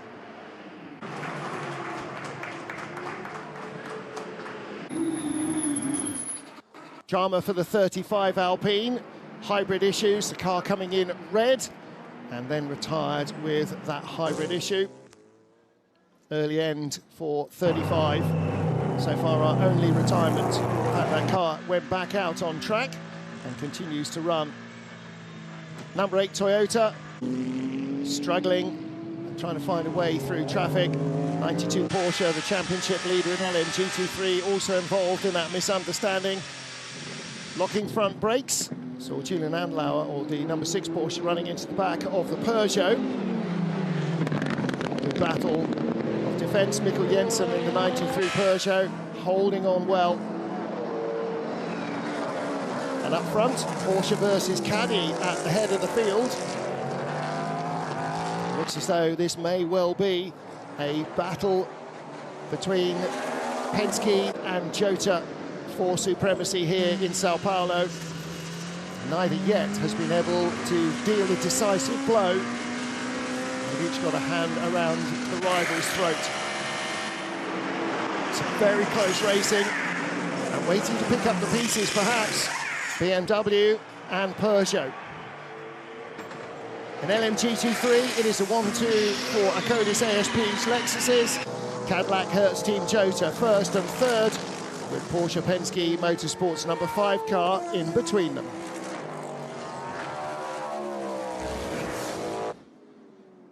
So halfway through the Rolex 6 Hours of Sao Paulo, it is Caddy Hertz Team Jota's 38 car that leads from the number 5 Porsche Penske Motorsport machine. Number 12 Caddy in third. BMW in fourth after a disappointing start to the race for the number 15 car with brake problems. Number 20 remains healthy. And the Proton Competition Porsche showing the underlying speed of the 963 here. They are in 6th position. The best of the Ferraris is now the 51 car, up to 8th place, as 83 has had problems and number 50 had to stop for bodywork changes. In LMGT3, Lexus 1-2.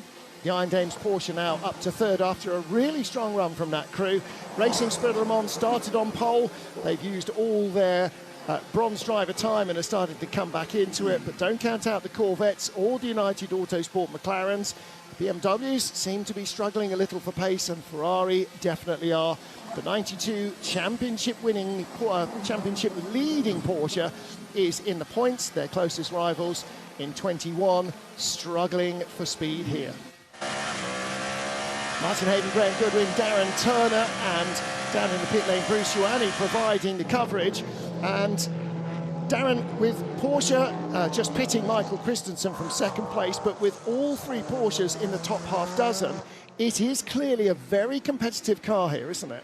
Absolutely. I mean, I think that the chat in the paddock during the build-up of this race was they're going to be very good in the race condition, good on the tyres, which is exactly what you want here, and a bit of an unknown, really, for everyone with the new tarmac.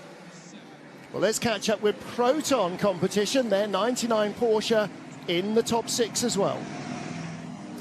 And I'm next to Nicolas Varone, driver of the Porsche number 99, the Proton Porsche, the Porsche Privateer. You're leading the Privateer, you're in the top 6, it's going pretty well. Yeah, I mean, right now we are in a really good spot. We started a bit on the back. We have a great race car. We work a lot during the Friday and Saturday in free practice for the race, and it seems to be paying off. We have a great pace right now. Really good stint in the start by Nico, then now Neil is an impressive pace, honestly, and we are getting into the front. So yeah, at the moment we are running really good. I think best of the year so far, our pace and where we are in the race, so hopefully we can bring up a good result in the end. Good luck for you, it's looking pretty good. Thanks a lot for your time. Thank you so much. I think that's a really impressive run from these guys. I mean, the car has been run by Proton Competition, who, while they're nobody's fools, are absolutely not the same size as Roger Penske's above their weight at the moment, aren't they? There's a tiny little bit of a difference in resource there. Would say, by the way, and something we've not noted so far, as the Cadillac Hertz Team Jota crew go to work on the number 38 car from the lead in the hands of Jenson Button. That should see Alex Lynn back into the lead. Don't overlook the fact Nico Pino and Nico Varone, not their home race, they're not Brazilian. We've got Nico from Argentina and Nico from Chile, but it is the continent on which they dwell, and I'm sure that's drawing eyes to TV screens as well. Yeah, but that's like saying that Darren Turner racing at Monza, well, it's pretty much a home race. Yeah, but that's it would apply better if he did have a home race, which let's hope in the future we will. Can we swing effortlessly from Hertz Team Jota Cadillac to Papaya, because joining us in the booth is none other than the sporting director of McLaren. He looks around as if that might be somebody else. Rob Bell. Rob, great to see you. Here, of course, supporting the efforts of United Autosports. and the LMGT3 efforts. How's it going down there? Yeah, thanks for having me as ever. Yeah, it's going all right. It's really hard to read the race actually, because what we found is for example, we double stinted our bronze driver at the beginning, but a lot of people didn't. So there's a lot of split strategies with drivers and new tyres on. Some people have got half sets of tyres. So far, so good, but I don't think we'll really find out where we are until the last stint, to be honest. This LMGT3 class is really gelling, really coming together now. First year, a bit of a year of exploration. Now things are bedding in. The teams understand the formula, they understand the task. We've got the new tyre here. It's a circuit we've been to before. It just seems to be getting closer, getting more competitive. People are trying different things, and some of them are working. Yeah, absolutely. Look, I think the GT3 format's tried and tested, and races all around the world, you know. Obviously, WEC and Le Mans being the pinnacle of that. So it's a formula that we know works, and look, the racing's fantastic. And like I said, we'll see the combination of this race. Hopefully there's some good racing to come at the very end. But yeah, grids worldwide in this sort of race, and GT racing is brilliant, which is obviously fantastic for a manufacturer who produces the cars like we do. Now, the other thing, of course, that is sort of the 800-pound gorilla in the McLaren room is that there is a hypercar program on the way. How squealy excited is everybody yet, or are we trying to keep that under control? Well, look, it's drawn massive excitement. It was obviously announced and launched at Le Mans fully. You know, a few of us might have known about it a little bit before, but now it's out there. Look, it's drawn huge attention already, and look, the excitement's fantastic. The cars look great. Me personally, look, I'm a big GT fan, so let's not forget the GT cars.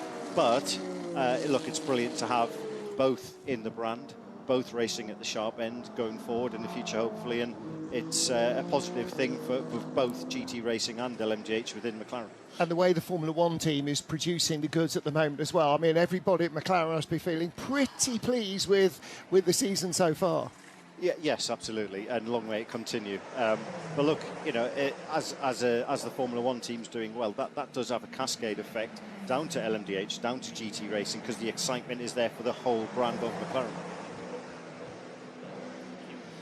Noticed there's other events are available this weekend, of course. One of them is the Goodwood Festival of Speed. A big presence there from McLaren, as always. And pretty clear that Zach and the rest of the crew behind this coming hypercar effort has seen what has been achieved by other brands in terms of return on investment. An exciting new car, or version of a car, being previewed there. Can you tell us a little bit more about that? Obviously, more news to follow. I think I've not kept abreast of Goodwood, so I've not actually. This is the track-only version of the LMDH, isn't it? Yes, all right. So yes, I was just double-checking that had actually been announced. Not something else you've launched. Yeah, just dropped me in it there, Goodwood. Thank you, Chris, Graham. So yeah, absolutely. Look, that's going to be a track version, and look, it'll be a fantastic thing to be able to drive, to be in. And it'll be, you know, almost identical to what we see here. Other manufacturers have done it, and, you know, what a thing to be able to drive and have on your track anywhere around the world as well. So switching effortlessly back to GT3. Yep.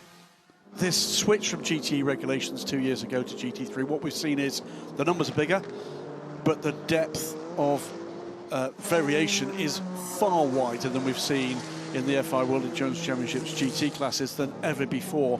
That's a massive plus for any manufacturer. Yeah, absolutely. Look, it's always tricky when you've got two sets of regulations around the world.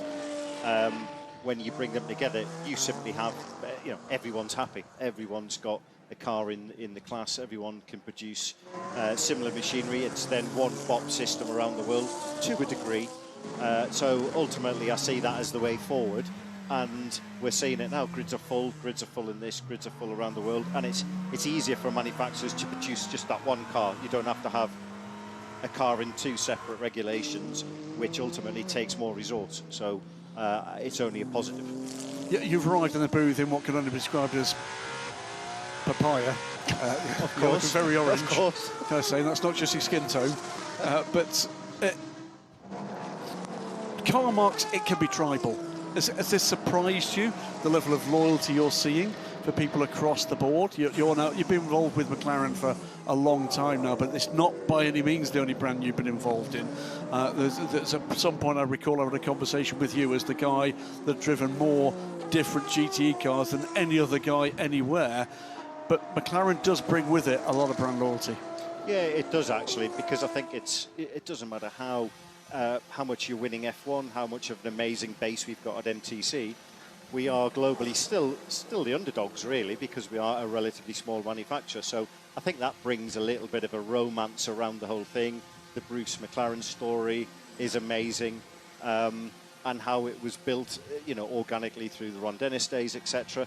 And that's been carried on, and obviously we've got our colour, our trademark papaya, which makes us stand out, and I think it's fantastic. And yes, actually being in the stands here, obviously the other side of the world from base, actually there's a lot of papaya here, so yeah. It's really good to see. And when LMDH arrives, I think we'll just see that really flourish, and we'll see more and more of it.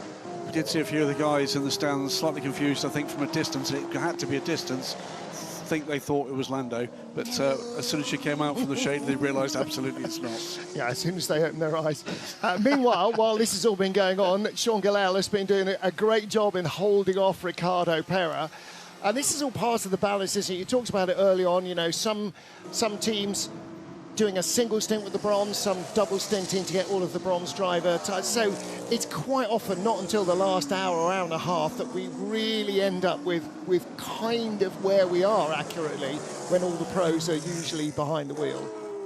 Yeah, and I think what we'll see is our pro drivers are going to be in at the very end.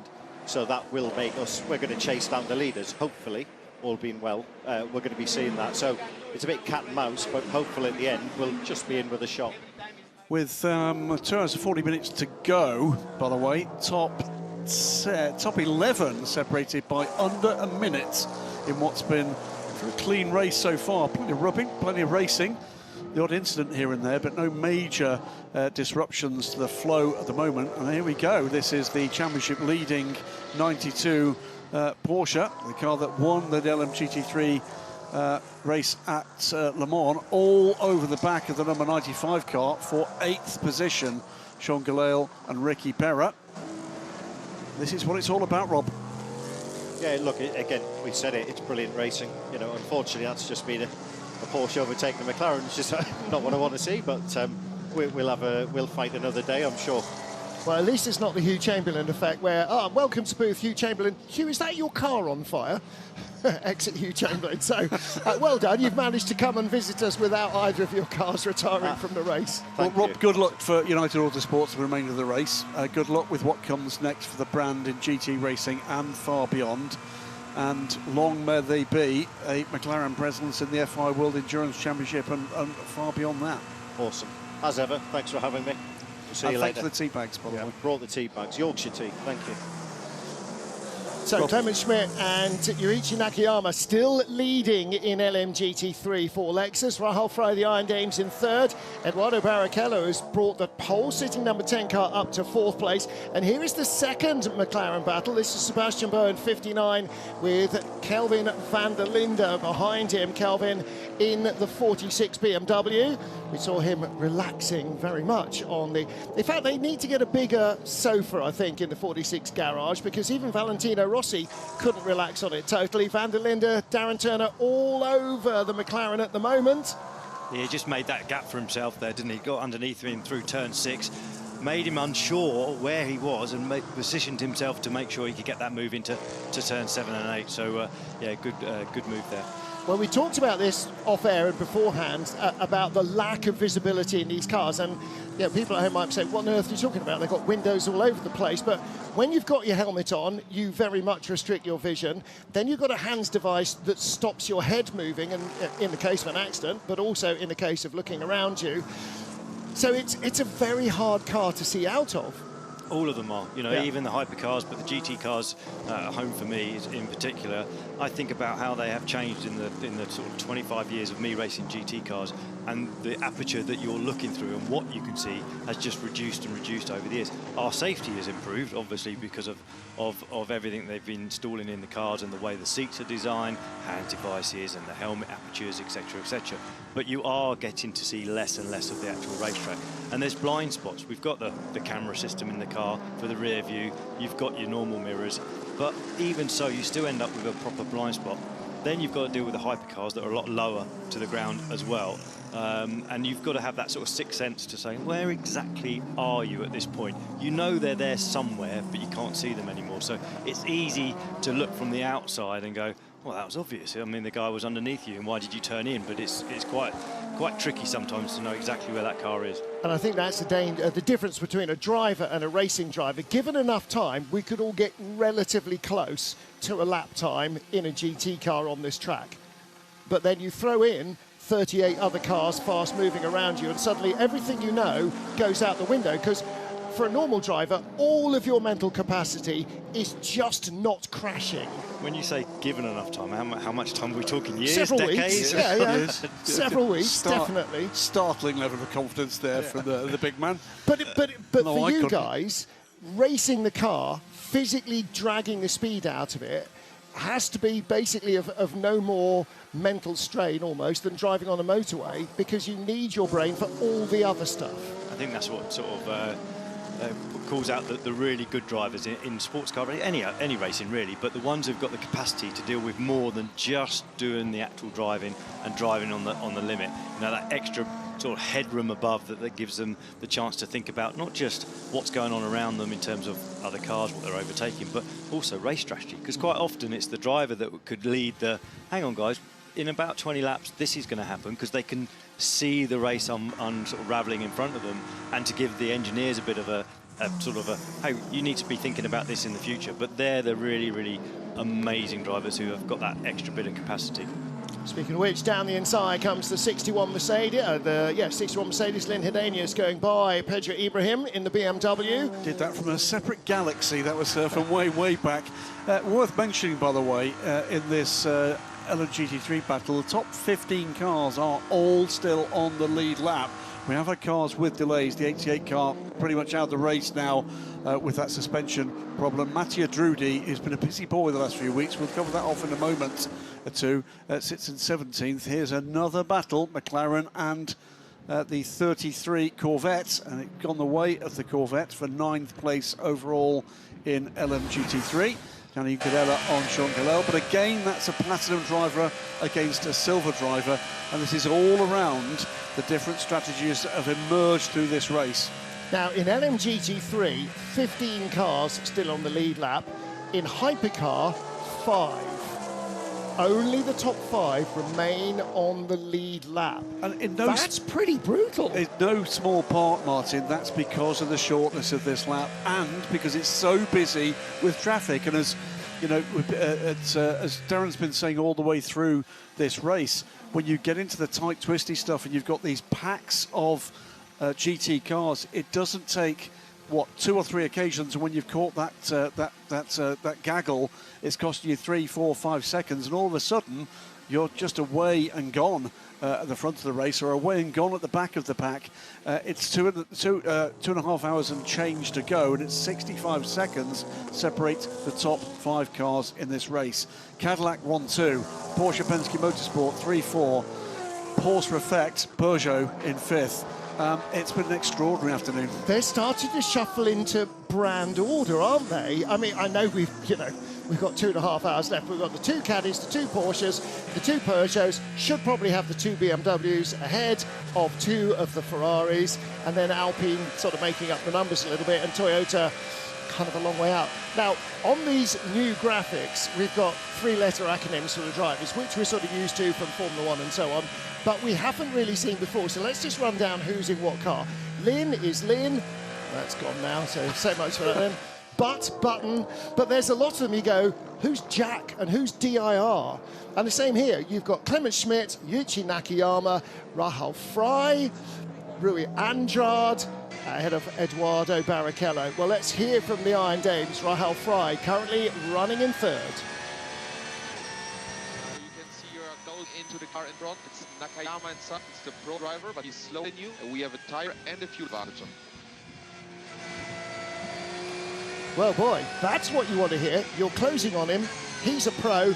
We've got a tyre and a fuel advantage. Go get him. Yeah, well, Rahul Farah's pace has been great. Could be drama ahead, though, for Porsche Penske Motorsports. Car 6, Kevin Estre, under investigation. Pit stop procedures last time through the pits. What's that, 20 minutes ago? So there could be a major problem here. How far back is Melter Jakobsen? 4 seconds. That would cost him a position if there's any penalty coming his way at all. Meantime, I'm Dames are doing fantastically well here. What the race engineer was telling Rahel there, Darren Turner, is absolutely correct. She is just nibbling away at the advantage of Yuki Nakayama, who, despite the fact that he seems to have an advantage on them, she's just edging closer and closer to second place. How much longer before we get that Porsche into second place in this race? Just like Martin was saying, that's the music to your ears when you're in the car, when you can hear that you've got better tyres, your fuel's better, and you're closing on the gap ahead. It's motivational. Not that any drivers need that extra bit of motivation, or they shouldn't do when they're out on track. But if you're out on track and you actually can't see the car ahead, you need something like that information to tell you the time and if you're closing or if you're losing. But at this moment in time, Frey's got the advantage of being able to see the competitor and closing in, so it's just a little bit more. On the flip side of that, obviously 78 now is now fully aware in the mirror that someone's closing in, and that's when some of the mistakes start to happen. You start thinking about what's behind you and you start, right, okay, I need to push a bit more, and you just go over the limit. You make one mistake and then you're like, okay, I've lost a little bit of lap time there. Then you make another mistake trying to rectify the first mistake. So it can all start to fall apart very quickly at that point. Looking here at 33, the yellow Corvette behind the turquoise Porsche. Ricardo Pera ahead of Danny Juncadella in that Corvette. That's a battle for 8th and 9th. Just in front of them is Sebastian Boe in United Autosports McLaren. So that is a three-way battle. Just behind them, by the way, is the battle for 10th in the final points position, and Sean Cadell being caught by Ben Tuck. It's the 95 United Autosports McLaren, the 77 sole surviving Proton competition Mustang. These are battles worth watching as we get deeper and deeper into this race. Has the Mustang not just gone by? Was that not just him on his own in the back of the shot? Possibly not. I might have just missed the McLaren, but Danny Juncadella all over the back of Ricky Pera. So the winners in Qatar after a remarkably resilient final stint defence by Danny Juncadella in the 33 Corvette. It was edge of the seat stuff. It looked like he was going to be passed on almost every lap, but now he's up behind Ricardo Pera. Our Le Mans winners, our winners in Imola as well. That's why they're the championship points leaders. Goes to the outside, Darren. Yeah, making him go around the long side, but now switch back underneath. This should be his corner now.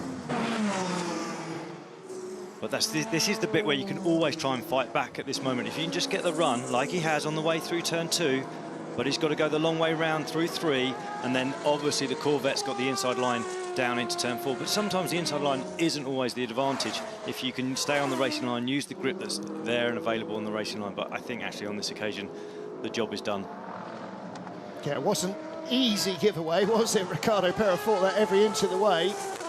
So hard-earned position for Danny Juncadella. Past him has gone one of the two Astons, it's 009. We can see how hard these guys are all pushing, and you can see how involved they are in their own battle. But meantime, hypercars buzzing around them all the while.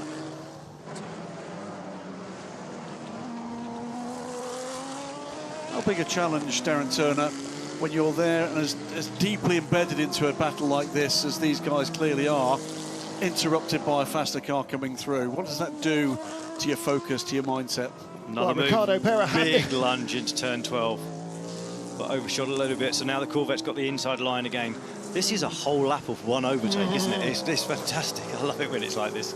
You know, not giving up it can be quite easy. You've been overtaken, they've caught up with you, that you've been overtaken, you're like, okay, that car's got the pace, I need to just focus on my lap time and my stint performance. But then to fight back is, that's fair play, really good to watch. And Ricky Perra, suddenly the door opened, he had a great lunge down the inside. He wasn't expecting it to come, and it's, big handful. Fantastic.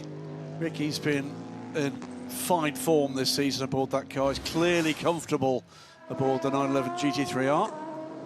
It's still not over, isn't it? Well, Juncker is trying to clear the muck off his tyres, isn't it? Every time they go offline, they're picking up pounds of used rubber. You can see a great big lump there flying off the car in front. The difference with a sports car race over, say, a single-seater race is the racing line becomes quite narrow because everyone's pretty much on the same thing. Because there's so much overtaking going on in this race, the whole racing line is double width, basically.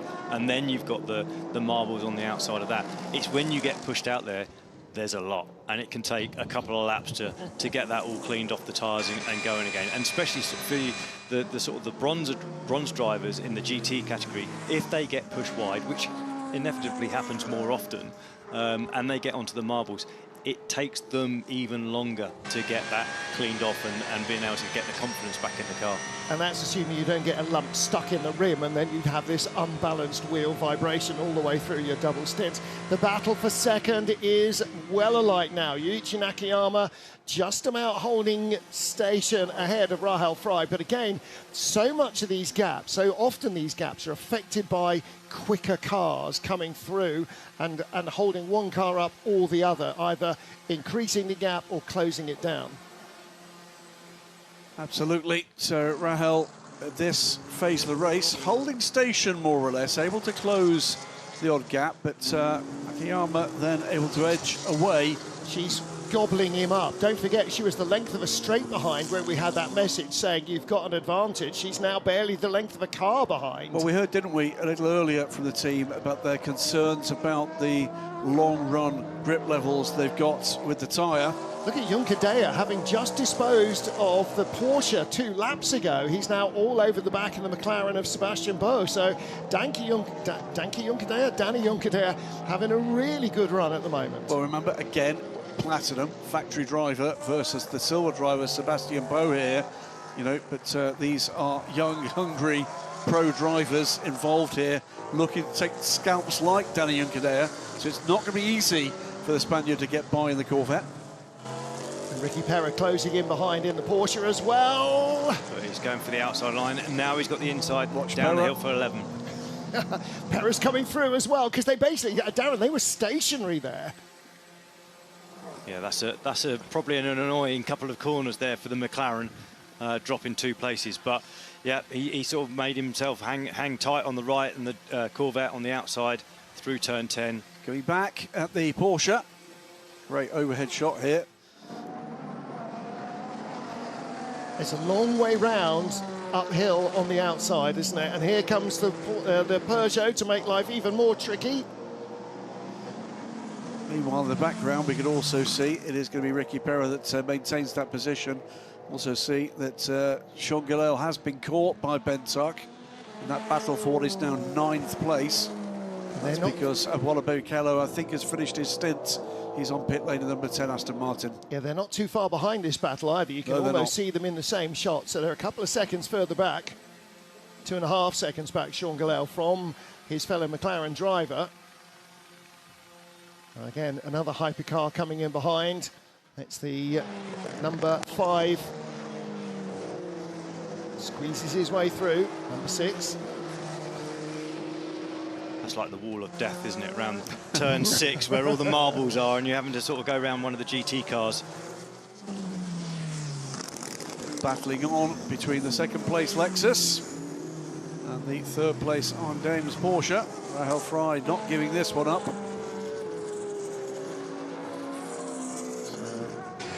And this is the bit, you're in car, and you can see the other car making mistakes, just missing the apex by half a metre here or a metre there, and it just gives you more and more confidence that you've got half a chance of being able to attack. Whistles by the number 10 Aston that's just come out of the pit lane, and that's Valentin Asiclo on board, having taken over from Dudu Barrichello. Yeah, good run from Eduardo Barrichello in front of his home crowd. He'll be back in again before the end of the race for at least one more stint. Getting into the phase of this stint where Rahel Fry is going to, I think, want to try to force the point here, closer than she's been for a little wee while. The good news for her is that we've had some of the lead hypercars coming through, and if you know who the leader is, oh, she gets a good run on the inside, Darren. Yeah, absolutely. Now, unfortunately, it's on the outside for the next corner, but it's the same thing. Seeing the car ahead, making a mistake, missing the apex, and you know the opportunity is going to be coming pretty soon. She's got it. She's just got like it. that. Yep. Absolutely perfect. So Yuichi Nakayama gave her a little shoulder charge to sort of ease her out of the way and hold on to the position, but it didn't deter her. The Swiss driver moves up into second place for the Iron Dames. Lexus is quick on this straight, though. I'm not sure he's got enough, but it's because the Lexus is going to pit lane. In lap for Yuichi Nakayama. So he comes in from what was third place. This is great on-board viewing, Darren. Yeah, see the little twitch? As he turned in, rear axle went, moved wide, and it just gave an opening that was, okay, it's the long way round, but it certainly helped because it just gave it the momentum on the approach to turn 12, because that Lexus just went a bit wide onto that curb going through turn 11. Been a cracking run for the Dames so far. Behind with the 51 Ferrari. Where's the gap going to open up? He managed to squeeze through. Now here's Ben Tuck in the Mustang, closing in on the McLaren in front.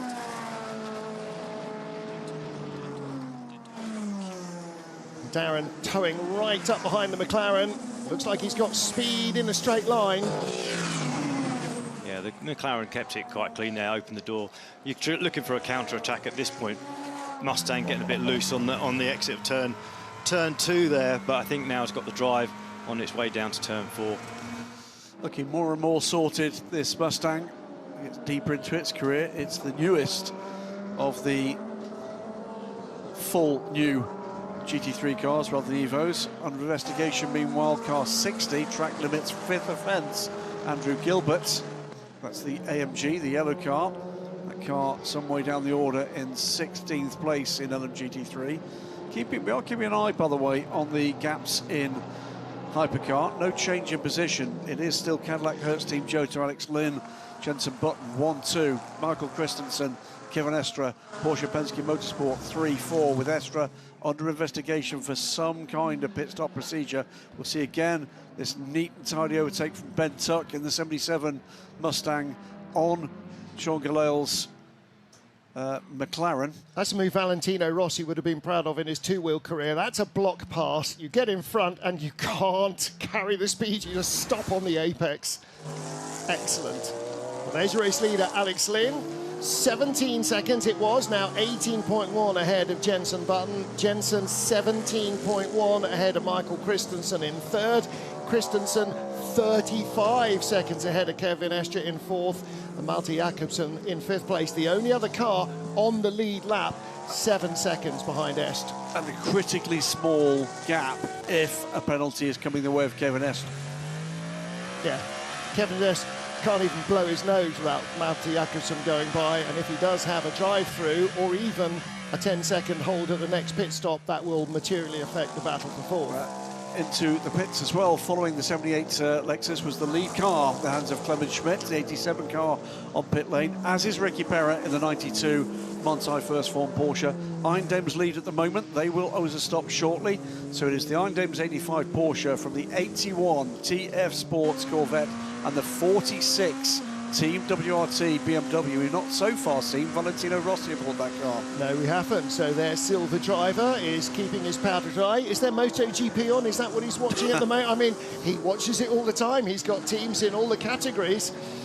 It's a busy Marquez time in World Motorsport, but at the moment we're glued to this, and as we should be.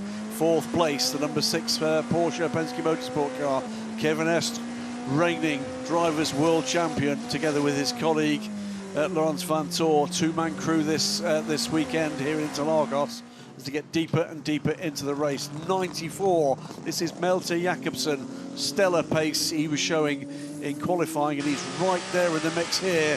He will know there's a possibility there's going to be trouble ahead for the car 6, and there is. It's going to be 5 seconds added to their next pit stop. That is perilously close to nose to tail when he emerges for the next pit stop cycle. Now, he's got 2 fresher tyres on the car. He had new right sides last time out, so he will get 2 new lefts probably this time. What did number 6 have? Number 6 had both fronts and a right rear, so actually the number 6 car has got a tyre advantage over the 94 Peugeot, and that does show the gap is just a fraction wider than it was. We're talking a 10th or 2 a lap.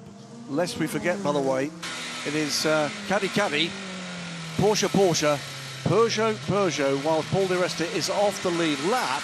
He is sitting 6th, and next car back from the sister 94 car of Melty Jakobsen. That's just confirmation of that penalty we've called for car 6. That was pit stop infringement. Let's listen in to Marco Whitman. Starting to pick up a little bit front vibration. Okay, copy. Lap times are still very strong. And that, Darren, is likely to be rubber somewhere on the rim that has just not been thrown off, and that's the vibration, it's out of balance. Yeah, I'd expect so, unless they've had some contact and there could be like an aero imbalance somewhere. But you'd expect during this race that you're going to get various sort of stages where you do get pickup. Suddenly there's a vibration.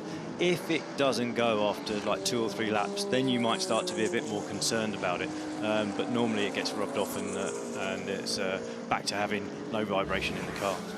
Danny Cadoa in and out of the pits. Just looking at the other TF Sports Corvette here, gentlemen. It's currently running 2nd. That is on a different pit stop cycle to the 2 Lexus cars, but we've not yet seen Charlie Eastwood. And keen to hear what you think of Charlie's recent form. Charlie in the Corvette, wherever he's racing around the world, just seems to be in a very happy place at the moment, Darren Turner. He's always in a happy place, isn't he, Charlie? He's a very happy boy. He seems a happy guy all the time. But yeah, he's exceptionally talented driver, and he's done a great job. He was with us at Aston Martin for many years, and then he went across to a Corvette, and he's just continued with that momentum. It doesn't really seem to matter what car you put him in, LMP2 or the Corvette. He's always going to be super fast. We wait to see. There's still a lot of talent still to be rolled out, including in this car. First, it says on the side, Rahul Fry aboard the car. Hopalong Gatting still to climb aboard.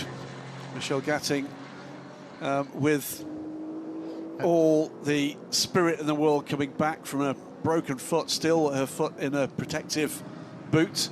So she's already successfully raced in the European Le Mans Series, and here she is as we've got the doctor ready to go to work. Yet another distinctive helmet livery from Valentino Rossi. There's so many happy brains in the marketing department at 46.com, or whatever the actual name of it is. They just keep coming up with this new stuff. Pit stop for Rui Andrade, and there's the shamrock and the helmet of Charlie Eastwood. So the Angolan driver straps in his Irish teammate, and out gets Kelvin van der Linde. The doctor is at home in the 46 BMW. So 81 is in, 46 is in. The 60 Mercedes of Andrew Gilbert serving a drive-through for that 5th track limit violation. And 1 car out, Gianmarco Lavorato, the 88 Proton Competition Mustang. The 2 cars that were in trouble early on, the 15 BMW with brakes and the 35 Alpine with a hybrid system, are both still running. Pretty good form here for the 46 car. They've been out of sorts in terms of pace here with the new tyre not really, it seems, unlocking the pace they hoped. But the strategy they've thrown at this, as we see the lead car in the hands of Rahul Fry coming to a halt at the Iron Dames pit, we will see Michelle Gatting. There she goes. I was going to say, with 2.25 hours, I don't think Michelle's going to do the entire rest of the race. Is that Michelle, or was that Celia Martin going back That in? might be Celia Martin. I would think that Michelle will do the minimum possible, not because she wants to. Now, that's the GAT. Not because she wants to do less driving, but because physically, with still a broken foot, don't forget that she is on crutches with her foot in a weight-bearing boot. When she's not actually driving the car, she will be feeling a bit of fatigue. Celia's done the drive time. Yeah, so yes. But again, a healthy Celia Martin with as revved up as she was versus Michelle Gatting in possibly quite a lot of pain. It might be that Rahel Fry gets in again later. So 95 United Autosports into the pits, coming in from third. So fired up, Michelle Gatting about to be released, and here comes the 95 McLaren onto pit lane in the hands of Sean Galale. Yeah, I'm not questioning Michelle's speed or determination, but this, I mean, she raced last weekend in the European Le Mans Series for the Iron Dames in a Porsche. Here we go, battle Corvette and Aston Martin and BMW. And this is just 27 outside the lead group. This is Mattia Drudi, 13th place, battle with Pedro Ibrahim with those Brazilian colours on the 31 BMW. Interrupted by another Aston Martin, and here comes one of the Peugeots as well.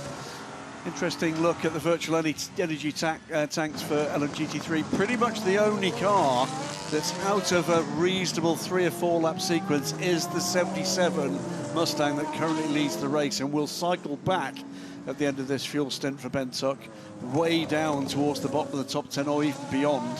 But there's pace there, but out of sequence. Needs a bit of help from Incident to really put him back into the frame here. Well, unless going later for fuel means that actually they obviate a splash and dash later. We don't know, because we're not clever enough to work out who will need a splash at the end, or if anyone will, or they'll all have half a tank left or something. But the more fuel you have as you get towards the end of the race, Darren, the more things might work in your benefit. Absolutely, yeah, and especially if there's like a full course yellow. I'll say that now because it probably means that we've got one coming at some point. But that's a given. Yeah, so if you end up in that situation, and we had it in 2014, I think, where we were out, there was a big accident, it went under safety car, but in reality we would have had to have a splash and dash. But because of our track position being at the front of the field, it was like, no, stay out, and either you're going to end up having to run out of fuel on track and you will come last, or if, because everyone's under the safety car, you come into the box for the fuel, you're still going to end up last. So we just rolled the dice and hoped that we had enough fuel to get to the line, and we did on that occasion. So yeah, fuel is absolutely king in these situations as you get towards the end of the race, and it can make a massive difference to your ultimate position. Yep. So this is the leader as they came into the pits, 77 Proton Mustang. Tommy Schmidt cycles round to the lead again in the 87 Akonis ASP Lexus. Yuji Nakayama, by the way, has regained second place from the Iron Dames on that pit stop cycle, despite being 2 seconds longer on pit lane. I was about to talk about the change in form for the Proton competition Mustangs from last year to this year. Let's do the same about Toyota. Last year, they locked out the front row of the grid. They won here, and at the moment, they're going to need something very bizarre to happen if either of the cars is even to get a point. Number 7 in 13th place, Nick de Vries. Number 8 in 14th place, Ryo Hirakawa. While we're on board with Hypercar, you were talking a little there about the way in which it might sort itself out depending on whether or not we get any kind of intervention in LMGT3. Don't forget as well, the 2 lead cars, the 2 Cadillacs, are not on precisely the same fuel strategy. The offset there, 3 laps. That could be critical if we get any kind of intervention as to who's got what in the tank at that point. Yeah, absolutely right. And it all goes back again to sometimes the things that you think are going to hurt you may not. Now, this is a genuine battle for position. This is 12th, 13th and 14th. The 2 Toyotas are not struggling to lap the Aston Martin, the 009 car. They are struggling to get past the 009 car. I think they're probably just enjoying the noise so much they can't bear to go by. Well, that might be the only thing that Toyota Gazoo Racing are enjoying about this race at the moment. They are absolutely struggling for pace, and here we go. This is number 7. This is Nick de Vries inside Alex Riberas. And he hasn't got the straight line. The Valkyrie is pulling away at that point. Takes the whip to the horse, and those 12 cylinders open their throats wide, and away he races, and look at the gap he opened up.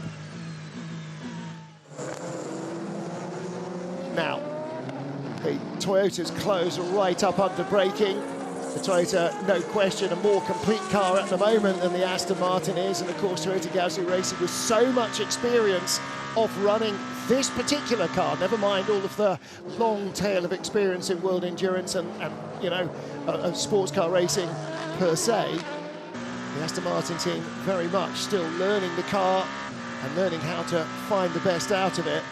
But it is encouraging. And look at that, only 007, Tom Gamble, the only car now with a hard tyre. So all the fears that the medium would be giving up at the end of a double stint or long before the end of a double stint, even with the Aston, don't appear to be realised. But here comes number 7 up the inside. Nick de Vries is, again, the Corvette might not play well here for either of them, but de Vries manages to wriggle through. That was pretty well judged, I think, there, Darren Turner. Yeah, it looked like the first Toyota went past at turn 4.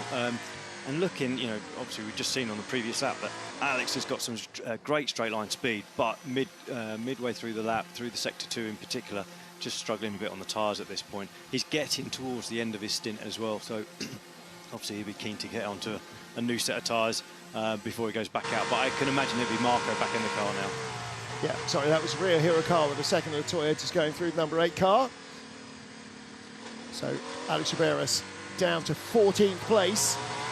But still just over 10% of his stint left to go.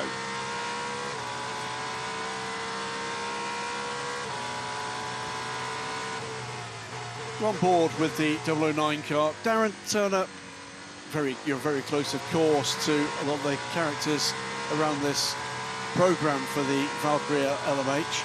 How big a step forward since Le Mans does this mark? They make that their racing position at the moment, 14th and 16th, somewhat underplays what we've seen in terms of an uptick in pace related to the rest of the field.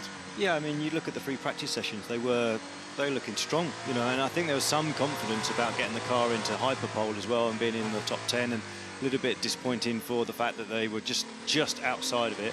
I spoke to Harry this morning, he just said we actually probably got in the way of each other during the qualifying session, so something to be learned from that stage. But again, this car's first time here in Brazil. Obviously the tarmac change is new for everyone, but there's still so much to learn on this car going forward. But you know, every race they're making more and more progress, more and more performances coming from it, as you'd expect with a car in its first year. It strikes me, we saw some flashes of form at Le Mans with the car. Here we've seen something more than flashes of form with the car. It's looking, all of a sudden, like it's racing. Has been racing, hasn't it? It showed earlier in the first stint of the day with Marco behind the wheel, made a few places, I think made at least 3 places during that first stint before his... I think he made 3 places into one corner.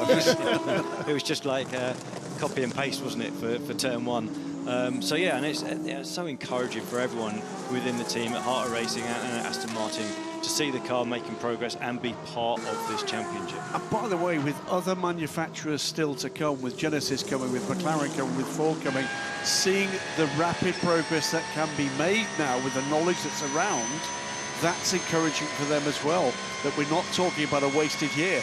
Absolutely not. They've got a year advantage for the 3 new manufacturers that are coming into the championship next year and the years beyond. So yeah, at some point you are going to have to be the new guys on the grid, and you're going to take that pain in the first year as you get up to speed and develop your car. But you've seen from other manufacturers that, you know, they can come from being not too successful in year 1 to being the main players in year 2 and 3. Nakayama, by the way, second place in the number 78 Lexus. He must be having an astounding feeling of deja vu, because he's looking in the mirror and it's another fired-up lady in an 85 pink Porsche. Well, speaking of which, let's get down to the Iron Dames garage. Bruce has managed to find a team that's not necessarily French-speaking. Caught up with Raoul Freund.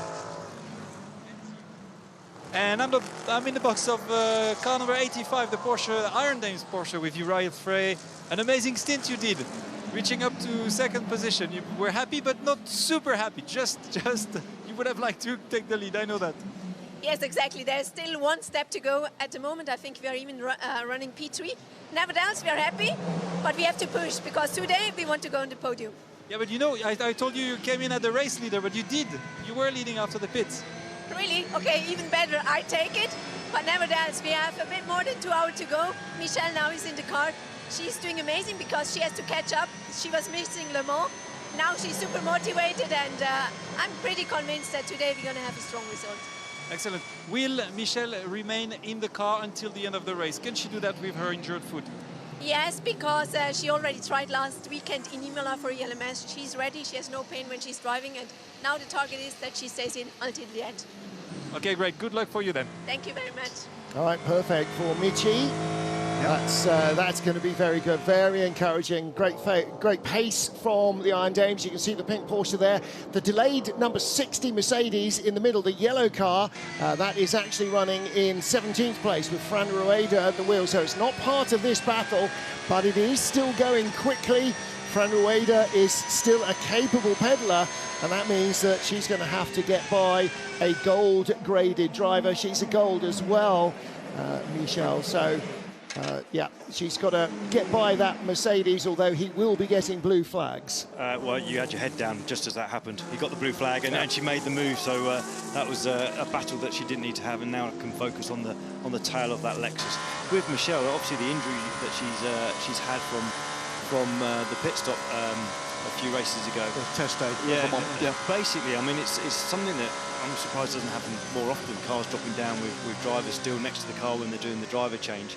You know, it's one of those things, at least out of your 2 feet, if it's going to be one of them, if it's the right one, at least it's only having to do the throttle and you can use your left for the braking. Yeah, but all these cars are left-hand drive. How did they drop it on her right foot? I mean, look here at Loic Duval. Where's his right foot? The answer, in the middle of the car. She explained what had happened, and actually, I think stood up and said, "Actually, my mistake." Right. She just lost awareness in the middle of the pit stop practice, which is what it was happening as to what was going on with the car. She put her hands up and said, "It's on me," as indeed it was in more ways than one. Yeah, I mean it's less than ideal in a race, but when it's just pit stop practice, then you just really want to go and hide yourself away in a dark corner and cry. If you haven't seen the bit of Instagram that was put up by the team with Michelle calling Sarah Bovey and telling her she had to get to Le Mans, the emotion, extreme. Yeah. Well, Sarah Bovey was due to be there anyway. But not driving. For moral support. Yep. Yeah, and then had to use, because they had special race suits, couldn't use her own race suit, but had to use Michelle Gatting's race suit. So, yeah, luckily they're pretty much the same sort of size, because you wouldn't want to try and fit, let's say, Alex Wurz into Anthony Davidson's race suit. Or indeed the other way round. You might get on one leg. That would be common. I want to see Davidson in an Alex Wurz suit. Well, we talk a lot about the Iron Dames, and correctly so. It's been a real talismanic effort. But the camaraderie within that group. Darren, you've been part of sports car racing for as long as I can remember, well over a quarter of a decade. Talk a little bit about the kind of the atmosphere within a tight group like that. A factory effort or similar with the guys that you're sharing that car with, both at the race meeting and between the race meetings. Oh, it's absolutely horrendous if you don't like your teammates, you know. And thankfully I'm very lucky. I've been really lucky with the type of teammates that I've had over the years, and there's only been like 1 or 2 occasions when you're like, I wouldn't want to go for a pint with this guy because you know it was Oliver Gavin, wasn't it? Yeah. I've only shared a car with Oliver once, so no, he's okay. But do you know what I mean? You want to be able to enjoy their company out of the car, away from the car, because you're travelling all the time. You're at the hotels and everything else. But the biggest thing is the trust between that. When you're in a single-seater team, the first person you want to beat is always the teammate, isn't it? You want the team to do very well, but you want it to be 1-2, and it's 1-2 in your favour. You start sharing a car in sports car racing. The only way you're going to get success is if all 3 of you are capable of performing at your best every time you go out there. So you need to be all on the same page. Right, hang on a minute. So if you've never hated any of your teammates, I didn't say that. Is that you? Does that make you the one that... Well, yeah, potentially, yeah. So everybody's got that one friend who never buys a pint, and if you haven't, it's you. It's Rob Bell, isn't it? Actually, Rob he's one of those like easy come, easy go guys. So it's from that point of view, Rob was really nice to share a car. Ollie, it's not Rob. It's Johnny Adam, isn't it? Yeah. Oh, driver change, getting back on target here with the 36 Alpine, and actually Jules Gounon just handing over the car here to Mick Schumacher as his partner Michelle Gatting leaves her garage and heads out on track. So they're in the same paddock. They're racing for different teams in different categories, but the two of them very much good for moral support for each other. But now Jules has finished his stint, hands over for the final lap, 2 hours of the race, as we are at the 4-hour mark. The 36 Alpine in the hands of Mick Schumacher. Yeah, it's not really been their day, has it, to Alpine? Also out the car, by the way, we saw in the inset the 94 car handed over from Malte Jacobsen to Loic Duval. That car just cycles back to 8th at the moment into that final 2-hour bracket of this race, and somehow again the tempo changes, the tenor changes, and we start to think about counting backwards from the end rather than counting forwards from the beginning. Yeah. 83 stocks for fuel as well. Robert Kubica. Kubica really anchored this effort on Sunday at Le Mans. Again, you would have needed, I think, several sticks of gelignite to get him out of the car when they were in the lead. And I think possibly entirely fairly, maybe Phil Hansen and Ye Yifei thought, if we have Robert in the car and there are calls for them to slow down and hand the lead over, he's the one who is most likely to be able to resist those. And yeah, he did a quintuple stint. Look on the screen right now, and you can see that if you go to the @FIAWC_official Instagram page, you'll get to help choose the driver of the day, the Goodyear Wingfoot Award for LMGT3. There will be a shortlist selected by an esteemed panel that will be given there as the opportunity for you to decide who's going to get what is an award that is getting quite popular amongst the competitors. Ye Yifei, by the way, taking over the 83 Ferrari from Robert Kubica. Fuel and tyres as well, so it looks like a 4-tyre change. And excellent. Good news in the booth is we've lost pictures. So that's always good fun. Meanwhile, here comes the 51 Ferrari down the inside of 99. That is for position. And in the points, Antonio Giovinazzi up to 8th place now. This could be a very big run at this point in the race for the 51 car, which, let's be blunt, was absolutely nowhere an hour ago. All of a sudden, big points loom. This is Jovi with a brand new Ferrari contract in his pocket, taking none of that nonsense from the Porsche. While we're watching this on board again, Darren, to the pit wall. Oh, grief. That's as close as you can be squeezed against the pit wall as you possibly can get it. But it looked like the 99 just lost a load of momentum. The Cadillac came past, maybe because of a blue flag, maybe, and just released a bit of throttle, and that gave the momentum to the Ferrari. And previous leader out of the pits, Norman Nato it is now aboard the number 12 car. The 38 car in the hands of Jensen Button goes to the lead of the race. Also on pit lane, the number 5 Porsche in the hands of Michael Christensen. Remember, when we see Kevin Estre down pit lane, there will be 5 more seconds to be served there. So there'll be a little bit of ebb and flow. Away yet from final pit stop times, but in the background still underway, this battle for second place down GT3. Yuji Nakayama and now Michelle Gatting. Here is the number 5 from Porsche Penske Motorsport. Marco Wittmann in 5th place at the moment in the number 20 BMW. And that car still with 24% energy. So tellingly as well, 15% left for the number 38 Cadillac. Was that another 3-tyre change, or did they change the left front that time? Because we've seen quite a lot of 3-tyre changes with the left front being left alone by Porsche, but you can't do that forever. I mean, eventually at some stage, even though the left front tyre doesn't do a very great deal, it will wear out. Meanwhile, 46 BMW under pressure now. This is for 6th position. Gregoire Saucy behind. Swiss all over Valentino Rossi. Again, remember, Valentino Rossi is the silver driver. Gregoire Saucy is the gold for United Autosports. Cars 007 and 54, no further action. That was the brush, wasn't it, that saw Thomas Fleur off to driver's left out of turn 2. Yeah, Fleur must feel that quite a lot happening to that 54 Ferrari, although at the moment the Ferraris are now closing up towards the bottom end of the top 10. I mean, it's not going to take much to see some significant changes in the lower order. Well, and here's a classic example. Valentino Rossi, the silver graded driver, so not the top driver in this car, in for the first time towards the end of the race. And so some of the other teams have already had their silver drivers time and are now into gold platinum, the top stars. There's Rob Bell watching in the McLaren garage as Gregor Sosi closes in again on the doctor. When you see that shot of Rob Bell there, you can see why the fans in the stands possibly thought it might have been Lando from a distance. It's quite a long distance. Yeah. Now then, Toyota versus Peugeot. This is for the final points scoring place in the Drivers' Championship at least. This is the 8 car trying to get onto terms with the 93. What's Rio Hirakawa clapping his hands in the air for halfway down the straight? Was that not his hand in the air? I thought that was the tube. Okay.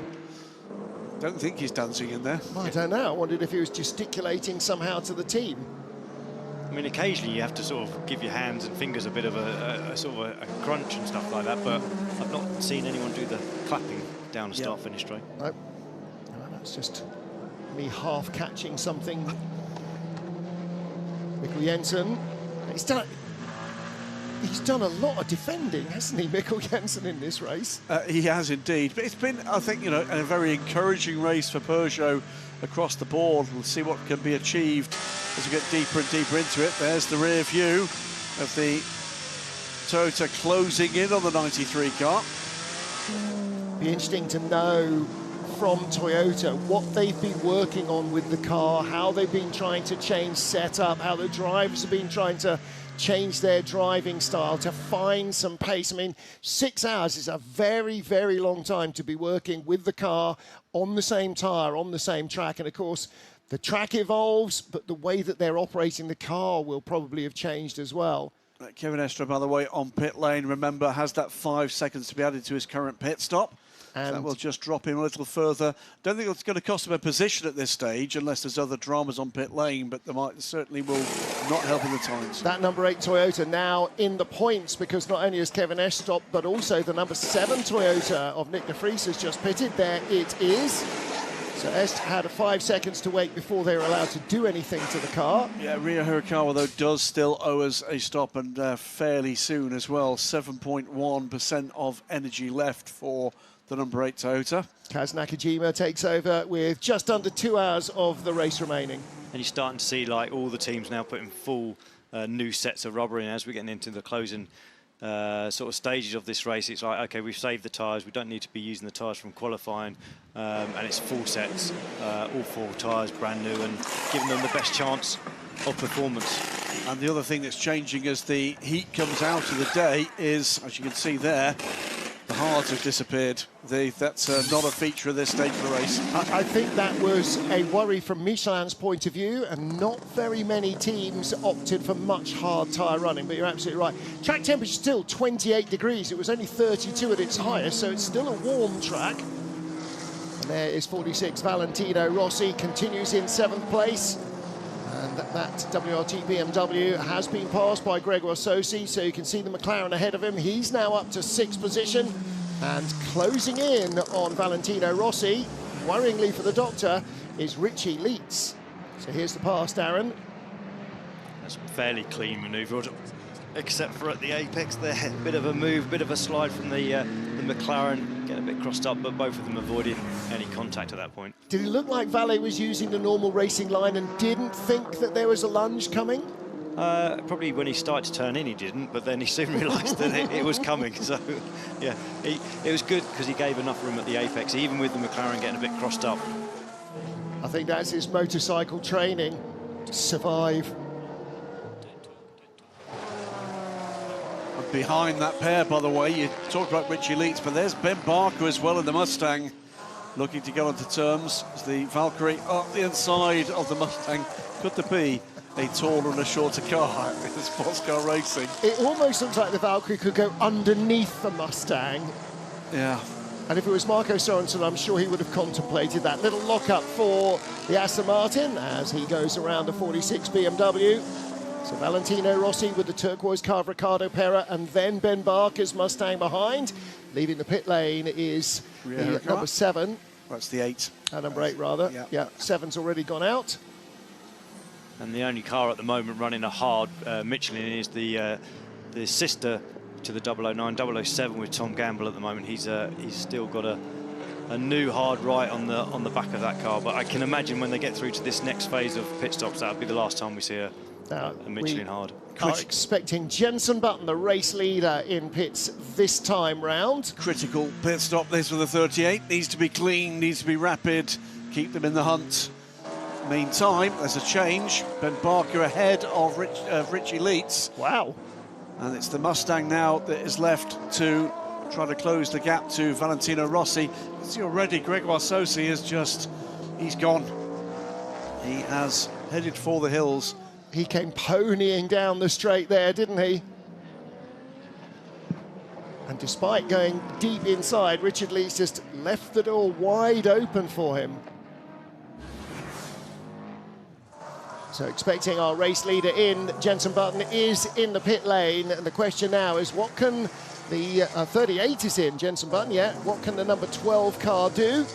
Jenson is out, Sebastian Bourdais takes over. This should be a pretty simple retake of the lead. It's under a minute the gap, and it's over a minute for a pit stop. So Norman Nato should regain the lead here pretty simply. Ryan Hardwick on the radio there going, go get him, Richie, go get him. Keeping an eye on Marco Whitman, by the way, the number 20 BMW, cycling through to 4th. There's a few cars we don't have an energy readout for. There you can see the graphic on the side. The energy is not just fuel for the internal combustion engine, it's state of charge for the hybrid batteries as well. Is this right sides only on the caddy, or do they swing round and do the left as well? Look like right sides only, potentially. Catch up with that again in a minute when the data comes through. I think that was a full set. Might have been a full set. Most people have made a habit of not putting a new driver on cold tyres, but trying to at least give him half a set that are hot. Okay, the left-hand side does not so much for you here as the right-hand side, but he will be very aware of that. So Seb Bourdais is sent out into the fray, and where does he emerge? The answer is he will emerge in second place. 30 seconds the gap. We'll see how that one pans out at the end of this lap. Richie Leitz behind Ben Barker, 8th and 9th, both of them closing in, or have closed in now, on Valentino Rossi. And, 5-6 seconds up the road now is Saucy. Ben Barker had a look up the inside there. That didn't quite work. Valentino Rossi was having none of it. Coming in off a very long run up there, Ben Barker. Maybe being a little ambitious, but hey, pile the pressure on him. You know it's Valentino Rossi. You know that he's a silver driver. He's making him look in his mirrors rather than looking ahead. That's what this is about. Put the pressure on. Yep. Show your nose. And again, look at the way he runs away from the Porsche behind. All these cars are different. They make their lap time in different ways. He's having a look again. But there are blue flags as the hypercar came through. 99 leaves the pit stand. Neil Charney remains in. So that says the battling pair for the final point scoring position at the moment, for the Drivers' Championship at least. Just had a quick view, by the way, of the energy for our LMGT3 league group, and interestingly, the one with the most energy remaining is the third place car. It is the 85 Iron Dames car. That could come into play in the battle for second place. The lead gap, though, is only 13 seconds. Well, yeah, first to second and third is 12 and a bit, so it's still a very tight top three with an hour and 45 minutes remaining. 36 Alpine and Mick Schumacher around the inside of the 9th placed turquoise Porsche of Richie Leitz. Ben Barker with the white nose on the 77 Mustang, still harassing Valentino Rossi's blue and yellow BMW. This battle continues for 7th place. Marco Whitman, by the way, on pit lane, so he was ready to pit That will cycle Laurens Vanteur back into 4th place. He's back aboard the number 6 car. Peugeot's Loic Duval, the 94 car, under 10 seconds back from the second of the Porsches. That's my work is done for the moment, Pose. Work's never done until the checkered flag is down, and then they have to start packing up. The mechanics never leave the garage. Quick shot of Ryan Hardwick, waiting to see just what's going to emerge here in terms of a points tally in their championship run, leading the points coming into this race. Anything right now is going to be a bonus for them because the 21 100%. Ferrari is down in 15th place and it's sort of sagged a bit down the order. So any points now will help to extend that lead. We talked about this, Darren, a couple of times during the race. If you've got a car that can win, boy, you better win. If you haven't, you better take any point that's available. Yeah, absolutely. Sometimes, you know, the balance of performance and everything else is in your favour, and you have to, like you say, deliver with a good result. That said, when things aren't quite in your favour, or you've got the success ballast that the LM GT3s have got right now, it still means you've got to be optimising everything you possibly can do from that race weekend, because if you don't, those little points that you could be collecting will pay a price at the end of the year if you've not managed to get them together. And it just keeps the pressure on, doesn't it? Because, you know, if they sort of had a weekend where they didn't score any points, the Ferrari did, you know, it closes that gap a little bit closer. You know, you lose that bit of momentum. So, yeah, maximise everything you can at every race weekend, even if it's not your weekend in terms of getting a podium or something like that. Don't be 9th if you can be 8th. Yeah. It's the zeros that kill you, you know, if you're outside. And don't forget, almost half of our field in each category aren't going to score a point because we only give points for 10th place and there are 18 cars in each category. All right, 1 extra point for pole position in each category, but even so, it's slender pickings for a lot of these teams every time they turn up. Watching the Ferrari to the left-hand side there, just looking at a little bit of data we've got access to here, which shows the fastest lap for each car in this field. 6th fastest in terms of its fastest lap in this race so far is the 009 Aston Martin. Wow. The 17th and 18th fastest in terms of the fastest lap they produced are the 2 Toyotas. I was going to say Toyota Gazoo Racing would absolutely be my guess on that, and despite which they are still knocking on the door of the top 10. I mean, that team knows how to operate a car. Looking here at the Corvette, this is 81, chasing down the number 10. So Vincent Asseclo ahead of Charlie Eastwood. This is the battle for 4th place in LMGT3 as we head back down to the pit lane with Bruce Schwani. I have the honor to be next to Rubens Barrichello in the Racing Spirit of Le Mans Aston Martin garage. It must have been a proud father moment yesterday. It was a super moment. I tell you, you remind me of the pole lap that I had with the Brown in 2009, because it was a thing that the whole Brazil was pushing him, and I wasn't here because I was racing just in a place 2 hours from here.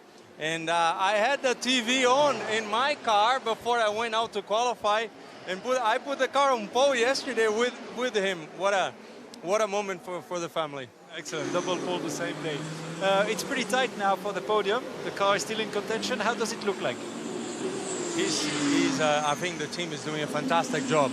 Eduardo is driving superbly. I'm super proud. I think they have a shot for the podium, and I hope so. Okay, fingers crossed for you. Thank you very much. Thank you. Right, well, we might possibly have a little bit more of an interruption to proceedings. There's not one errant kite flyer at the track. There might be another one around the 50-metre marker on the main straight. Well, so we'll look for that in a minute as we see the number 10 car, Valentin Astaclo, with Charlie Eastwood looking even closer this time, Darren. Yeah, certainly Charlie's closed the gap in onto the number 10 Aston Martin. So, yeah, Valentin's going to have his work cut out now for the next, well, until the next pit stop, really. And, yeah, it's like the old days, isn't it? Corvette, Aston going head-to-head. And here we are, Ferrari and Aston. Yes. Two brands that you've had time with. Yeah, exactly. Just another quick number I'm pulling out from some of the stats we've got here. fifth fastest, fourth fastest lap. Matti Jakobsen in the Peugeot. Is the 83 Ferrari. Okay. That compares with 11th and 14th fastest for the two factory cars. Wow.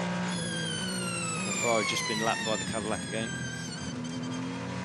Yikes. And again, you know, they've had a lot of success early this season, and that success, the rolling BOP over the last 3 races, is having a detrimental effect on their pace here, in the same way that the Aston Martin has gone from being, quote, the fastest car possible, so maximum success, maximum sort of weight and minimum power, that's been relieved as it's proved itself not to be necessarily the fastest car imaginable. So they can see who's made the biggest moves off the grid. Well, up 6 places from their grid spot is the number 7 Toyota, up to 12th, and the 51 Ferrari up 7 places from their grid spot in the back of the points. And up 6 as well, the number 36 Alpine. They currently sit in 9th place. They've had a good spell in this middle part of the race. Well, Nato leading in the number 12 Cadillac from Hertz Team Joe, to the car that started on pole position there. Sebastian Bourdais in 38 in second place. That car started in third, qualified in second, but Bourdais was judged to have impeded another car during hyperpole, and so was stopped back 1 place. So they started third, but it certainly seemed that Cadillac had pace. And so it appears, and the gap is coming down. It was 10 seconds between the 2 caddies. Looks as though Bourdais is going quickly. Okay, so from Jensen, I need to manage both left-hand side tires. Biggest place is turn 6, 7, and traction.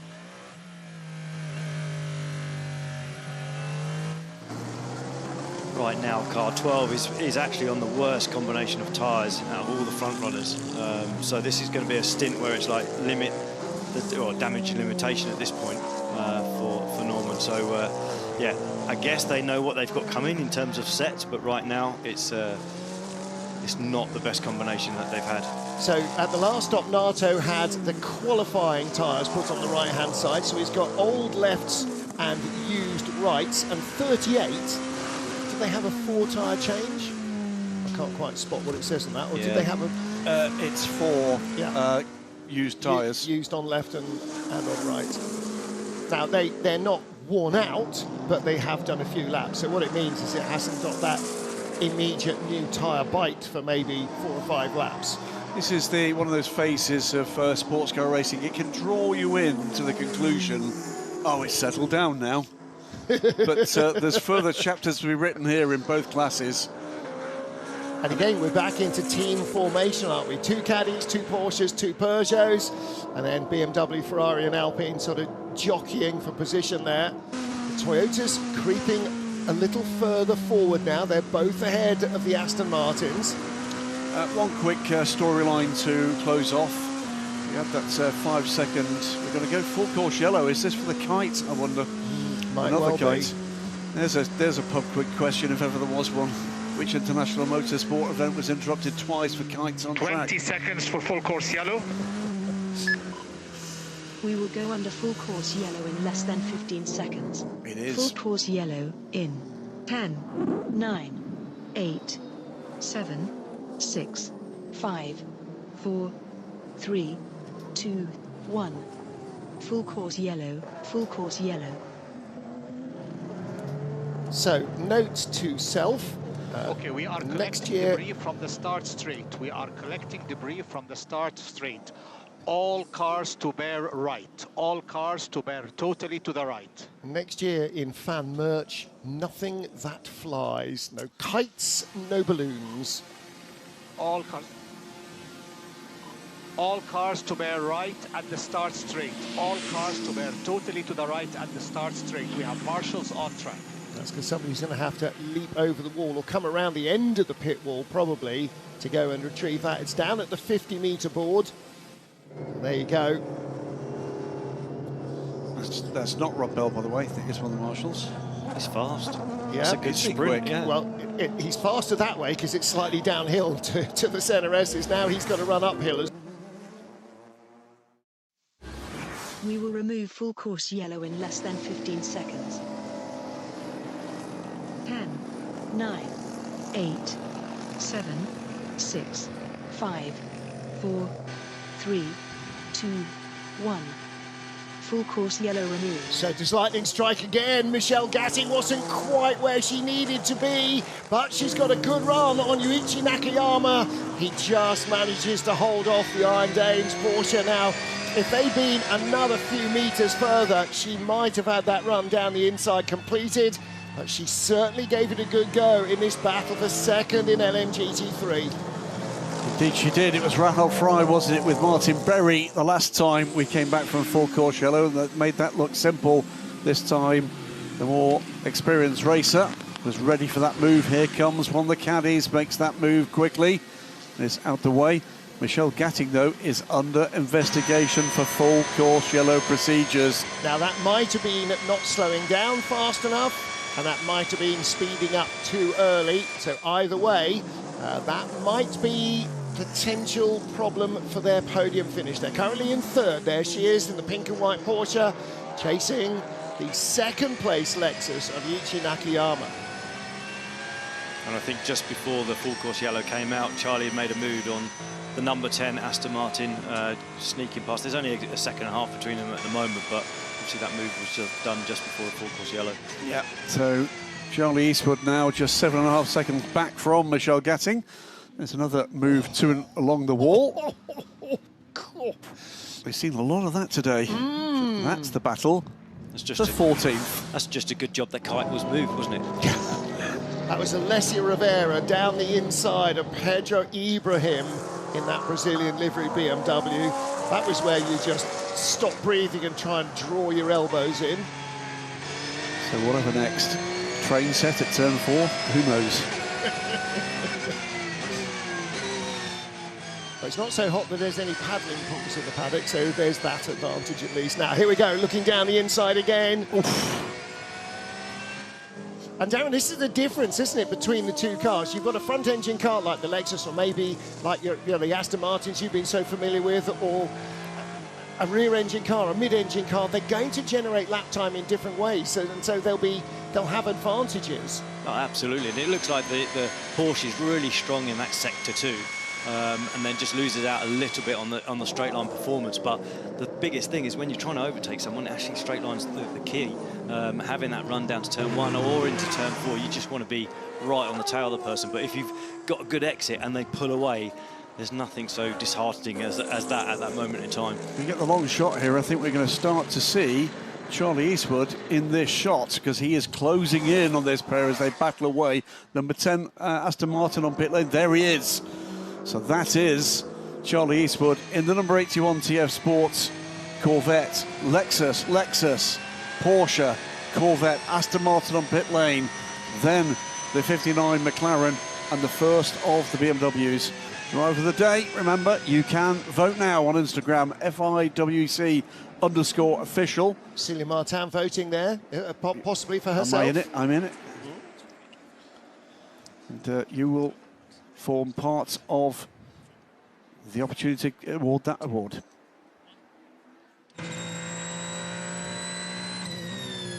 Aboard the 50 car now. 4 p.m. local time, an hour and 30 of the race remains, and official fan attendance is 84,741 fans here for the Rolex 6 Hours of Sao Paulo. I think that's a 5-figure sum up on what we had last year. So I think just over 70,000 last year. And that's a very sizable uptick in performance in terms of feet on the ground here and bums on seats, and that's very encouraging. We think the championship is thrilling. We think it's worthy of you coming to see it. Seems like the fans do as well. Let's get down to Cadillac Hertz Team Jota. Catch up with a well-known face. And with Jenson Button in the Cadillac Hertz Jota team garage. You were leading before, we were just talking, and he said you lose quite a bit of time after the pit stop. Yeah, it's been good actually. I mean, I think we're a little bit surprised at our pace, to be fair, compared to the rest of the field. We're still racing the Porsches a little bit, but yeah, if we can keep it together, it's definitely a Cadillac day today. And I heard, heard Steve Jota.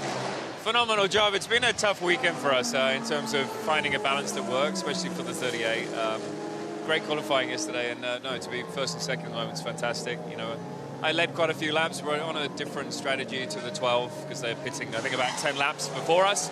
So it does mean our last refueling will be shorter than the other car, but we seem to have lost kind of 30 seconds since the last pit stop, and I don't know what happened, whether it was a slow stop or something. But yeah, we're still okay. But it's a pleasure to drive the car around here. It's the most I've enjoyed the car this year, and lovely to be fighting, at the front. Yeah, you had a good stint, and also possibly the two cars are going to be quite close together at the end.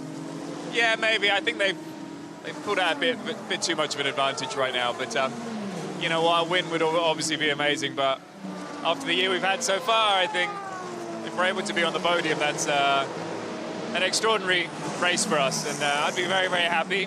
It'll actually, if it did happen, it would be my first podium in WEC, so it's been a while. So, no. Anyway, there's a long way to go, an hour and a half. A lot can happen, good and bad, but we've got Seb in the car. He knows what he's doing, and yeah, lastly, it's just lovely to be back here in Interlagos. So many great memories, and hopefully we can make some more today.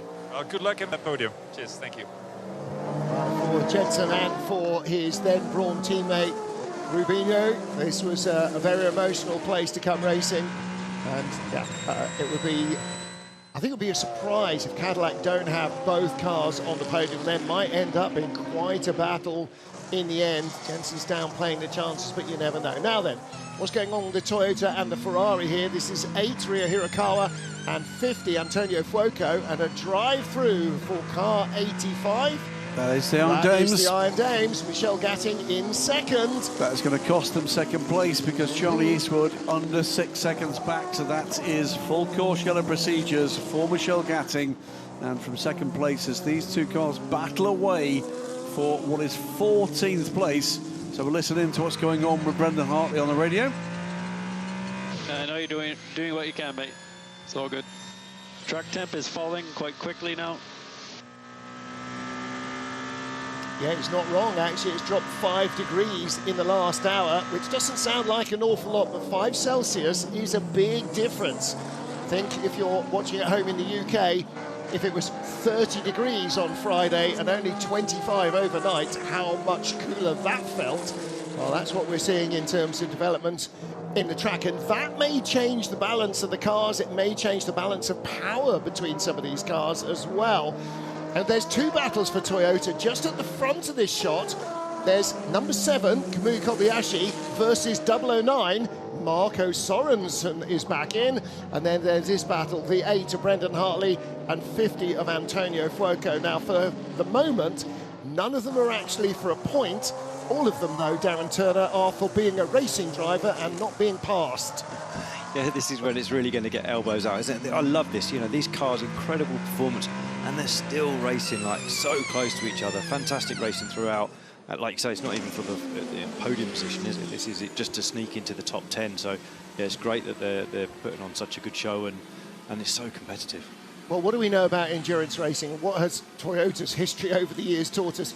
It ain't ever over. We could have a safety car just after all the front runners have done a green flag stop, and suddenly it falls into their laps. It could go entirely the wrong way. It could go green all the way.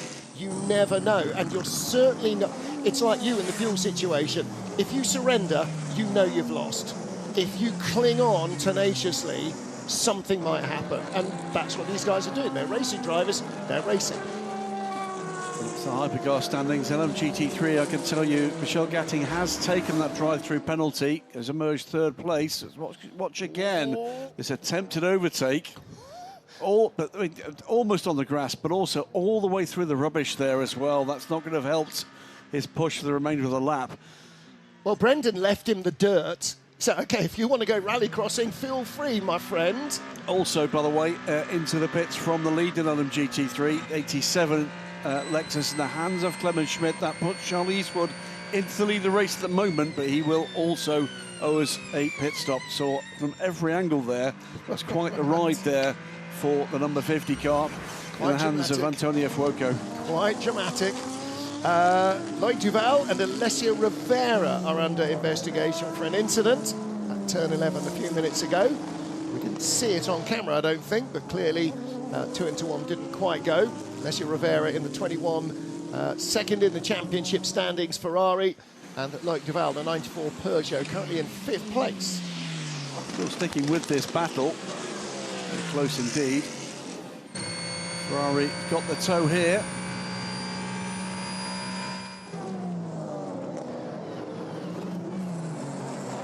Yeah, it looked like the Toyota wasn't even going to try and defend on this lap. Oh, I think just in front, there's been... no, the Aston Martin was behind anyway. I was just saying that Kamui Kobayashi is in front of the 009. There they are. As the 50 Ferrari goes by the number 8. That was a lot simpler than the previous attempt on the way down to turn 4, wasn't it? Significantly less dramatic. So, hour and 23 minutes to go, and it's effectively a 4-car battle for 12th here, is what we're talking about with this pair. Little doubt the 50 is going to close this gap, and will likely bring the second Toyota with it.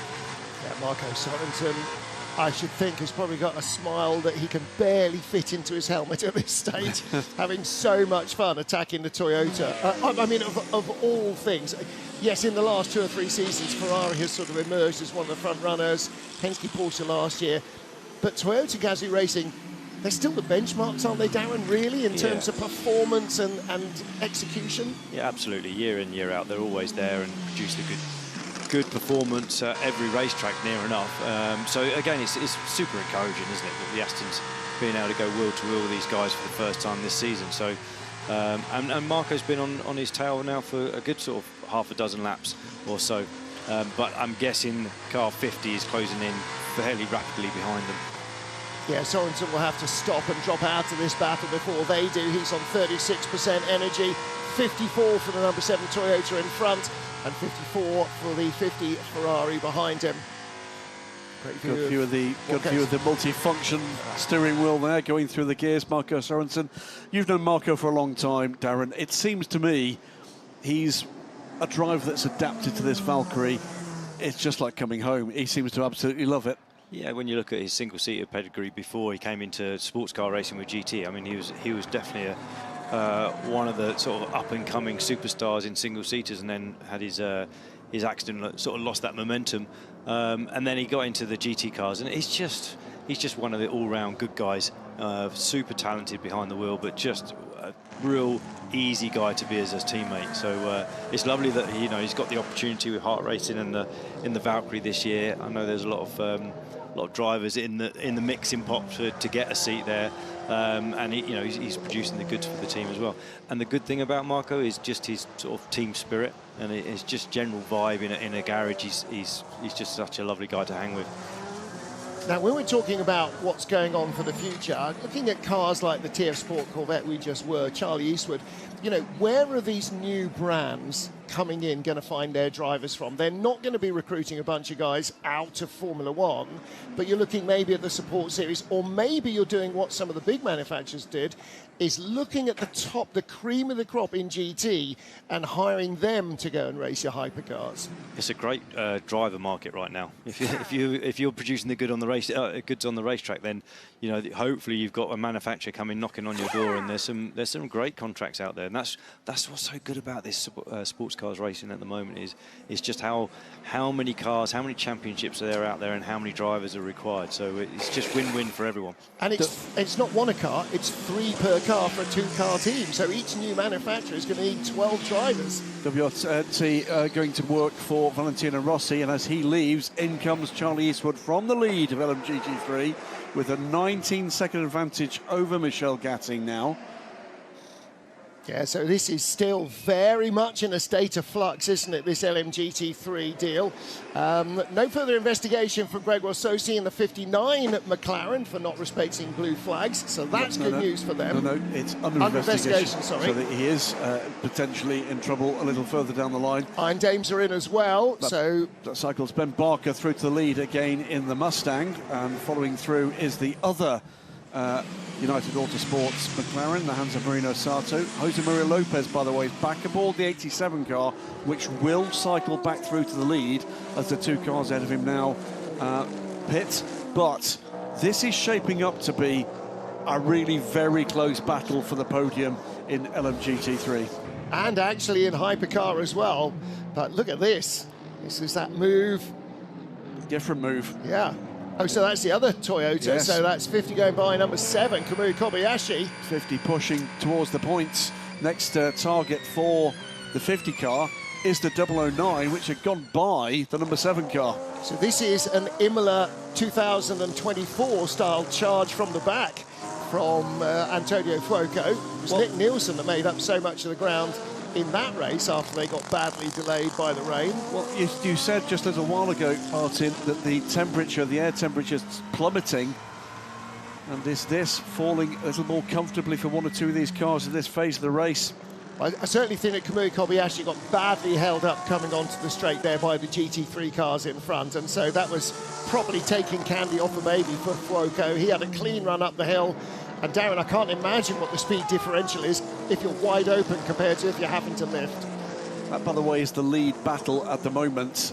We said that they owed us a pit stop. That's how close it was between the 2 of them. So this battle is now going to be a battle on pit lane.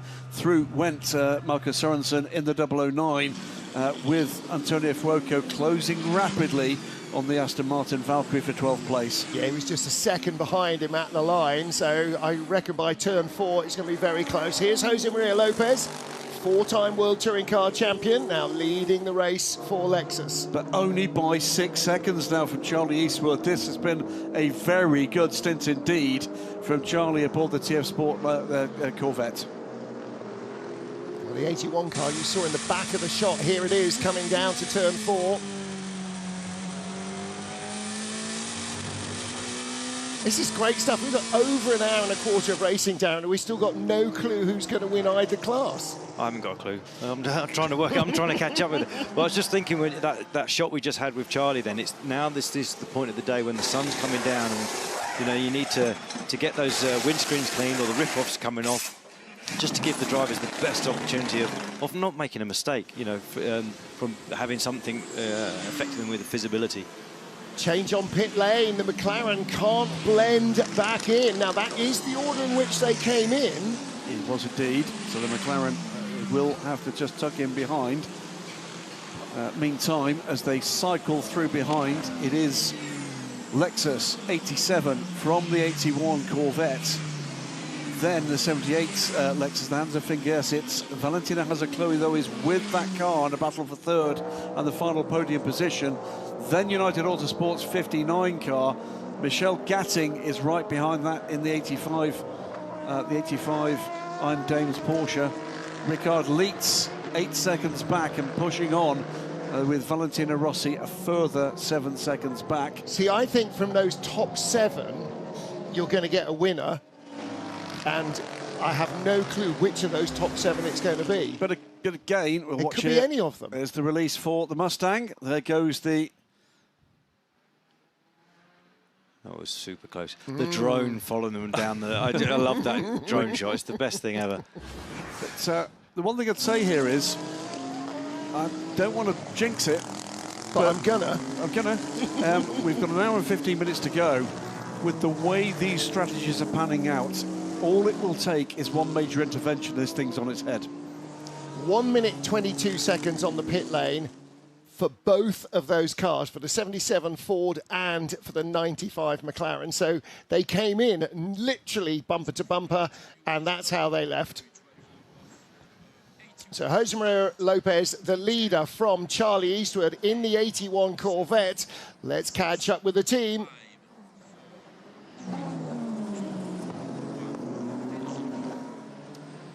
I am with Tom von Rompuy, driver of TF Sport Corvette, currently 2nd. So the strategy has played pretty well for you guys. You're now splitting the 2 Lexus. Can you give us a little bit more of a reading of what's happening?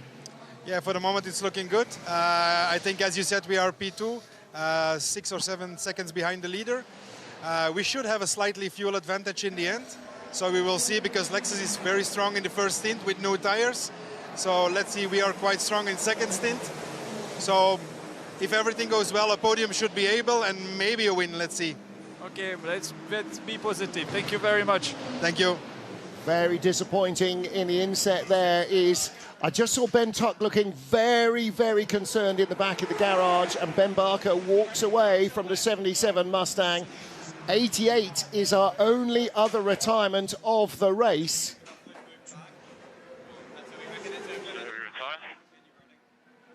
It looks like the muffler of the exhaust is cracked or whatever, so we want to be sure to avoid having an issue, a bigger issue. That's desperate luck for them. To avoid having the issues that they had with both cars here last year, parking as the exhaust set fire to the body. So it is an issue that had troubled them and that they had fixed, but that certainly seems to have been what has taken the sting out of the fight for the number 77 Proton competition team. That's desperately disappointing for them. Little twiddle of the knob on the steering wheel there aboard the 0079 Aston Martin. Marcus Sorensen, what was he adjusting there, Darren? Can you tell us? I'm going to guess brake bias. Hang on, I thought these cars were designed around you. I had the chance to test it very early days, and they didn't really let me play with any of the switches, to be fair. Was it one of those don't touch anything, Turner? Look, do not mess this up. Have a lovely day, and yeah. Well, let's hear from the team, see if we can figure out what's going on. Excellent job, Marco. Excellent job. We have 11 laps to go in this.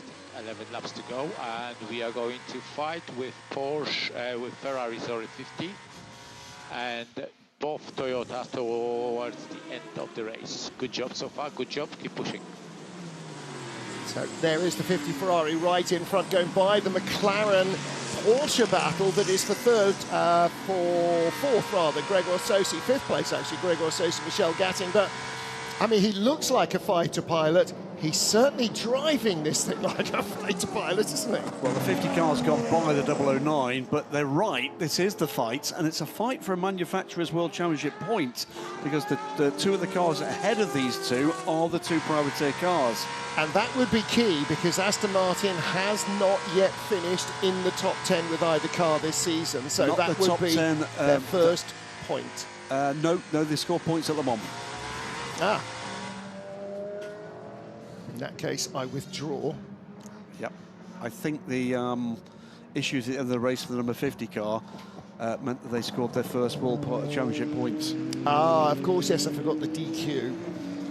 But for Marco in the car, then get that radio message saying, hey, this is a great job that you're doing, and we're going to be fighting both the Ferrari and the Toyota. I mean, for everyone in the team to have that marvellous over the radio from the engineers, it's just super encouraging at this stage. And not in the first stint where they're all close together, but as we're getting towards the penultimate stint, you're still in there battling with the two benchmarks. Ferrari that have won every race this season, Toyota that have won multiple championships.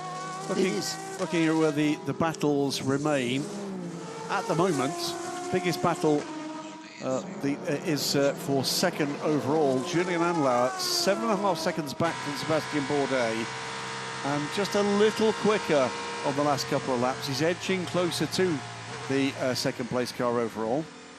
Bourdais with a new set of tyres on, so too did Andlauer.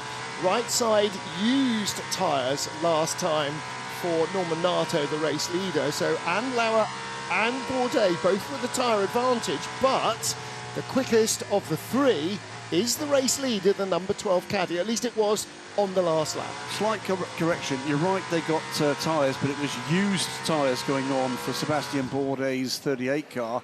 It's new tyres going on for the number 5 car, and horrible luck. Absolutely horrible luck. I really feel for this team. You know, they have worked so hard with this car all of last year in this. I mean, look at Ben Tuck in the background, not exactly the happiest of campers. And you know, they were potentially on for a really good result. And so too the Iron Dames. Michel Gatting all over Gregor Sosi. Who still, by the way, does have a bit of shadow hanging over him with that under investigation for not respecting a blue flag. We've not heard about that, but Michel Gatting will want to dispense with any doubt whatsoever. She's got her head full of 5th place, which is where Gregor Sosi currently is. She wants it now. Yeah, well, and that's the thing, you know, he might have a potential penalty. So what? If you're ahead of him, it doesn't matter whether he does or doesn't. If you're behind, then you're subject to the vagaries of what might happen in terms of judicial decisions. So, yeah, if you can pass on track, it's always, I mean, that's what racing drivers do, Darren, right? Hopefully, yeah, that's the plan, isn't it? If you have to remind the driver of the task ahead, then yeah, maybe that's not their thing. But I was just looking at the lap times for the hypercars. No one's doing anything quick in sectors or overall lap times. I don't know if these track conditions, as the track's cooling off, sun's going down, just if it's now starting to be a bit of a struggle with getting these tyres and keeping the temperature there. Preview of just some of the tiny parts of this vast metropolis that is Sao Paulo, all the way around this circuit. We're right in the heart of the city. I'm sure this track wasn't built in the heart of the city, but the city is sort of swarmed by it in the intervening 45 years. Fabulous pictures here. Just a word, really, for the effort's been put in to draw the crowd to Interlagos this weekend. Loads to do here. Massive fan zone. Fabulous collections of vintage and classic cars, and some fabulous old Brazilian race cars here as well for fans to drool over. And if you like that kind of festival, there's going to be more to come at both Kota and Fuji. Yeah, the Fuji fan zone is something legendary. Else, isn't it? Yeah, absolutely. Now then, 99 here, all over the back of the 51 Ferrari for the final place in the top 10. Alessandro Pierguidi holding off Nico Varone. Well, this is the final position for Drivers' Championship points, so this has potential to affect the World Championship here. Because only 2 cars ahead is the 83 car that is second in the championship, so even 1 point here for the crew of 51 could be a championship winning point by the time we get to the final evening in Bahrain. One final quick word, by the way, about balanced performance. We've talked about it a couple of times this weekend. I'm going to talk about it one more time. That ultimate performance we've seen in terms of the quickest lap times. Big difference between the fastest lap time we've seen from the 83 car that currently sits in 8th place and the 2 factory cars. So the point to make is that's not to do with balance of performance, because they've all got the same.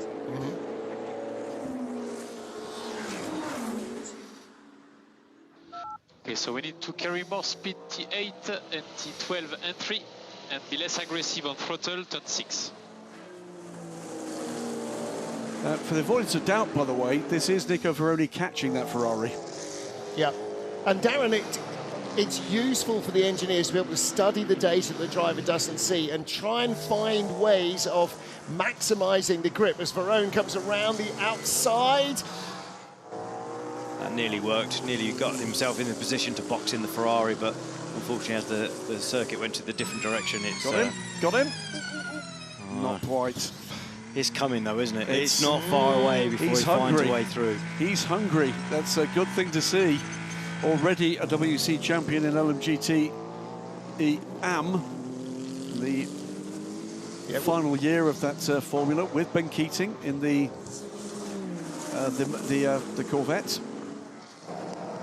Didn't quite get the run he wanted out of turn 12. The Ferrari just seemed to have the legs on the Porsche up the hill. It's a little bit like what we were seeing with the Iron Dames car.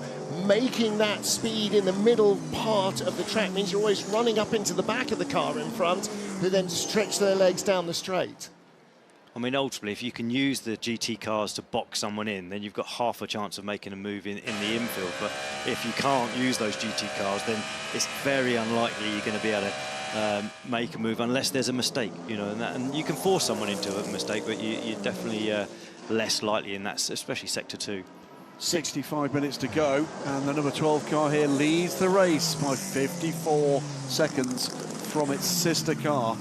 It's been quite the run here for Cadillac Hertz Team Jota. Norman Nato in the middle of what's been a very good stint from him.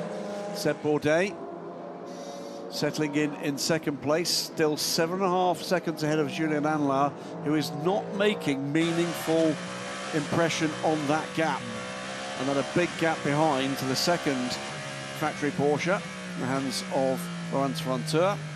30 seconds further back from that for Loic Duval, the first of the 2 Peugeots that sit back to back. 94, 93 in 5th and 6th place. And Graham, just the top 3 remain on the lead lap. The pace has been stellar. It's brutal, isn't it? This is almost as breathless as Spa was. And for the drivers, probably at twice as breathless as Spa was. At least at Spa, there's a few long straights. What we've seen all the way through the race is blistering pace from the lead cars and fantastic competition LMGT3, and that's made it really tough for the hypercars because they've not been encountering one car, they've been encountering 3 and 4 and 5, and they're battling, and that's made it really tough. And actually what's made it easier for the LMGT3 cars is how strung out the hypercar field has come as a result, because you're not getting 5 or 6 in a queue dive bombing you as they all come through at the same turn. You're getting them almost singly. This is like Duval. Great view on board with the car in 5th place. Yeah, on board here, and it's been a very good run indeed from both of the Peugeots, but unfortunately for them, ahead of them, they've got 2 other teams, in the manner of Porsche Penske Motorsport, Cadillac, Hertz Team Jota, both having very good days.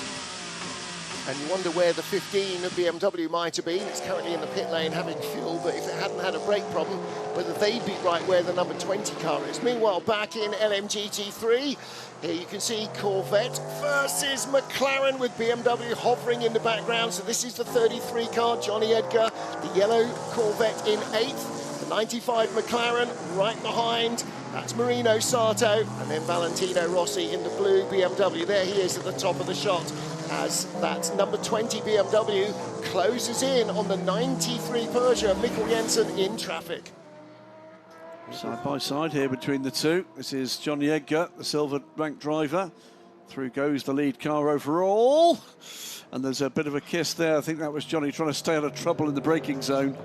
I hadn't realised that that was that close for position. That was at the beginning of the current lap. So Johnny Edgar there up to 8th, Marino Sato 9th, Valentino Rossi in 10th position. Talk amongst yourselves. Our screens have gone black and they've come back again. So the Corvette looks like it's got pace. And Charlie Eastwood in 2nd place now, almost down to the 10-second margin behind Jose Maria Lopez. And Valentino Rossi, by the way, catching this pair as well in what's going to be a 3-car battle here for 8th place. As the 50 Ferrari looks to bounce on through. And the Aston Martin 009, Marco Sorensen behind him, just 2 seconds back. And Kamui Kobayashi a few more seconds behind him. 009 due in the pits, so they've got more work to do. 200 laps completed here around this fabulous circuit by the lead car, and still 61 minutes to go. Yeah, this is our lead car, by the way, in LMGT3. 12 seconds to the good from Charlie Eastwood. It's been a good spell this from Jose Maria Lopez. He's extended that gap from about 8 or 9 seconds gradually.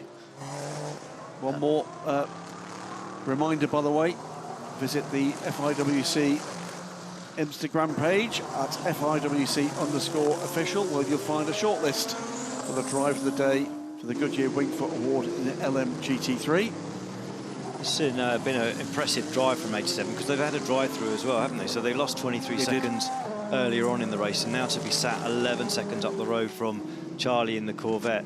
And their lap times are fairly similar, give or take a couple of tenths either way every other lap. So going back to the 2 Cadillacs, though, obviously number 12, they're out of sync slightly with the pit stop. So are they going to have an extra splash and dash before the end of the race that brings in the 38 as a bit more of an issue for them as the race goes on? Well, anybody who stops now, like 009 just has, absolutely has to stop again. They're not going to do an hour and a minute or even an hour, so they will need 10 minutes, maybe 15 minutes of fuel. And the further you get into this, the less that becomes an issue.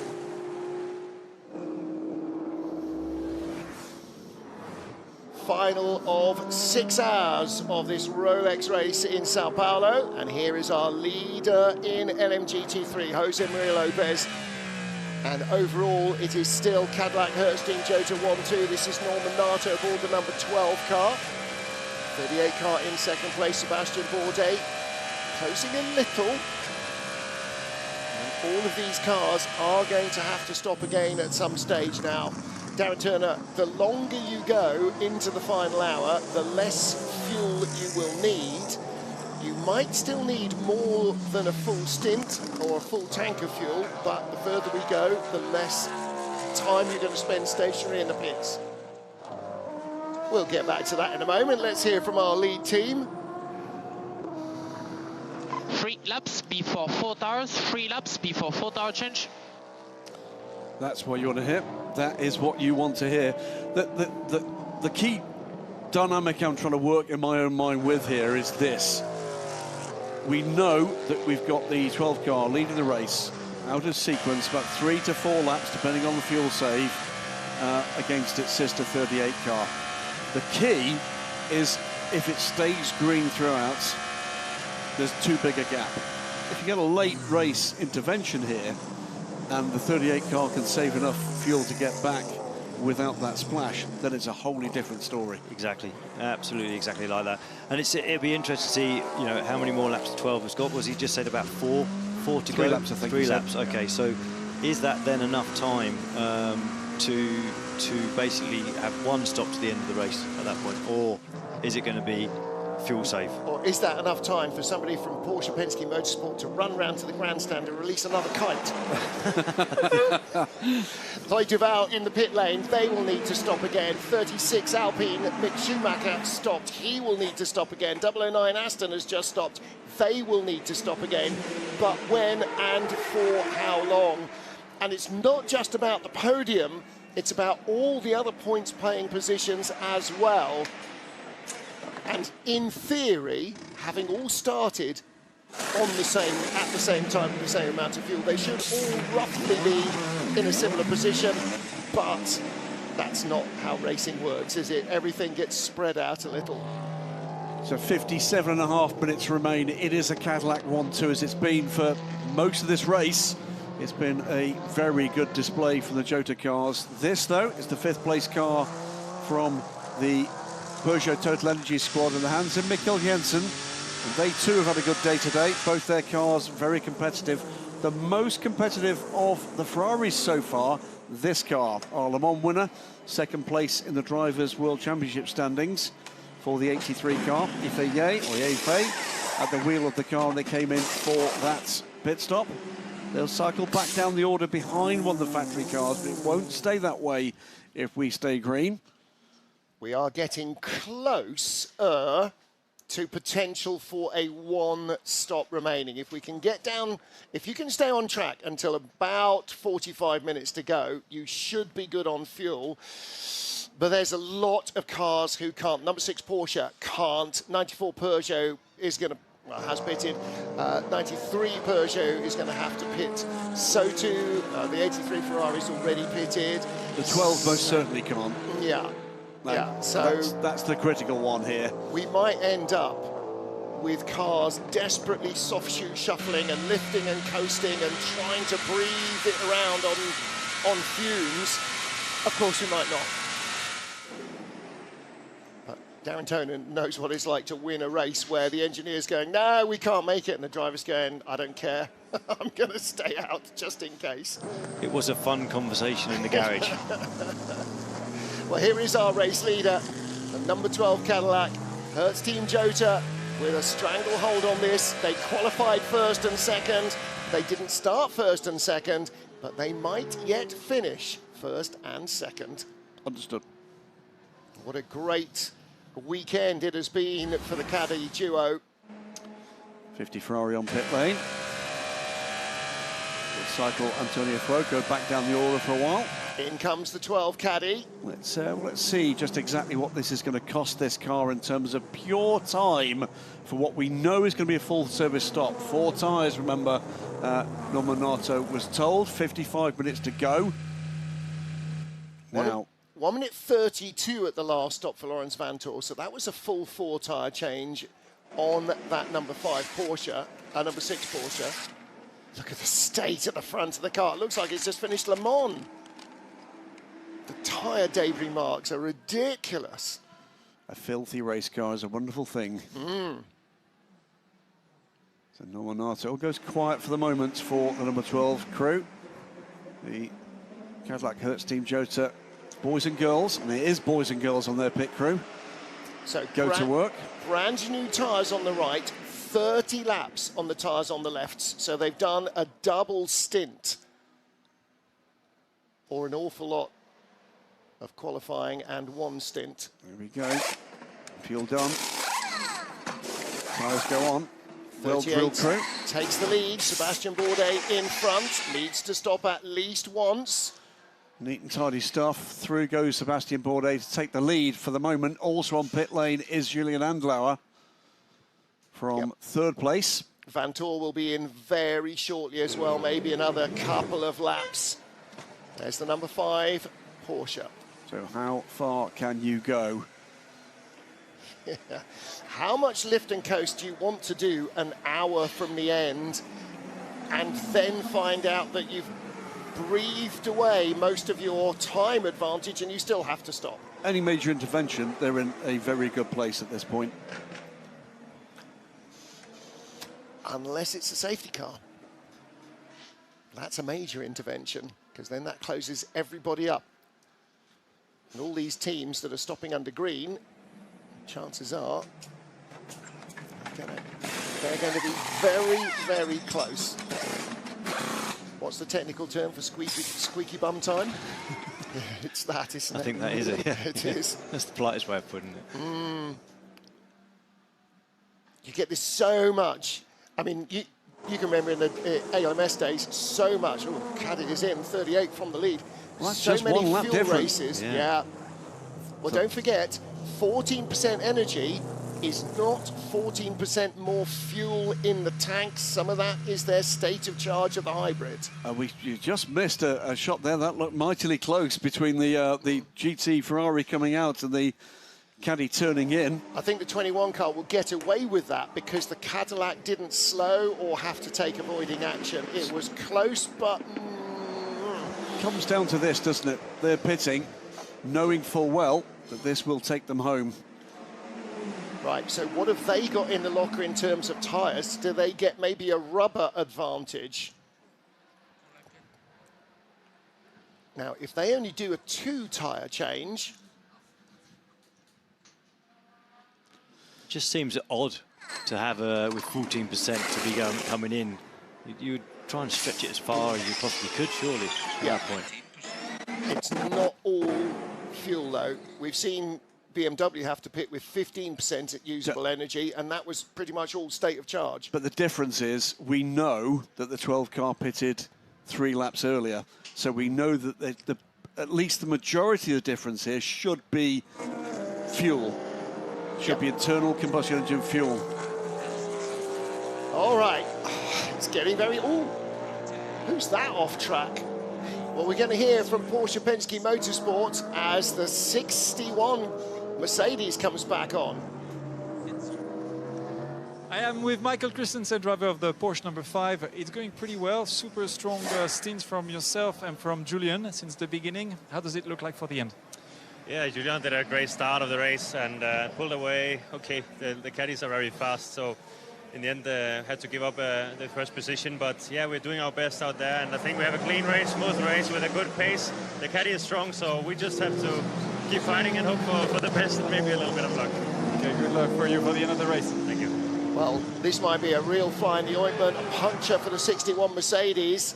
And so let's hope he makes it round safely. I mean, it's bad news for them, but it might be really detrimental for everybody in the hypercar field if we end up with some kind of safety car intervention. In comes the 6 from second place. One change, by the way, while we're watching this pit stops. Michelle Gatting has passed Grégoire Saucy. She's up in a 4th place in LMGT3. And right behind Saucy, Ricard Leitz is pushing hard. Remember, that's our points leader. He's making his way up the order and scoring points as he goes. Michelle Gatting only 11 seconds behind the Racing Spirit Le Mans Aston Martin of Valentin Asclot. Number 7 is in the pit lane as well as number 6. Sort of opposite ends of the timing screen. The gap to watch at the moment when we get back to these cars in green flag running is going to be Julien Andlauer to Sebastien Bourdais. That gap is under 9 seconds and coming down. Expecting right sides only for the number 6 Porsche. What are Toyota going to do? I expect right sides only for them as well. No. Have they got a full set in the locker? It looks like they have.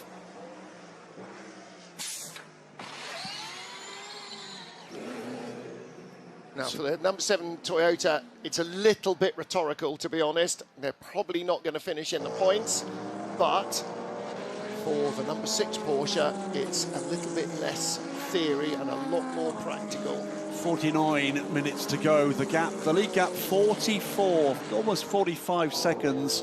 That's come down principally because it was 8 seconds longer on pit lane for the tyre change for the 12 car. Yefei goes by the number 6 Porsche. That is not for position. The 83, the yellow Ferrari, is in 9th place. Number 6 Porsche still in 5th place, not on the lead lap. Then, yeah, of course, the car is 2 laps behind our race leader. Yeh, though, is powering on to try to catch Mikkel Jensen for what will be 8th place in this race. So Cadillac's 45 seconds apart, first and second. And the number 5 Porsche for Penske Motorsport now.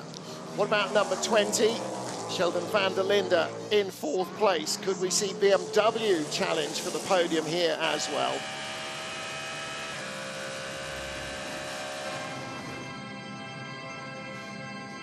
Start of the race with Cadillac first and third. Julien Andlauer's Porsche fending off Earl Bamber as they headed down into turn 1.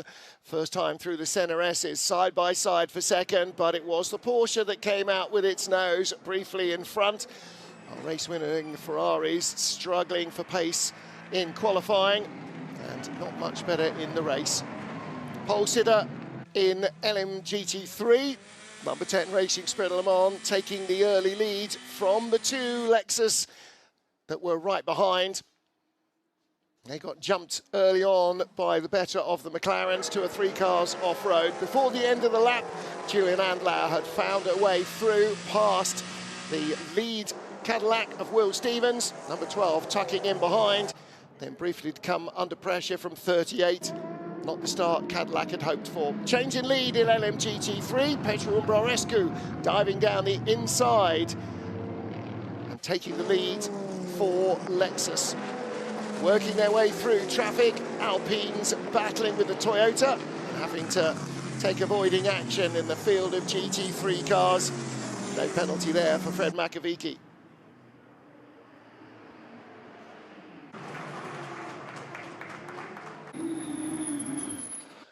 First of the big dramas was for the 35 Alpine. What looked like a retirement with a hybrid failure, although that was fixed and they returned to the track. Cadillac working their way to the front, running 1-2 for Hertz Team Jota, but battling with Porsche's Penske duo. Number 5 and number 6 very much in the frame. Hertz Team Jota with the 2 Cadillacs though. A little lock-up from 38, losing second place. Number 12 then on the attack. Taking the lead away from the Porsche. Porsche dropping down to 3rd place as the Cadillacs continued to assert their dominance. 77 Mustang looked to be competitive in a very tight battle in LMGT3, where Corvette, Lexus, Porsche also involved. Strong race for the duo of Peugeots, still battling for top 6 positions. And here, 51 Ferrari, Alessandro Pierguidi somehow finding room to go by the 99 Proton Porsche and into the top 10. Retirement for the 77 Mustang just outside the final hour with problem with the exhaust. It is Lexus that leads in LMGT3, Cadillac 1-2 overall. So 45 minutes remaining. Cadillac Hertz Team Jota 12 ahead of 38. The better of the Porsche Penske Motorsport 963s is in third. BMW's number 20 car in fourth place. And then the two Peugeots now 6th and 7th. The best Ferrari is the yellow 83 Privateer car in 8th place. And the 51 car has just pitted and left the pits again in the top 10. The championship leaders are in a point-scoring position. Yeah, Norman Nato leads the race and is just drawing away from Seb Bourdais in this phase of the action on those new Michelin tyres he took at that pit stop, which he'll hope is going to be his final pit stop. Jose Maria Lopez leads in LMGT3. Michel Gatting has just put in the fastest lap of the 85 cars race. This is the LMGT3 classification. Lexus lead from the Iron Dames. Monti first form in third place. The 92 Porsches are Porsche second and third, but with pit stops to come. Then the TF Sport Corvette number 33, 95 McLaren, the 46 WRT BMW TF Sport second Corvette. Let's have a quick look. 54 Ferrari, 78 Lexus, and the 31 BMW complete the top 10. And there's that the will battle change. for fourth position. This is the 33 Corvette, Danny Juncadella, and behind him, Johnny Edgar rather, has taken over. Behind him is Marino Sato in the 95 McLaren. A little bit deja vu for the closing stages of the first race of the season, isn't it? At that occasion, it was the Danny Cadella and Gregor Saucy battling it out. On board again in the McLaren, racing onto the main straight. And Juncadella, is he closing on him a little? He's just creeping a fraction closer, but Darren Turner not close enough at that distance to even think about a lunge unless it was the very last lap of the race. Yeah, both of those cars are pretty consistent, aren't they, in terms of their straight line speed. So it's going to be one of those sort of mid sectors where a mistake might happen that might open a door, but hopefully, you know, from the Corvette's point of view, they don't have any issues like that and make an easy pass for the McLaren. So it's about keeping those apexes, getting those braking points right, and not giving your competitor some sort of leverage to get past and get a nose underneath you. Yeah, what the McLaren driver Marino Sato is hoping for now is that there will be a hypercar coming, but he's very close around the outside of Johnny Edgar. Oh, it's good stuff, isn't it? Gotta be careful here. Here comes one of the Cadillacs behind this pair. Well, this is going to be tough for the caddy as well because it's a pretty tight battle. Well, he's going to want to get through here quickly because Julian Andlauer is beginning to edge closer again. Sheldon van der Linde, by the way, from fifth, comes in for what will be his final pit stop. It's a replay. That sent something papaya flying. Fair enough, Darren? Oh, absolutely. I mean, if you're going to go around the outside, there's always a risk factor to that. And, yeah, it's a bit of trading paint, but nothing too bad there at all. And that's what, you know, the McLaren's got to do that. It's got to sort of try and outfox him, find a way, just get him into a position of a mistake if he's going to make a move. Ricard Leitz hits pit lane for the final time, which makes this, for the moment, the battle for third place in LMGT3. Again, it will cycle around. It will not stay that way. Team, meanwhile, are going to work on the WRT number 20 car, drops down the order. And that will be final stop for Team WRT with the 20 car. The Shell liveried M Hybrid V8 powers down to pit exit. They're having a really good race, aren't they? They've barely been, you know, mentioned in dispatches, and yet, because of that, because they haven't had dramatic moments, because they haven't been off or incurred the wrath of the stewards, they're still firmly in the top half dozen. There really hasn't been a lot that teams with decent but not leading pace could take advantage of faults of others. It's been a pretty faultless race for the leading cars. And this is what we're seeing, I think, more and more and more as this formula develops, is that everybody is getting used to the fact that if you run the car at 100% of its potential 100% of the time, then you've got a chance. Well, let's catch up with the number 20 BMW team. Bruce Schwani down in the garage. Let's get some thoughts from them. I am with René Rast, the driver of the number 20 BMW WRT car. Can you tell us why did you do a pit stop right now? You're slightly offset with the strategy. So how does it look like for the end of the race? Currently, I think we are in P6 or P7, fighting with the Peugeots. We were a bit later because we saved a lot of energy at the beginning of the race. That's why we had a shorter stop now and tried to basically undercut somebody. If it pays off, I don't know yet, but we'll see. We will see at the end of the race. Thank you very much. Thank you. All right, so they're looking at trying to find or engineer a way past. Meanwhile, Cadillac Hurst Team Jota, that's Cadillac HTJ Nominato leading from Sebastian Bourdais. The gap fluctuates. Is that Nico Veroni finding his way through on the, but then ceding it back? That was a little desperate from Nico Veroni, all over the grass into the braking zone and then running wide and losing the place again. Things did quite well to avoid the Porsche there, actually, Darren. I'm amazed Ferrari, if his tyres are still in one piece. That was a big lock-up, loads of dirt on the inside on the approach to turn 4 as well. So, yeah, the recovery stage now will be how quickly to get the tyres cleaned up and as if there's a flat spot there as well. Bit of debris in the middle of the track there as well, up the hill to 6 and 7. I wonder if that came off something 99 Porsche shaped. 46 and 81 is that side by side. It is. It's Charlie Eastwood and Valentino Rossi, and the 12 car will interrupt that battle. In terms of what we think is doable on a full energy run, the only car of this league group that I've got doubts about making it is this one, and it doesn't look as if it's fuel saving. So I do wonder whether or not they're building that advantage so that they can do the splash. And just accepting that that's what is going to happen, and let's just fly and get as far away as possible. When you think about a drive-through, we saw it was like 23 seconds for the drive-through, wasn't it? So got a 52-second gap, a splash, maybe 5-6 seconds of fuel if you're getting close to the end of the stint. So you just say they've got safety in there. That's if it all goes well in the actual pit stop. Who's got the most fuel on board? 38. So if that is of enough... the two, yes.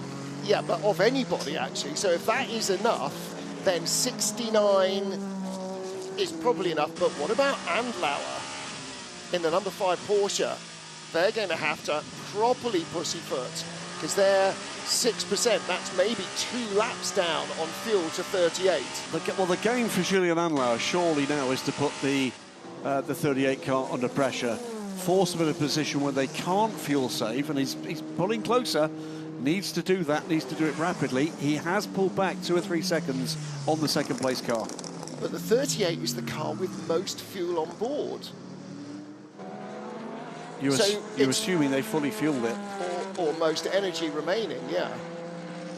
And of course, if some of that is stated charge, then you're using that hybrid to help you fuel save as well. Meanwhile, there we saw the Iron Dames. Second place still for Michelle Gatting, and still just about a minute behind Jose Maria Lopez. Whale of the V12 in the Aston Martin.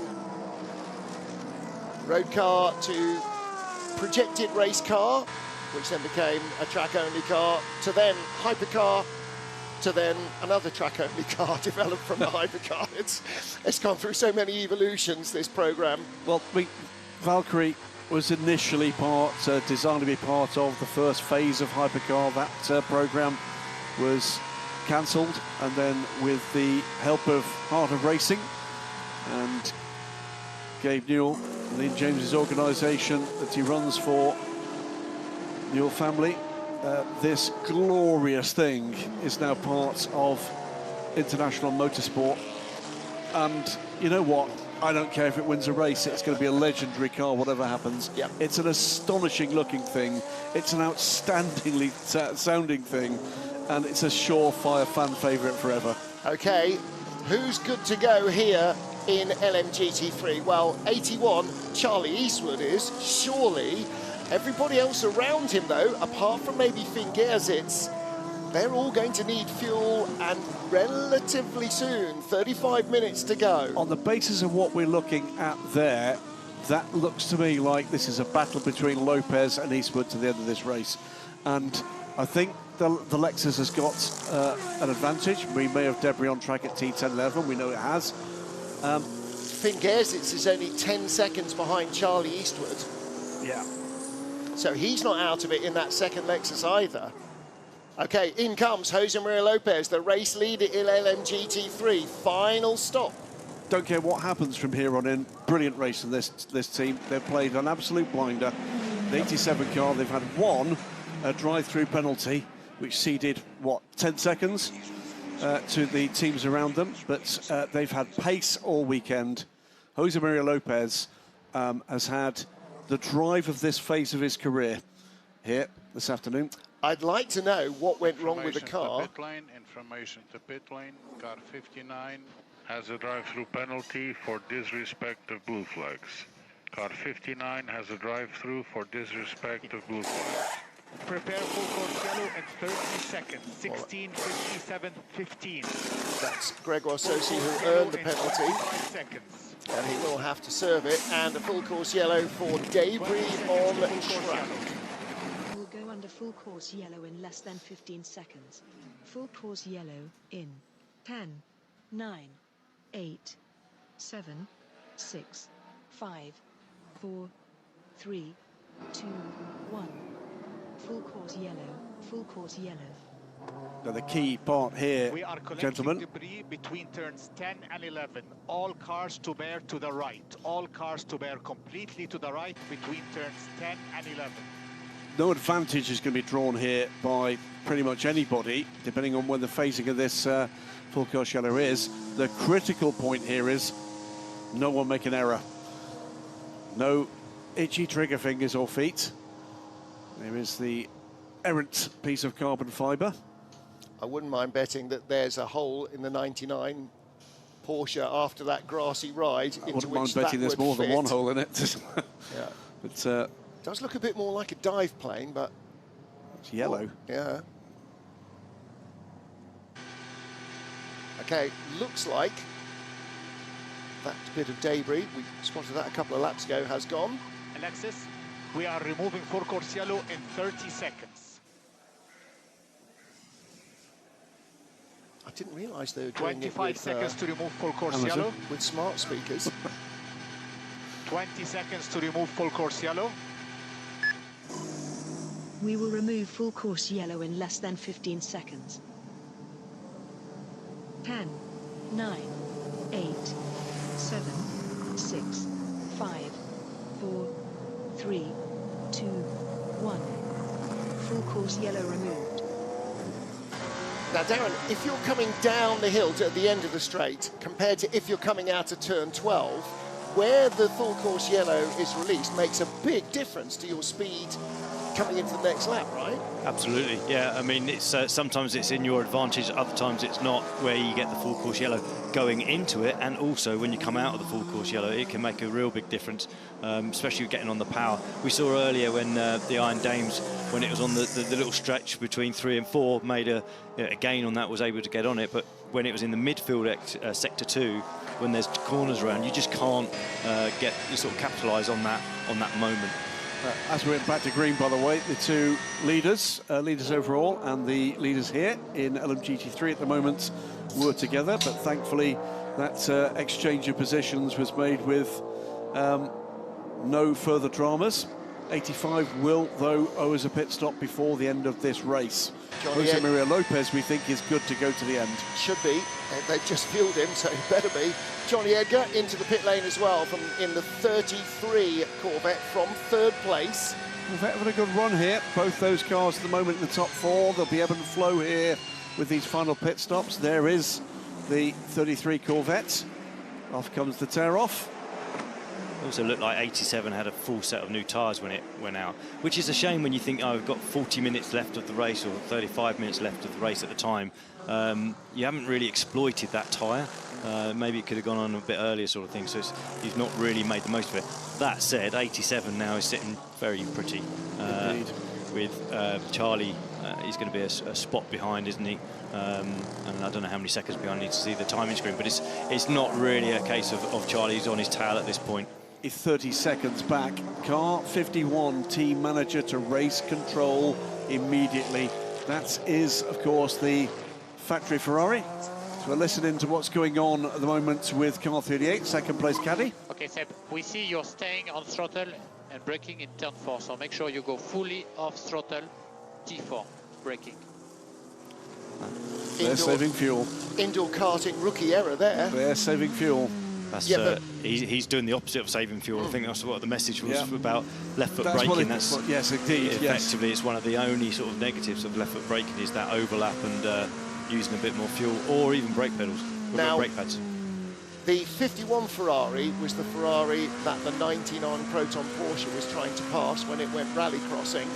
That call to the stewards may not be unrelated. We'll wait and see what transpires. Looking at Julian Andlau at third place in the number 5 Porsche Penske Motorsport 963. Car 95, that's another drama for the United Autosports McLarens this late in the race.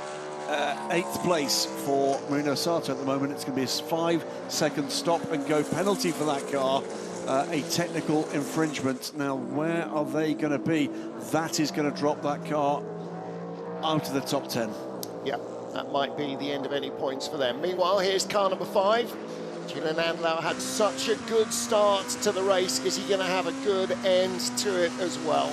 Well, he was just 4.1 seconds behind Sebastian Bourdais across the line the last lap, but just dropped a few tenths at the start of this lap with a bit of traffic. They're pushing hard. They're trying to put the Cadillac under pressure, no doubt about it. Looking very relaxed in Hertz Team Jota Caddy garage. Not that they're not focused on the race, but they're just feeling, okay, this is going as well as we could have expected. For Toyota, though, it's a little different. Kamui Kobayashi ahead of Ryo Hirakawa, and they are currently in 14th and 15th places. Cadillac 12 leads by 59.7 seconds, has less energy remaining than the second place car. Hirakawa a whisker quicker than his boss, Kamui Kobayashi. Is he on the radio going, can you ask him to move over for me? And just to be clear here, these two cars, their next target is the 009 Aston Martin. Pretty faultless again from the 009 Valkyrie. There have been no radio messages so far from Rio. Finding his P's and Q's. Latest final pit stopper, by the way, is the 46 car. Valentino Rossi will drop down from 5th place down the order as others. Oh, driver change. Yeah. So, Van der Linde getting in for the final stint. It's like they went really late to Valentino in the race. Just in the whole sort of strategy, it's like putting him in towards the back end of the race. That's the stop and go for the 95, and there's a bit of a falter there as well, Darren. Tyres ready. Looks like a scrub set as well. Good stint for Valet. Well, they didn't start very far up the grid, the 46 BMW. They're down in, what, 12th in class. I think we're further down than that. So 14th, maybe. So getting Van der Linde in to give them track position. It was all about that. Yeah. Now then, there are the 83 Ferrari and 36 Mick Schumacher is behind. But Michel Gatting due in this lap.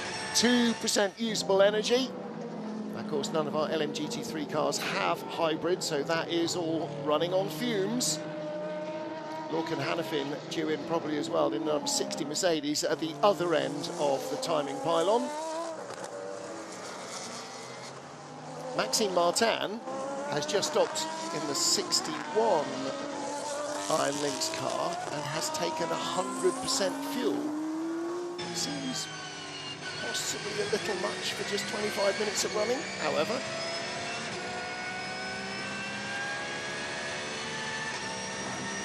That car, it had the problem with the puncture, didn't it? Is it still out there? No, it's in the pit lane. Yeah. Hasn't retired. Anyway, this is going to drop the Iron Dames from the lead of the race to where exactly? Top 5, top 6. Look at the way the wind's picked up, by the way. Hadn't noticed that. That's going to affect the handling of our hypercars, up the hill particularly. I think they're going to drop back only to 5th. I don't think into 6th position. It shouldn't be too long a pit stop. So it's then a matter of, yeah, they are going to drop below. Let's see how far back. Charlie East was 48 seconds behind. It's going to be the tight leader. Beyond Charlie Eastwood. It's going to come down to just how quick this fuel stop is, how fault-free they can be getting this car back onto the circuit. You saw the yellow Mercedes of Lorcan Hannafin whistle in, and that's about as quick as you can get. Charlie Eastwood is about to cross the line, does so now. It's going to be so tight. I don't think it's going to be as low as 5th, you know. He should have the advantage. Let's look for the yellow car. There's the leader. That's not the one we want to see. It is going to be 5th. It is going to be 5th. But it was super tight. There you go. So that is in front of Charlie Eastwood. Second. No, it's not 5th. Yeah. So Charlie Eastwood's in 3rd.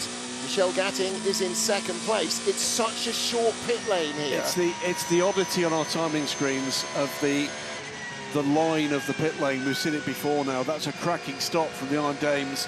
And now this is going to be about Michelle Gatting and Charlie Eastwood for the final podium positions. Yep. Under pressure from behind from Finn Gersitz and Eduardo Barrichello. And they're now only 34 seconds behind Jose Maria Lopez after his stop.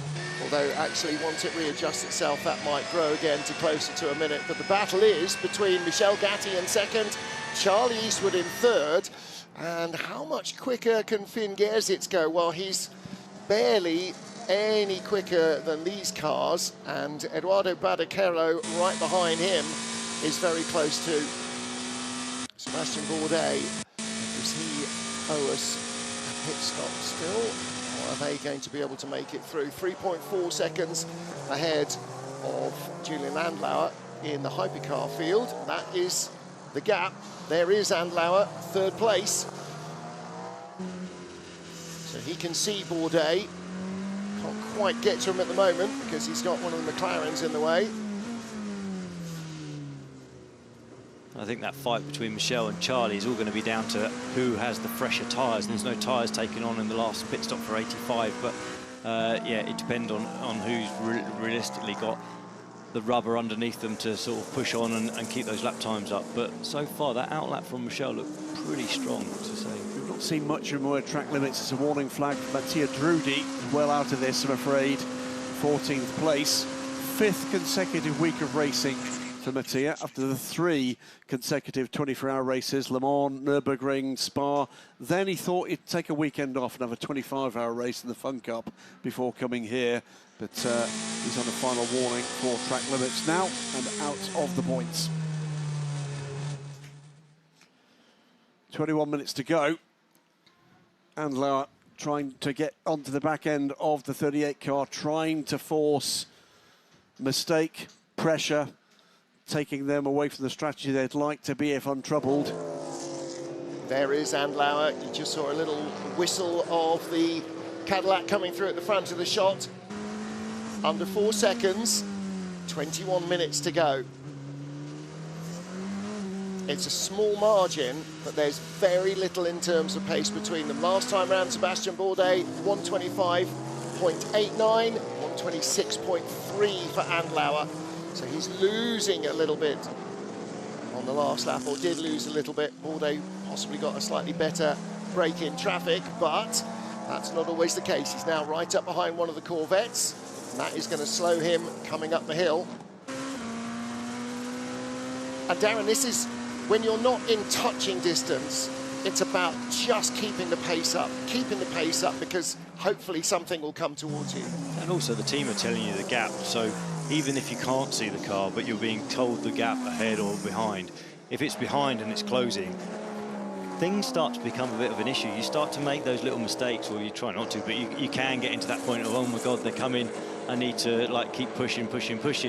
And sometimes just that little lap time information can give you a bit of a headache. So, yeah, it's good to know if the gap's getting bigger, if you're in the lead, but it's not such a nice feeling when you can hear on the radio actually the gap's coming down. So you'll then start to count the laps down. You're like, oh, okay, if the gap's coming down in this amount, how many laps left have I got of the race? Well, and then you're in the... do you get to the stage where you leave me alone, I know what I'm doing? A little bit, maybe, I think, here. But look, I'm keeping an eye, by the way, guys, on LMGT3. Michelle Gatting, older tyres. That was just a quick splash of fuel for the Iron Dame. She's under pressure, of course, of Charlie Eastwood. There is an investigation underway between that incident we saw the end of between Pierre Guidi in the 51 car, Nico Veroni the 99. But behind, Finn Gersitz is catching the pair of them, and Eduardo Barrichello is catching Gersitz. This podium in LMGT3 is not done. No, it isn't.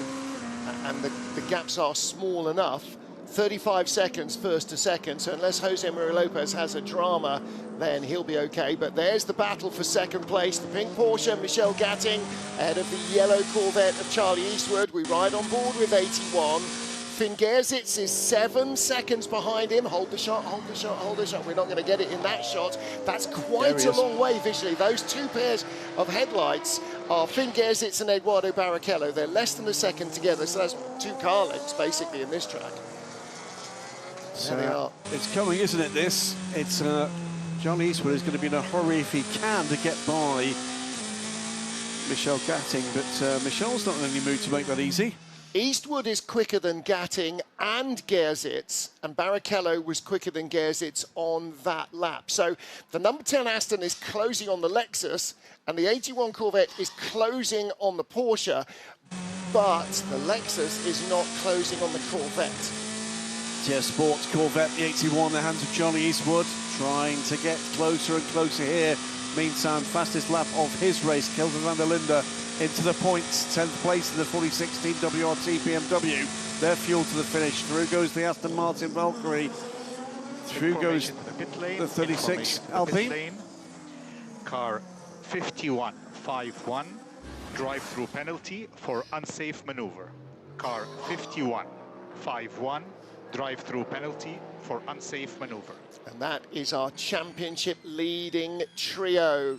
Alessandro Pierre Guidi, it was determined not giving survival room to the 99 Porsche of Nico Verone. Meanwhile, Darren, we saw earlier on in the race, it looks like the Porsche makes better speed in the middle sector, but the Corvette's got top end. Is that going to be the balance between the two of them, do you think? Well, right now it's all about keeping it neat and tidy, and that's what we've seen from all 3 drivers in the Iron Dames 85 car. Every time we've been on board with them, they've always been neat, tidy, been on the apex, not really giving any gaps on the way into the corners, and that's just continue doing that, because that would mean Charlie doesn't have an option to try and get underneath and sort of manoeuvre off the racing line. That said, it only needs a bit of traffic, especially down at turn 12, to sort of lose that momentum, and then Charlie can be in a good place for turn 1. But so far, doing an exceptionally great job. With the yellow nose, sorry, Eduardo Barrichello all over the back of Finn Gersitz in the Lexus. And he is our driver of the day for the Goodyear Wingfoot Award, and will be awarded that on the podium post-race.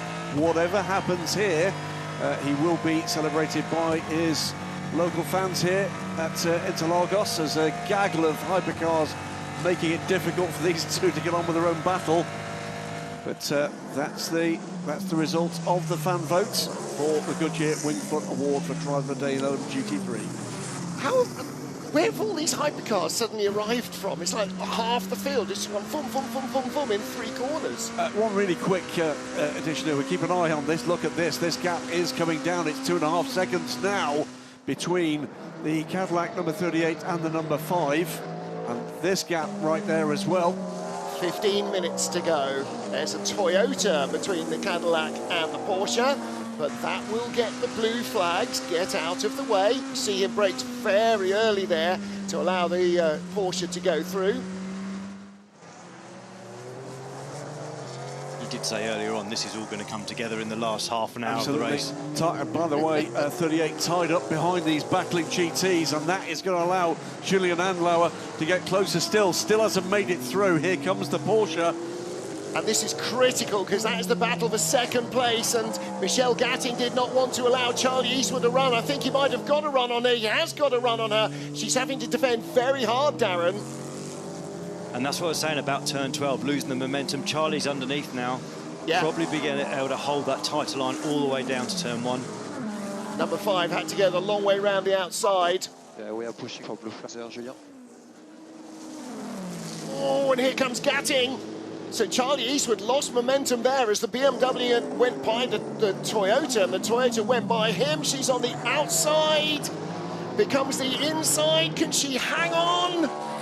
Fantastic racing Charlie from both using drivers. some force there to manoeuvre Michelle to the outside of turn 1 and then having the line through turn 2, and you know that's the gap now, isn't it? All the way down to turn 4. Got the speed out of turn 2, and yeah, that's, I'd say, job done. Only because of the fact that Charlie's got the advantage on the tyres. Change in front, change behind, sorry, Barricella's gone by Gersitz. Now that could be significant. The gap between Michelle Gatting and Eduardo Barrichello now, 6.5 seconds. We've got 14 minutes to go. Can he get to the podium? No contact. I tried super hard to hang out on the outside there. That would have given Michelle the inside for turn 2, but I don't think Charlie was going to make it that easy. This is the thing, turn 12, if you can get underneath someone, get the drive off the corner, then you've suddenly got the inside line for turn 1. And a slightly shorter run up the hill, and every metre counts there, doesn't it, when you're getting into the braking zone. Here is the battle then for second place, Bourdais and Lauer. I wonder how things are going in Canada Motorsport Park in Mosport, whether there are some interested eyes watching this one. Sebastian Bourdais, 1.7 seconds in front, 13 minutes to go. And still, it's a minute or so behind Norman Nato. Nato keeping the pace up. He's as quick as anybody else in hypercar, with the exception of Mick Schumacher, who just did the 125.9 in the 36 Alpine that's in 8th place. Everybody else in the 26s. Well, we're 13 minutes away from finding out whether Team Jota can become the first team in hypercar to take a race win with 2 different makes of hypercar in this era. That's quite something. Yeah. And of course, it would be a first win for Cadillac. Can it be a 1-2? Is it going to be a 1-3? Well, Julian Andlauer will desperately try and make it a Porsche second place as at Le Mans, but again, getting around the Ferrari LMGT3 car, that sort of worked for Bourdais. Again, you highlighted the top of the hill there, 6 and 7, so hard to get by the GT traffic. He made a pretty decent fist of it there. And now Andlauer slow up the hill. That's going to see the gap increase, Darren.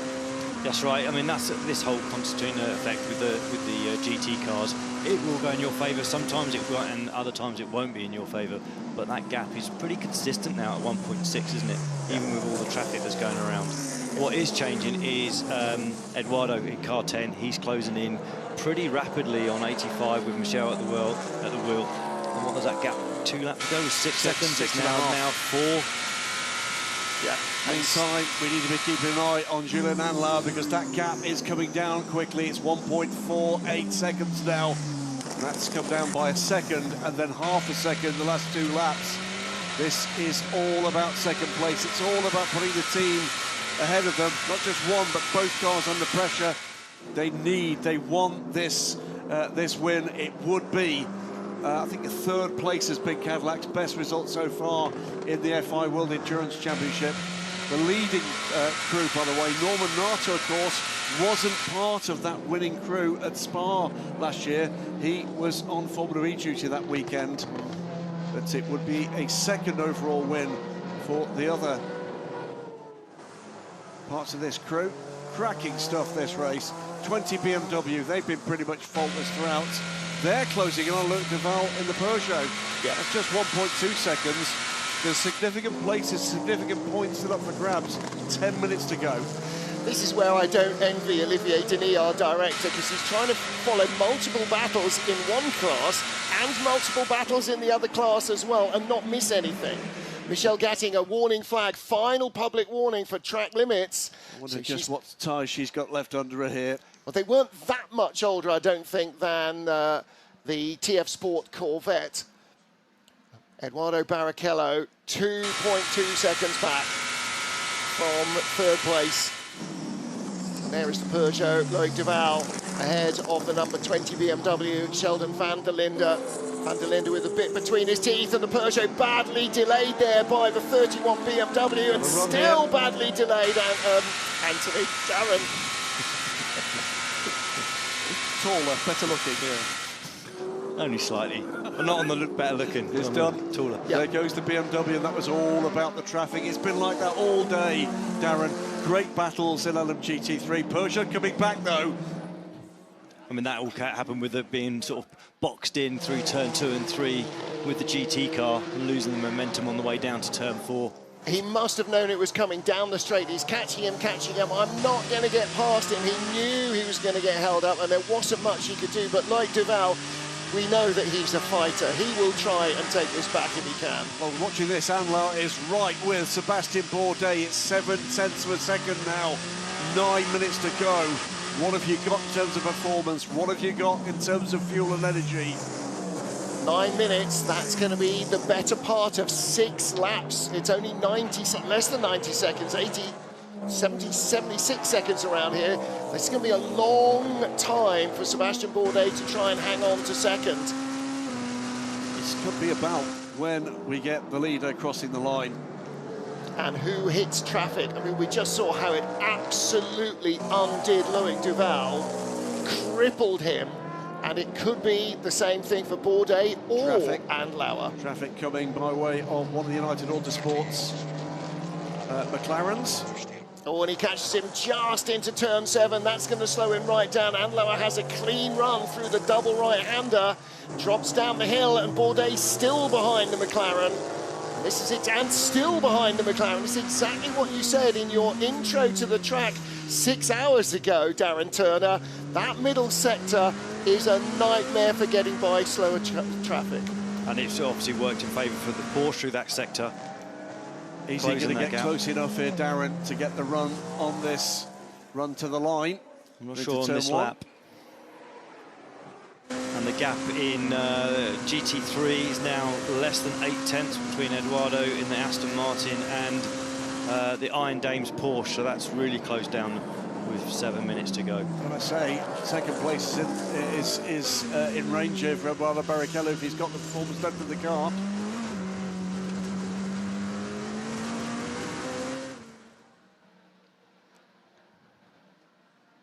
So this time, just enough in hand for Sebastian Bourdais, but 7 more minutes to come. This is about podium positions, big World Championship points as well. And in terms of the Cadillac performance here, is it going to be second? Is it going to be third? Well, it's the 1-2 that we sort of thought they might have got in Qatar that eluded them. Meanwhile, this is for third place. Iron Dames Michelle Gatting. We're with Brazil's young hero, Eduardo Barrichello. Here he comes. He's got a really good run. The Aston's got great top-end speed. Darren Turner, is he going to get her? I don't know, the crowd cheering past, I think. There's enough noise in the grandstand that time round. And the Porsche hypercar in the middle of the two of them. That's cramped the style of Eduardo Barrichello this time. He's going to want to get there, want to get by. He's got time, if he's got the performance of the car, to catch the TF Sport car as well. It's only another 3.5 seconds on the road. 6 minutes, 4-5 laps maybe even still for this battle to go on.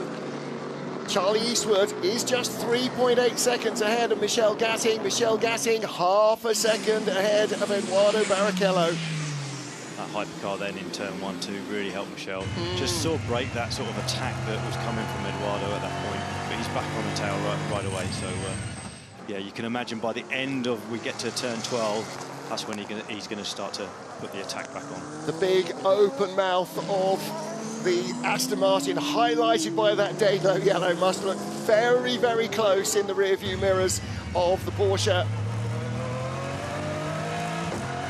I think he knows he's got the speed. It's the question of where is he going to get her.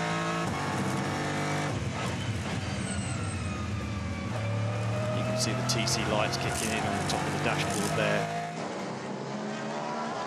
Meanwhile, Bourdais still just out of arm's length. There is Julian Andlauer, third place in the number 5 Porsche. And if anything, he's just edging away a little at the moment from Andlauer. He's found a little something, but at what cost is the key here. Well, you could see that there was a couple of GT cars behind them, and that might have made the difference. And there's another one in front, but Bourdais should be by him before... Oh, it's not, it's the Toyota flashing the headlights. The Toyota will pull over and let him through. Well, the reality in terms of energy here is, if anybody's in energy trouble right now, it's Andlauer. Yep. Yeah, but this is all or nothing, isn't it? Absolutely, 100%. This is throw everything at it and try and grab second place, and then, you know, make sure that you're not going to lose third, fourth, fifth, sixth. Yeah. Make sure you've got the widest Porsche in the world, and that's exactly what Michel Gatting's trying to do right now. Yep. Meanwhile, 4 minutes to go, and it is looking like victory for Acodis ASP and the Lexus. Jose Maria Lopez, 38 seconds ahead of Charlie Eastwood's Corvette as we look at the battle for third place. It is contact being made just about. Barrichello is all there. Darren, where's he going to get by? I guess he's trying to work that out as well at the moment, but Michel's doing everything right, you know, keeping a tight line, keeping it up against the apexes, and just not allowing any gap to form for Eduardo to sort of sneak down the inside. It's critical points like that she gets to the apex, gets a clean exit, and you know, make sure that exit onto the straight is always as good as it possibly can be with the tyre that she has underneath her right now. Now here comes another Aston. That won't interrupt anything, but it looks as though Barrichello might have a really good run down the straight here. She's going to sit in the middle of the road, make him go outside. Not this time. 3 minutes and 10 seconds to go. Meantime, the other gaps while you watch on board here. Julian Andlauer still 1.5, 1.6 seconds back from Sebastian Bourdais. And Finguez, it's not in this battle. He's 5 seconds behind them. This is about the final podium spot. Michel Gatting or Eduardo Barrichello. She leaves him the outside line again at turn 4. Compromising he's the actually exit got a there. bit of speed out of this one now. Wriggling his way through up the hill into turn 6. The crowd go wild. They're watching it on the big screens. Eduardo Barrichello, the pole man, is up to third place. He's got ahead of Michel Gatting in the Iron Dames Porsche. Michel's not giving this one up, though. Well, the Porsche is quicker in the twisty stuff, but he's in front. And now it's Eduardo who's got to keep it nice and tight. He's got to get up to those apexes and just make sure there isn't an opening. And this all happened from turn 4, going in a bit deep on the brakes, running a bit higher on the curb, and giving Eduardo momentum on the way out. Was he 4 wheels off? No, I think he was on the line. He was okay there. It was marginal, but he was on the line. He was just about legal. They will look at it. 2 minutes to go inside the final 2 minutes. Crowd loving that here. Over 87,000 fans. Andlauer coming back again at Sebastian Bourdais in the dying moments of this race. It's 1 minute and 40 seconds to go. So this plus one more. It will be DB with this plus one more. Little lock up into turn 1 of the Senna S's from the caddy. And it's the 2 battling cars for second place dealing with the traffic. And the 2 battling cars for third place just behind Barrichello and Gatting. And there's Charlie Eastwood just in front of them. He's second in LMGT3. Yeah, the thing that's most certainly Michel Gatting saved there was any prospect of Charlie Eastwood being under pressure from the Aston Martin for second place. Charlie's running a good race here. Looking good for Jose Maria Lopez. This is the last lap for the lead car. Norman Nato still about a minute in front. We're inside the final minute. Riding on board with Porsche number 5, Julian Andlauer. In front of him, Charlie Eastwood, second in LMGT3. This is not going to help Andlauer, trying to find a way through here. Eastwood can afford to open the steering and let him go, but that's enough to give Bourdais the break. He's still a second in front. So the leader is on the final lap. This is not the final lap for these guys, though, is it? They're going to complete the lap they're on at the moment. and then they'll be into the final lap. So Bourdais can't breathe easy yet, but Norman Nato can't breathe easy yet either. We know things happen on last laps. Until he's past the checkered flag, he won't be thinking about anything other than making it across the line. And Darren, it's those final few laps when you're ahead where I guess drivers start to feel things and hear things. I think when you sat there with nearly a minute lead, you're not too worried about what you hear and what you feel. Here he comes, checkered flag is out. Just in time, it is victory for Norman Nato. Hertz Team Jota win with Cadillac here in Brazil. What is going on for second? There is your winner, Sebastian Bourdais, coming around the circuit in second place. And where is Jose Maria Lopez in the Lexus? Here he is, climbing the hill out of turn 12. This signature long uphill grind in Interlagos. It is going to be victory in LMGT3 for Codis ASP. The Lexus claims the win.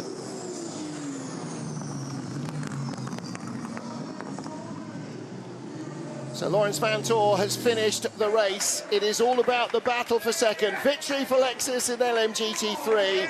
It's only the second points finish of the season for Lexus, and this time it's the top step of the podium. And here comes the Cadillac. Sebastian Bourdais has held off Julian Andlauer. Hertz Team Jota 1-2, Cadillac 1-2. And Julian Andlauer takes third. Will Stevens there, and the taller figure of Alex Lynn celebrating with the team. Well, they started on pole position, and it is victory and a 1-2. Charlie Eastwood takes second. Eduardo Barrichello is third at the line from Michel Gatting by just 1.4 seconds, but a big smile for Norman Nato and celebrations for Hertz Team Jota. It is a 30-second race victory for Cadillac since they joined prototype competition in 2017, but a first in World Championship competition. Fantastic result. That's it, Norman. That's it. Mega job today. Mega.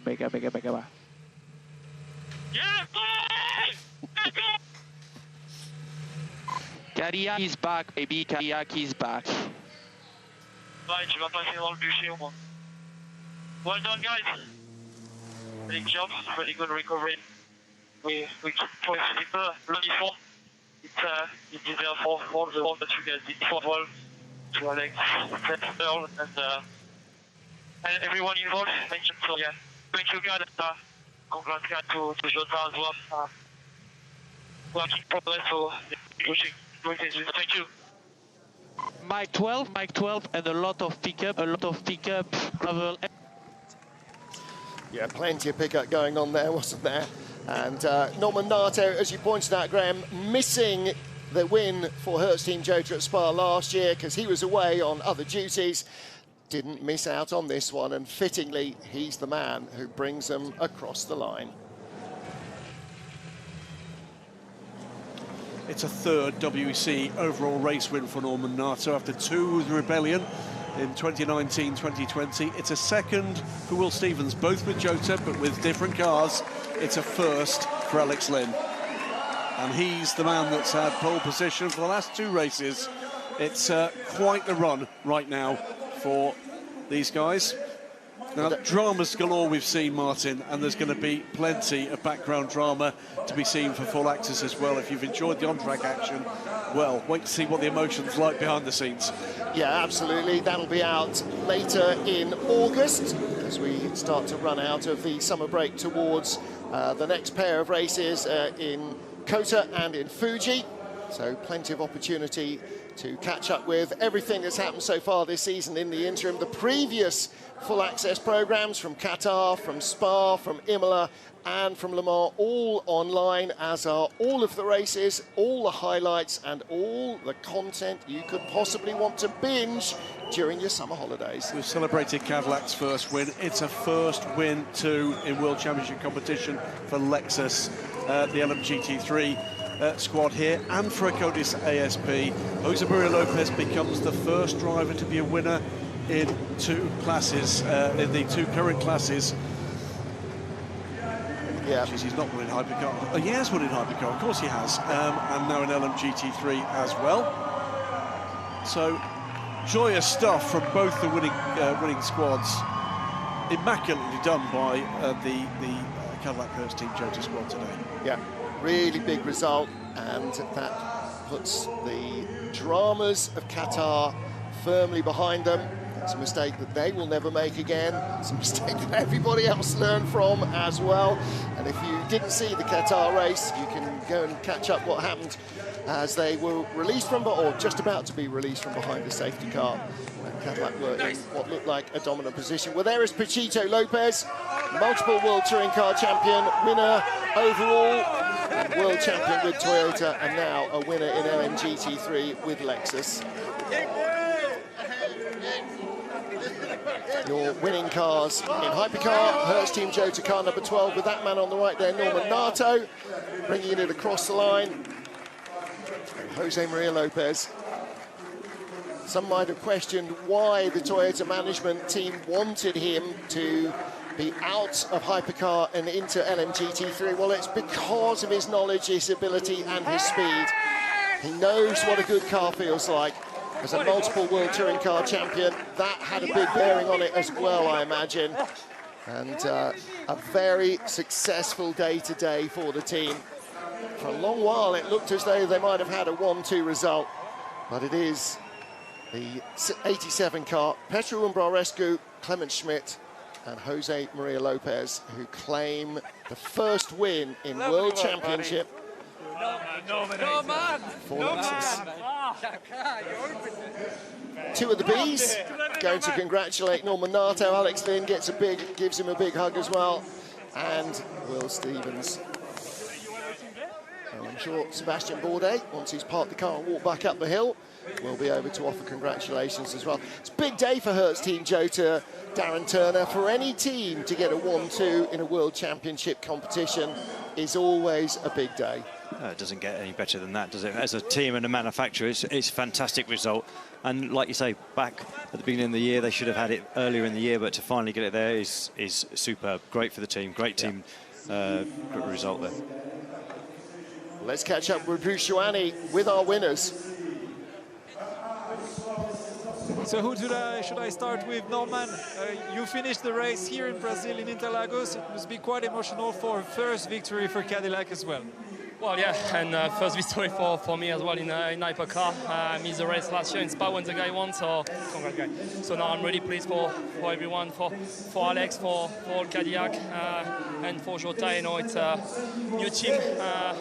As you saw, like, we did a pretty strong Le Mans, and to keep going and make progress and to be where we are today. Like, so big thanks to his two next to me and to all the team.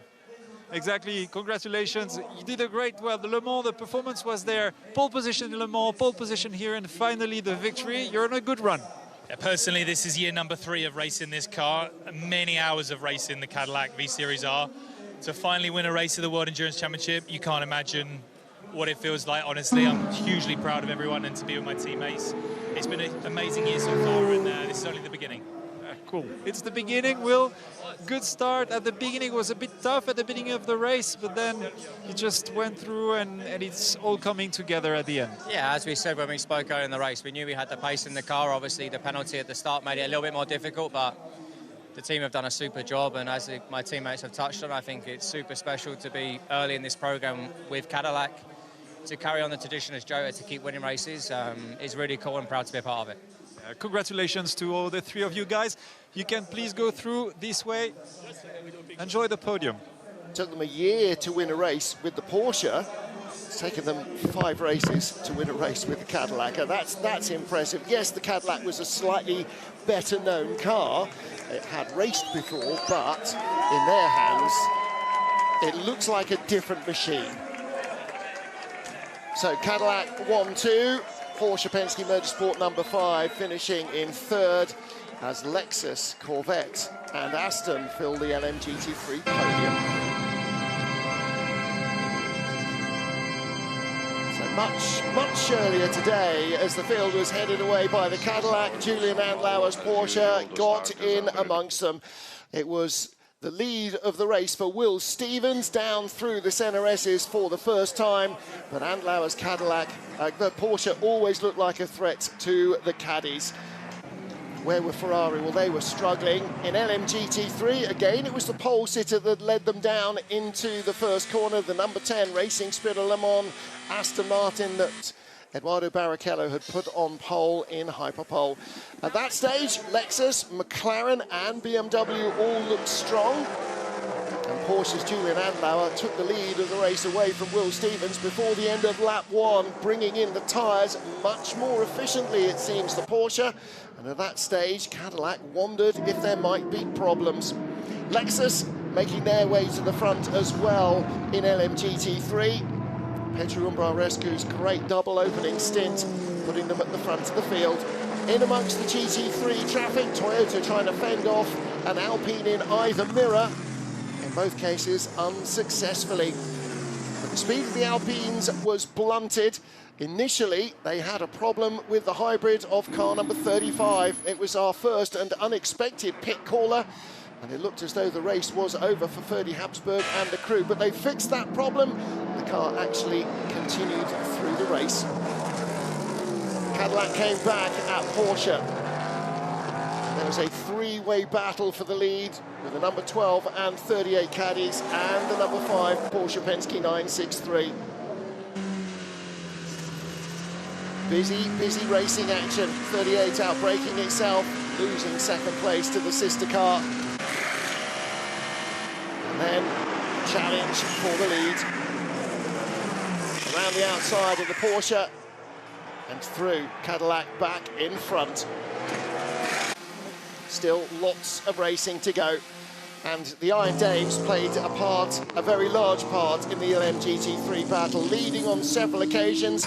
Great opening stint by Célia Martin, setting them up. And Rahal Frey moving into the lead as well.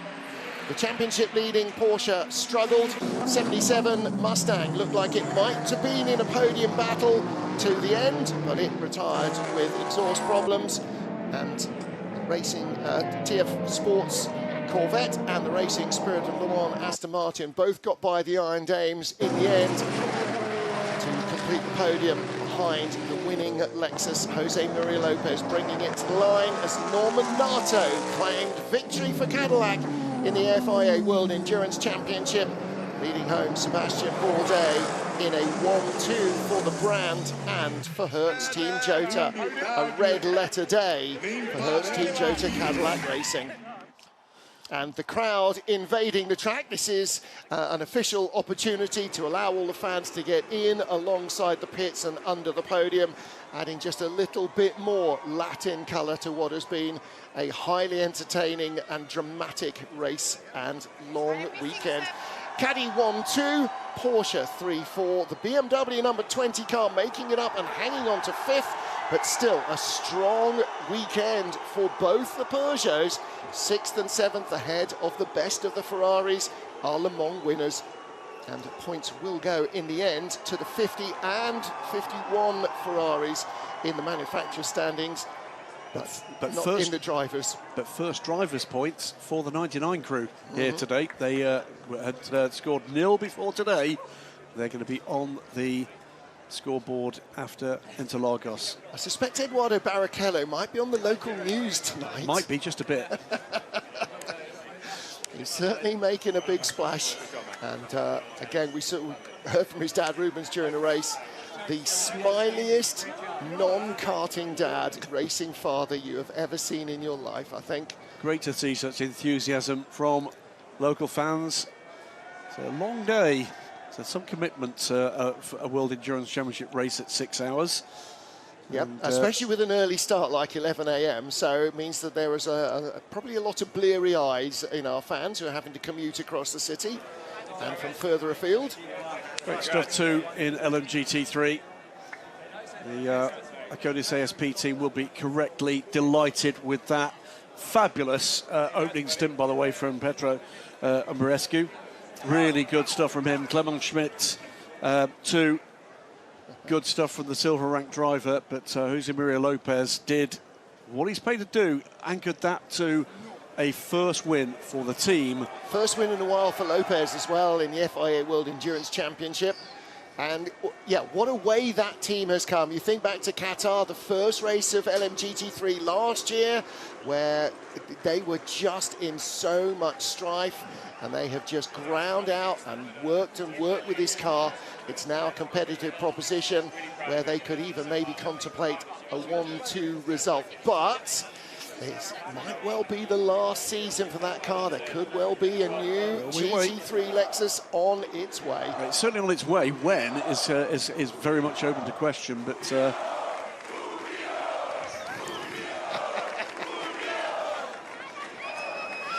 I think we know they'd like to be presenting the trophies.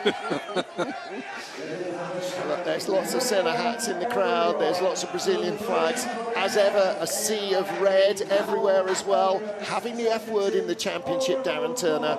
Everybody coming here and racing Ferrari is a big deal, isn't it? Absolutely. It's the same as Formula One, isn't it? With Ferrari in the championship, all the other manufacturers want to be there, and you know, it's great that it's such a healthy grid of cars, not just in hypercar, but also in the GT3s as well. So it's great to see. But for me, right now, this moment, all the crowd on the circuit, it just adds to the atmosphere when you're on a podium that there's a big crowd. So yeah, fantastic to see this right now. Yeah, we're going to get to see the Porsche Penske Motorsport crew for number 5 car first. That will be Michael Christensen and Julian Anlao. There they are. Great result for them. Could have made it second, couldn't quite get there. Fended off by Seb Bourdais at the end. And again, worth pointing out, one of our 7 hypercar crews that were reduced to a 2-driver effort. And again, you pointed out, it's an anti-clockwise circuit. All the strains on your body are in the wrong place, if you like, from what normally happens. So it's tougher work. First WEC podium for Jenson Button, with Sebastian Bourdais and Earl Bamber. All the Bs. I have to say, all the drivers are looking pretty fresh, considering it is anti-clockwise circuit. And I've just seen a benefit for the 2-driver lineup that there's 3 bottles of champagne. So, but the joy for the number 12 crew here, gentlemen. Alex Lynn, Will Stevens, and finishing that race, Norman Nato. Utter delight for everybody involved here. Yeah, you can imagine Nato, can't you? Being on Formula E duty and then finding out that his team had won at Spa last year. Really, guys? You waited till I wasn't there? Which, by the way, was a 2-man crew. So now for our winning manufacturer, Cadillac, a World Championship winning team.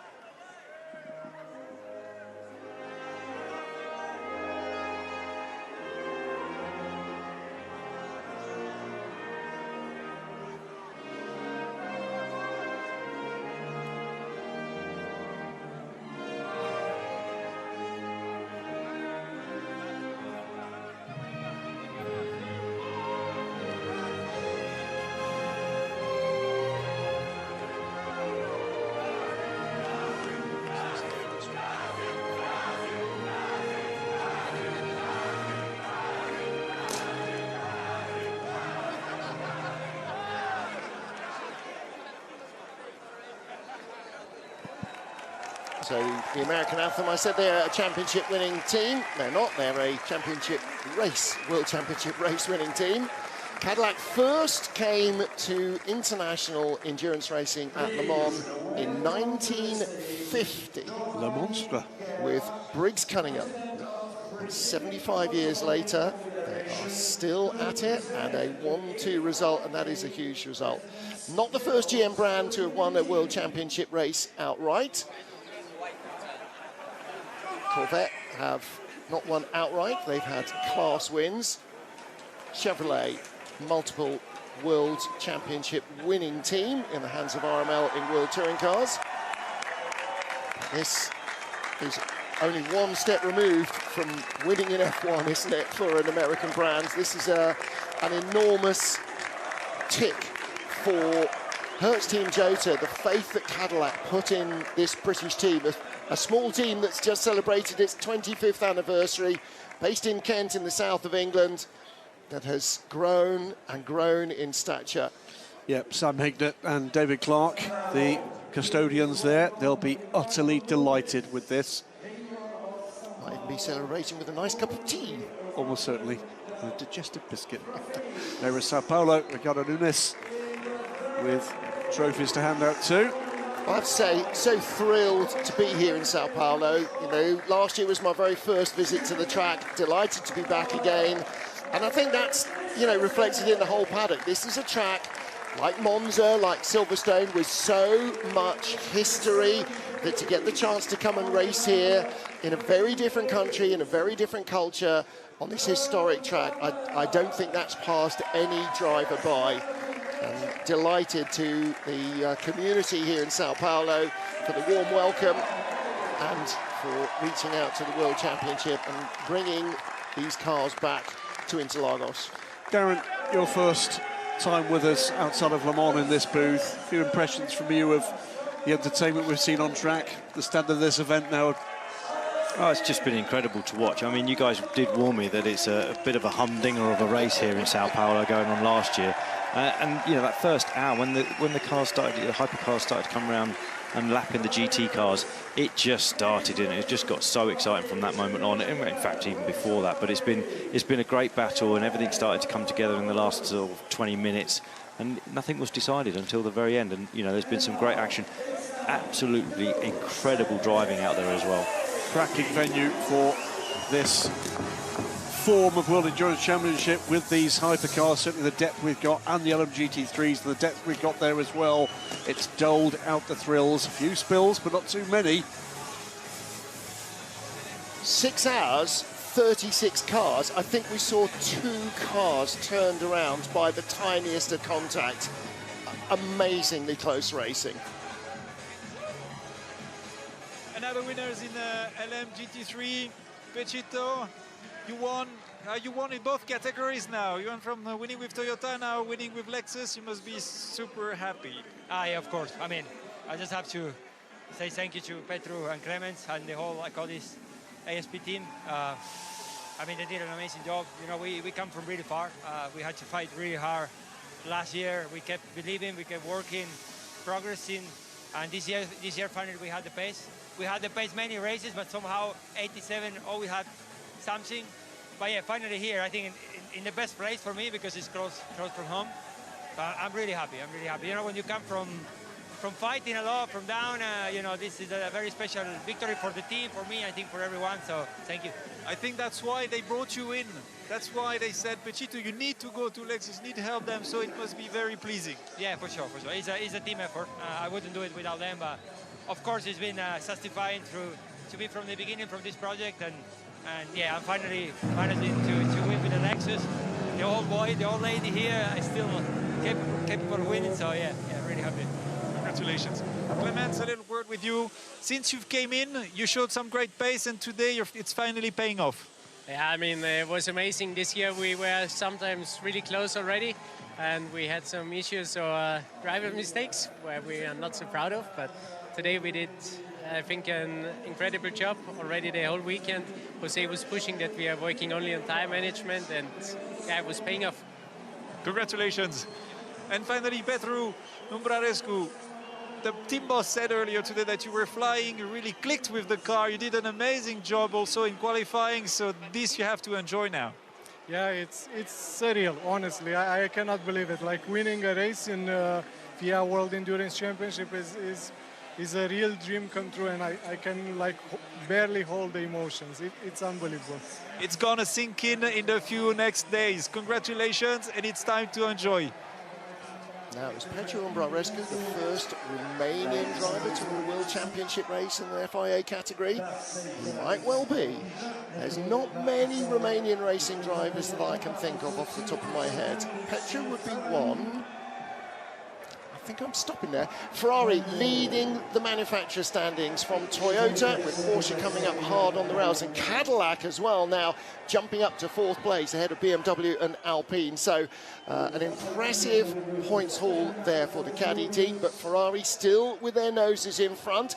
5 races down, 3 more to go with points and a half.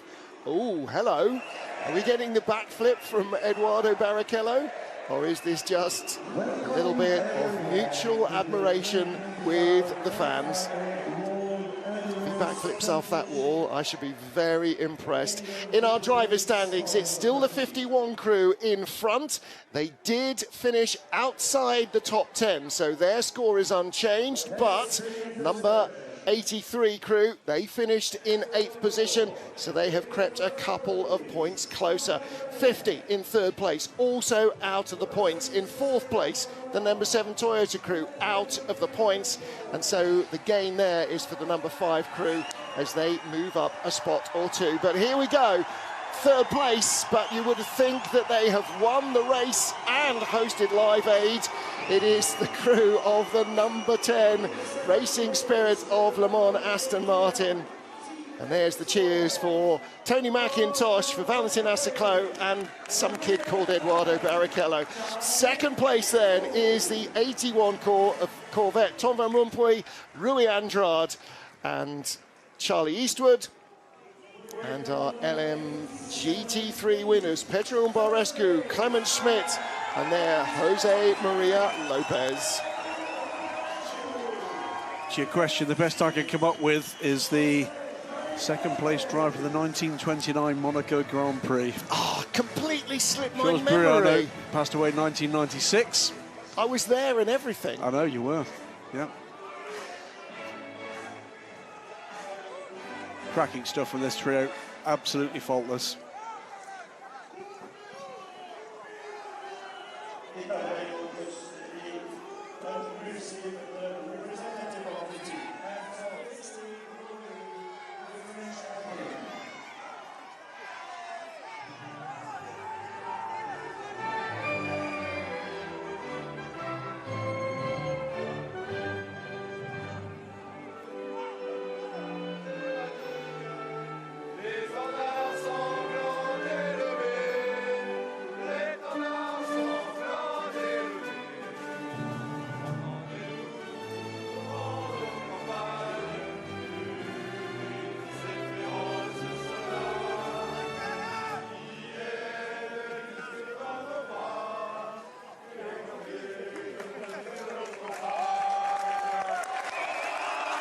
So an LMGT3, because it is not a manufacturer championship, the anthem is for the winning team, Curtis ASP based in France, rather than Lexus based in Japan. Some very talented singing going on there. They're trying to match the Ferrari crews, aren't they, with the Italian anthem. And by the way, when you watch Full Access back from Le Mans, you'll hear that before the national anthem strikes up, the crew of 83 are singing "We All Live in a Yellow Submarine." Another quick thing to point out as correctly Eduardo Barrichello takes the plaudits to his countrymen and women there. 6 podiums being celebrated here this evening. 3 of them will be scored by General Motors brands, with the Chevrolet Corvette second there. But no getting away from it. Historic win for Lexus, their first World Championship win in any form of motorsport. Curtis ASP, so long linked with Mercedes-AMG, made the move for this Lexus program, and it's beginning to pay off. Quite an atmosphere out there, isn't there? Yeah, it definitely is. And I love this about it. You know, there's a new national hero being born. Yes, he's got that name, you know, from Rubens, but Rubens saying that's not helped him. In fact, it's been just the opposite of a help, because everybody assumes, of course, he's born with a silver spoon in his mouth.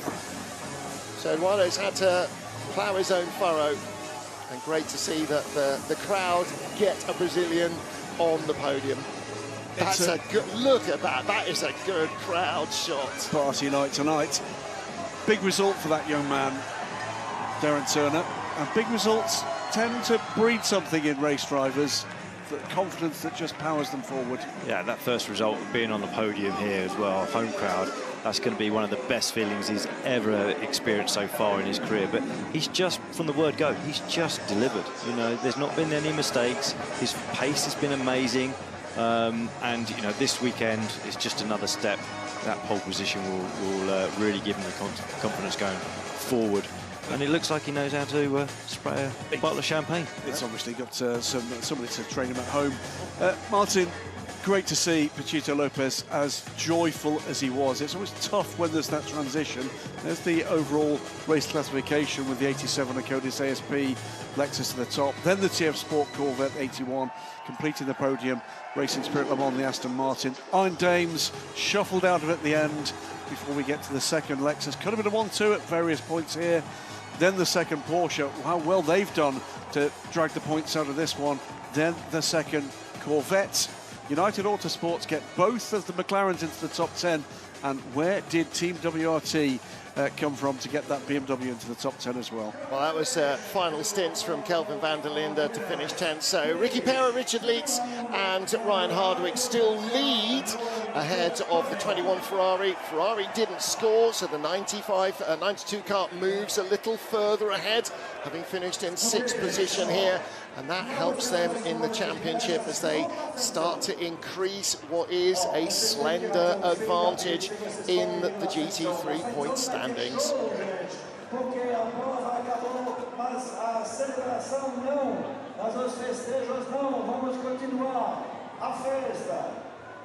Well, there you go, a happy Brazilian crowd on their way home, having seen a Brazilian driver not just finish on the podium, but watched him take that podium spot in the final stint. And Darren Turner, I think that probably just adds to their excitement with the result. Absolutely. I mean, this crowd's been absolutely fantastic the whole weekend. It's been great to be walking around the paddock and everywhere else and enjoying the atmosphere. But you can imagine tonight there's going to be some parties in the local area celebrating Eduardo's podium position. Well, what a shame you have to head straight to the airport. I know, I feel like I'm missing out, but hey-ho, I'll get to the bar there and have a celebratory... we'll have a beer for you. Yeah, thanks very much, yeah. And a caipirinha, maybe or two. And it's great fun. I mean, really, really good fun, and it's... You know, I think it's just an indication of the high mark of this championship at the moment, the way it's increasing to grow in international recognition, and the audience is getting bigger and bigger every time we go out. Every time we return to a circuit, people are doing exactly what we say. Tell a friend, bring a friend. They're doing exactly that. And here we go. Here are winners in the World Cup. 83 Ferrari. Yeah, both of the Hypercar World Cup players here in the top 10 overall. Follows up their Le Mans win last time out with the win in the class here and first Ferrari home as well. So, well, that's 2 races in a row. There you go. Robert Kubica together with Phil Hansen and AFA take the class win here and the points that go with it, powering towards the title. I did say to Phil, actually, when I caught up with these guys on the track, well, you know, when did it first start to become real? When did it sink in? He said, I think when the car didn't retire on the final lap, because, of course, Robert Kubica and Ye Yifei have history of that. They were leading in LMP2, and their car retired on the final lap for Jota. It'll never happen again, WRT. WRT, rather, It'll never happen again, they said, after 2016, and then it happened again. Yeah, so they definitely weren't counting their chickens, but that's a very, very happy crew at the moment. And again, the Yellow Submarine, the best of the Ferraris at the line. They finish in 8th place. And in fact, their rivals in the FIA World Cup Proton competition, the other privateer car, in 10th place as well. So they had a very good run this weekend. And this car, by the way, remember, in trouble on the grid with electronics issues. They've done very, very well indeed to bring that car back as trouble-free as it was. It's been a tough day for the Ferrari Hypercar teams after 4 wins in a row. It fundamentally wasn't their day here.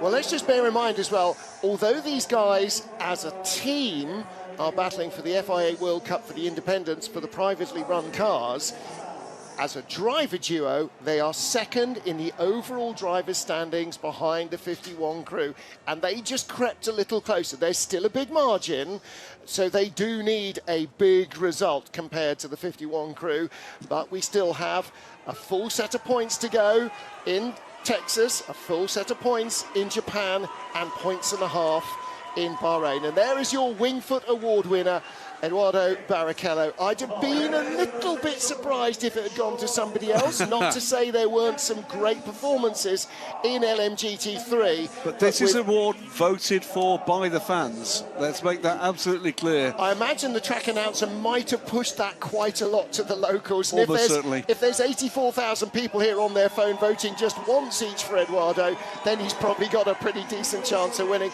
And do you know what?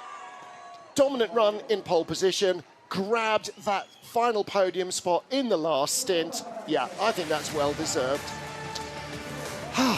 He also And picked up breathe. the fastest lap of the race as well. He did, didn't he? He really did a good job.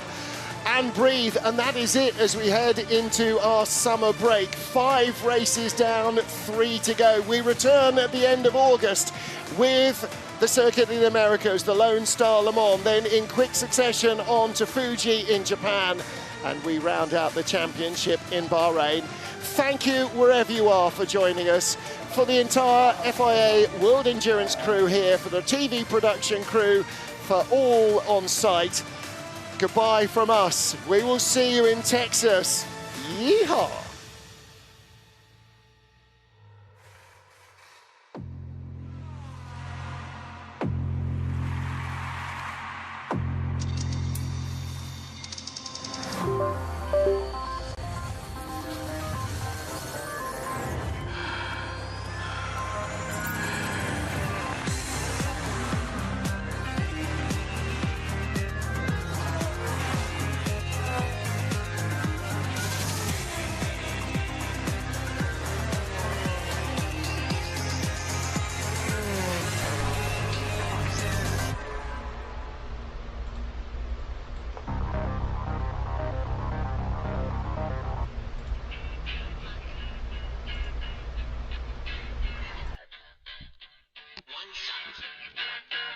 One opportunity to seize anything you ever wanted in one moment. Would you capture it? You'll let it slip. No. His palms are sweaty. He's weak. Arms are heavy. He's vomit. I'm sweating already? Spaghetti. He's nervous. What's on the surface? He looks calm. You ready? Thank you for tuning in. Tune in again. We will be back after Austin for Fuji, but we will see WC again in September, and then, like I said, we'll be back live streaming for Fuji. Till then, everybody enjoy. Thank you for tuning in. Like, comment, and subscribe for more WEC action. Everybody have a splendid rest of your day.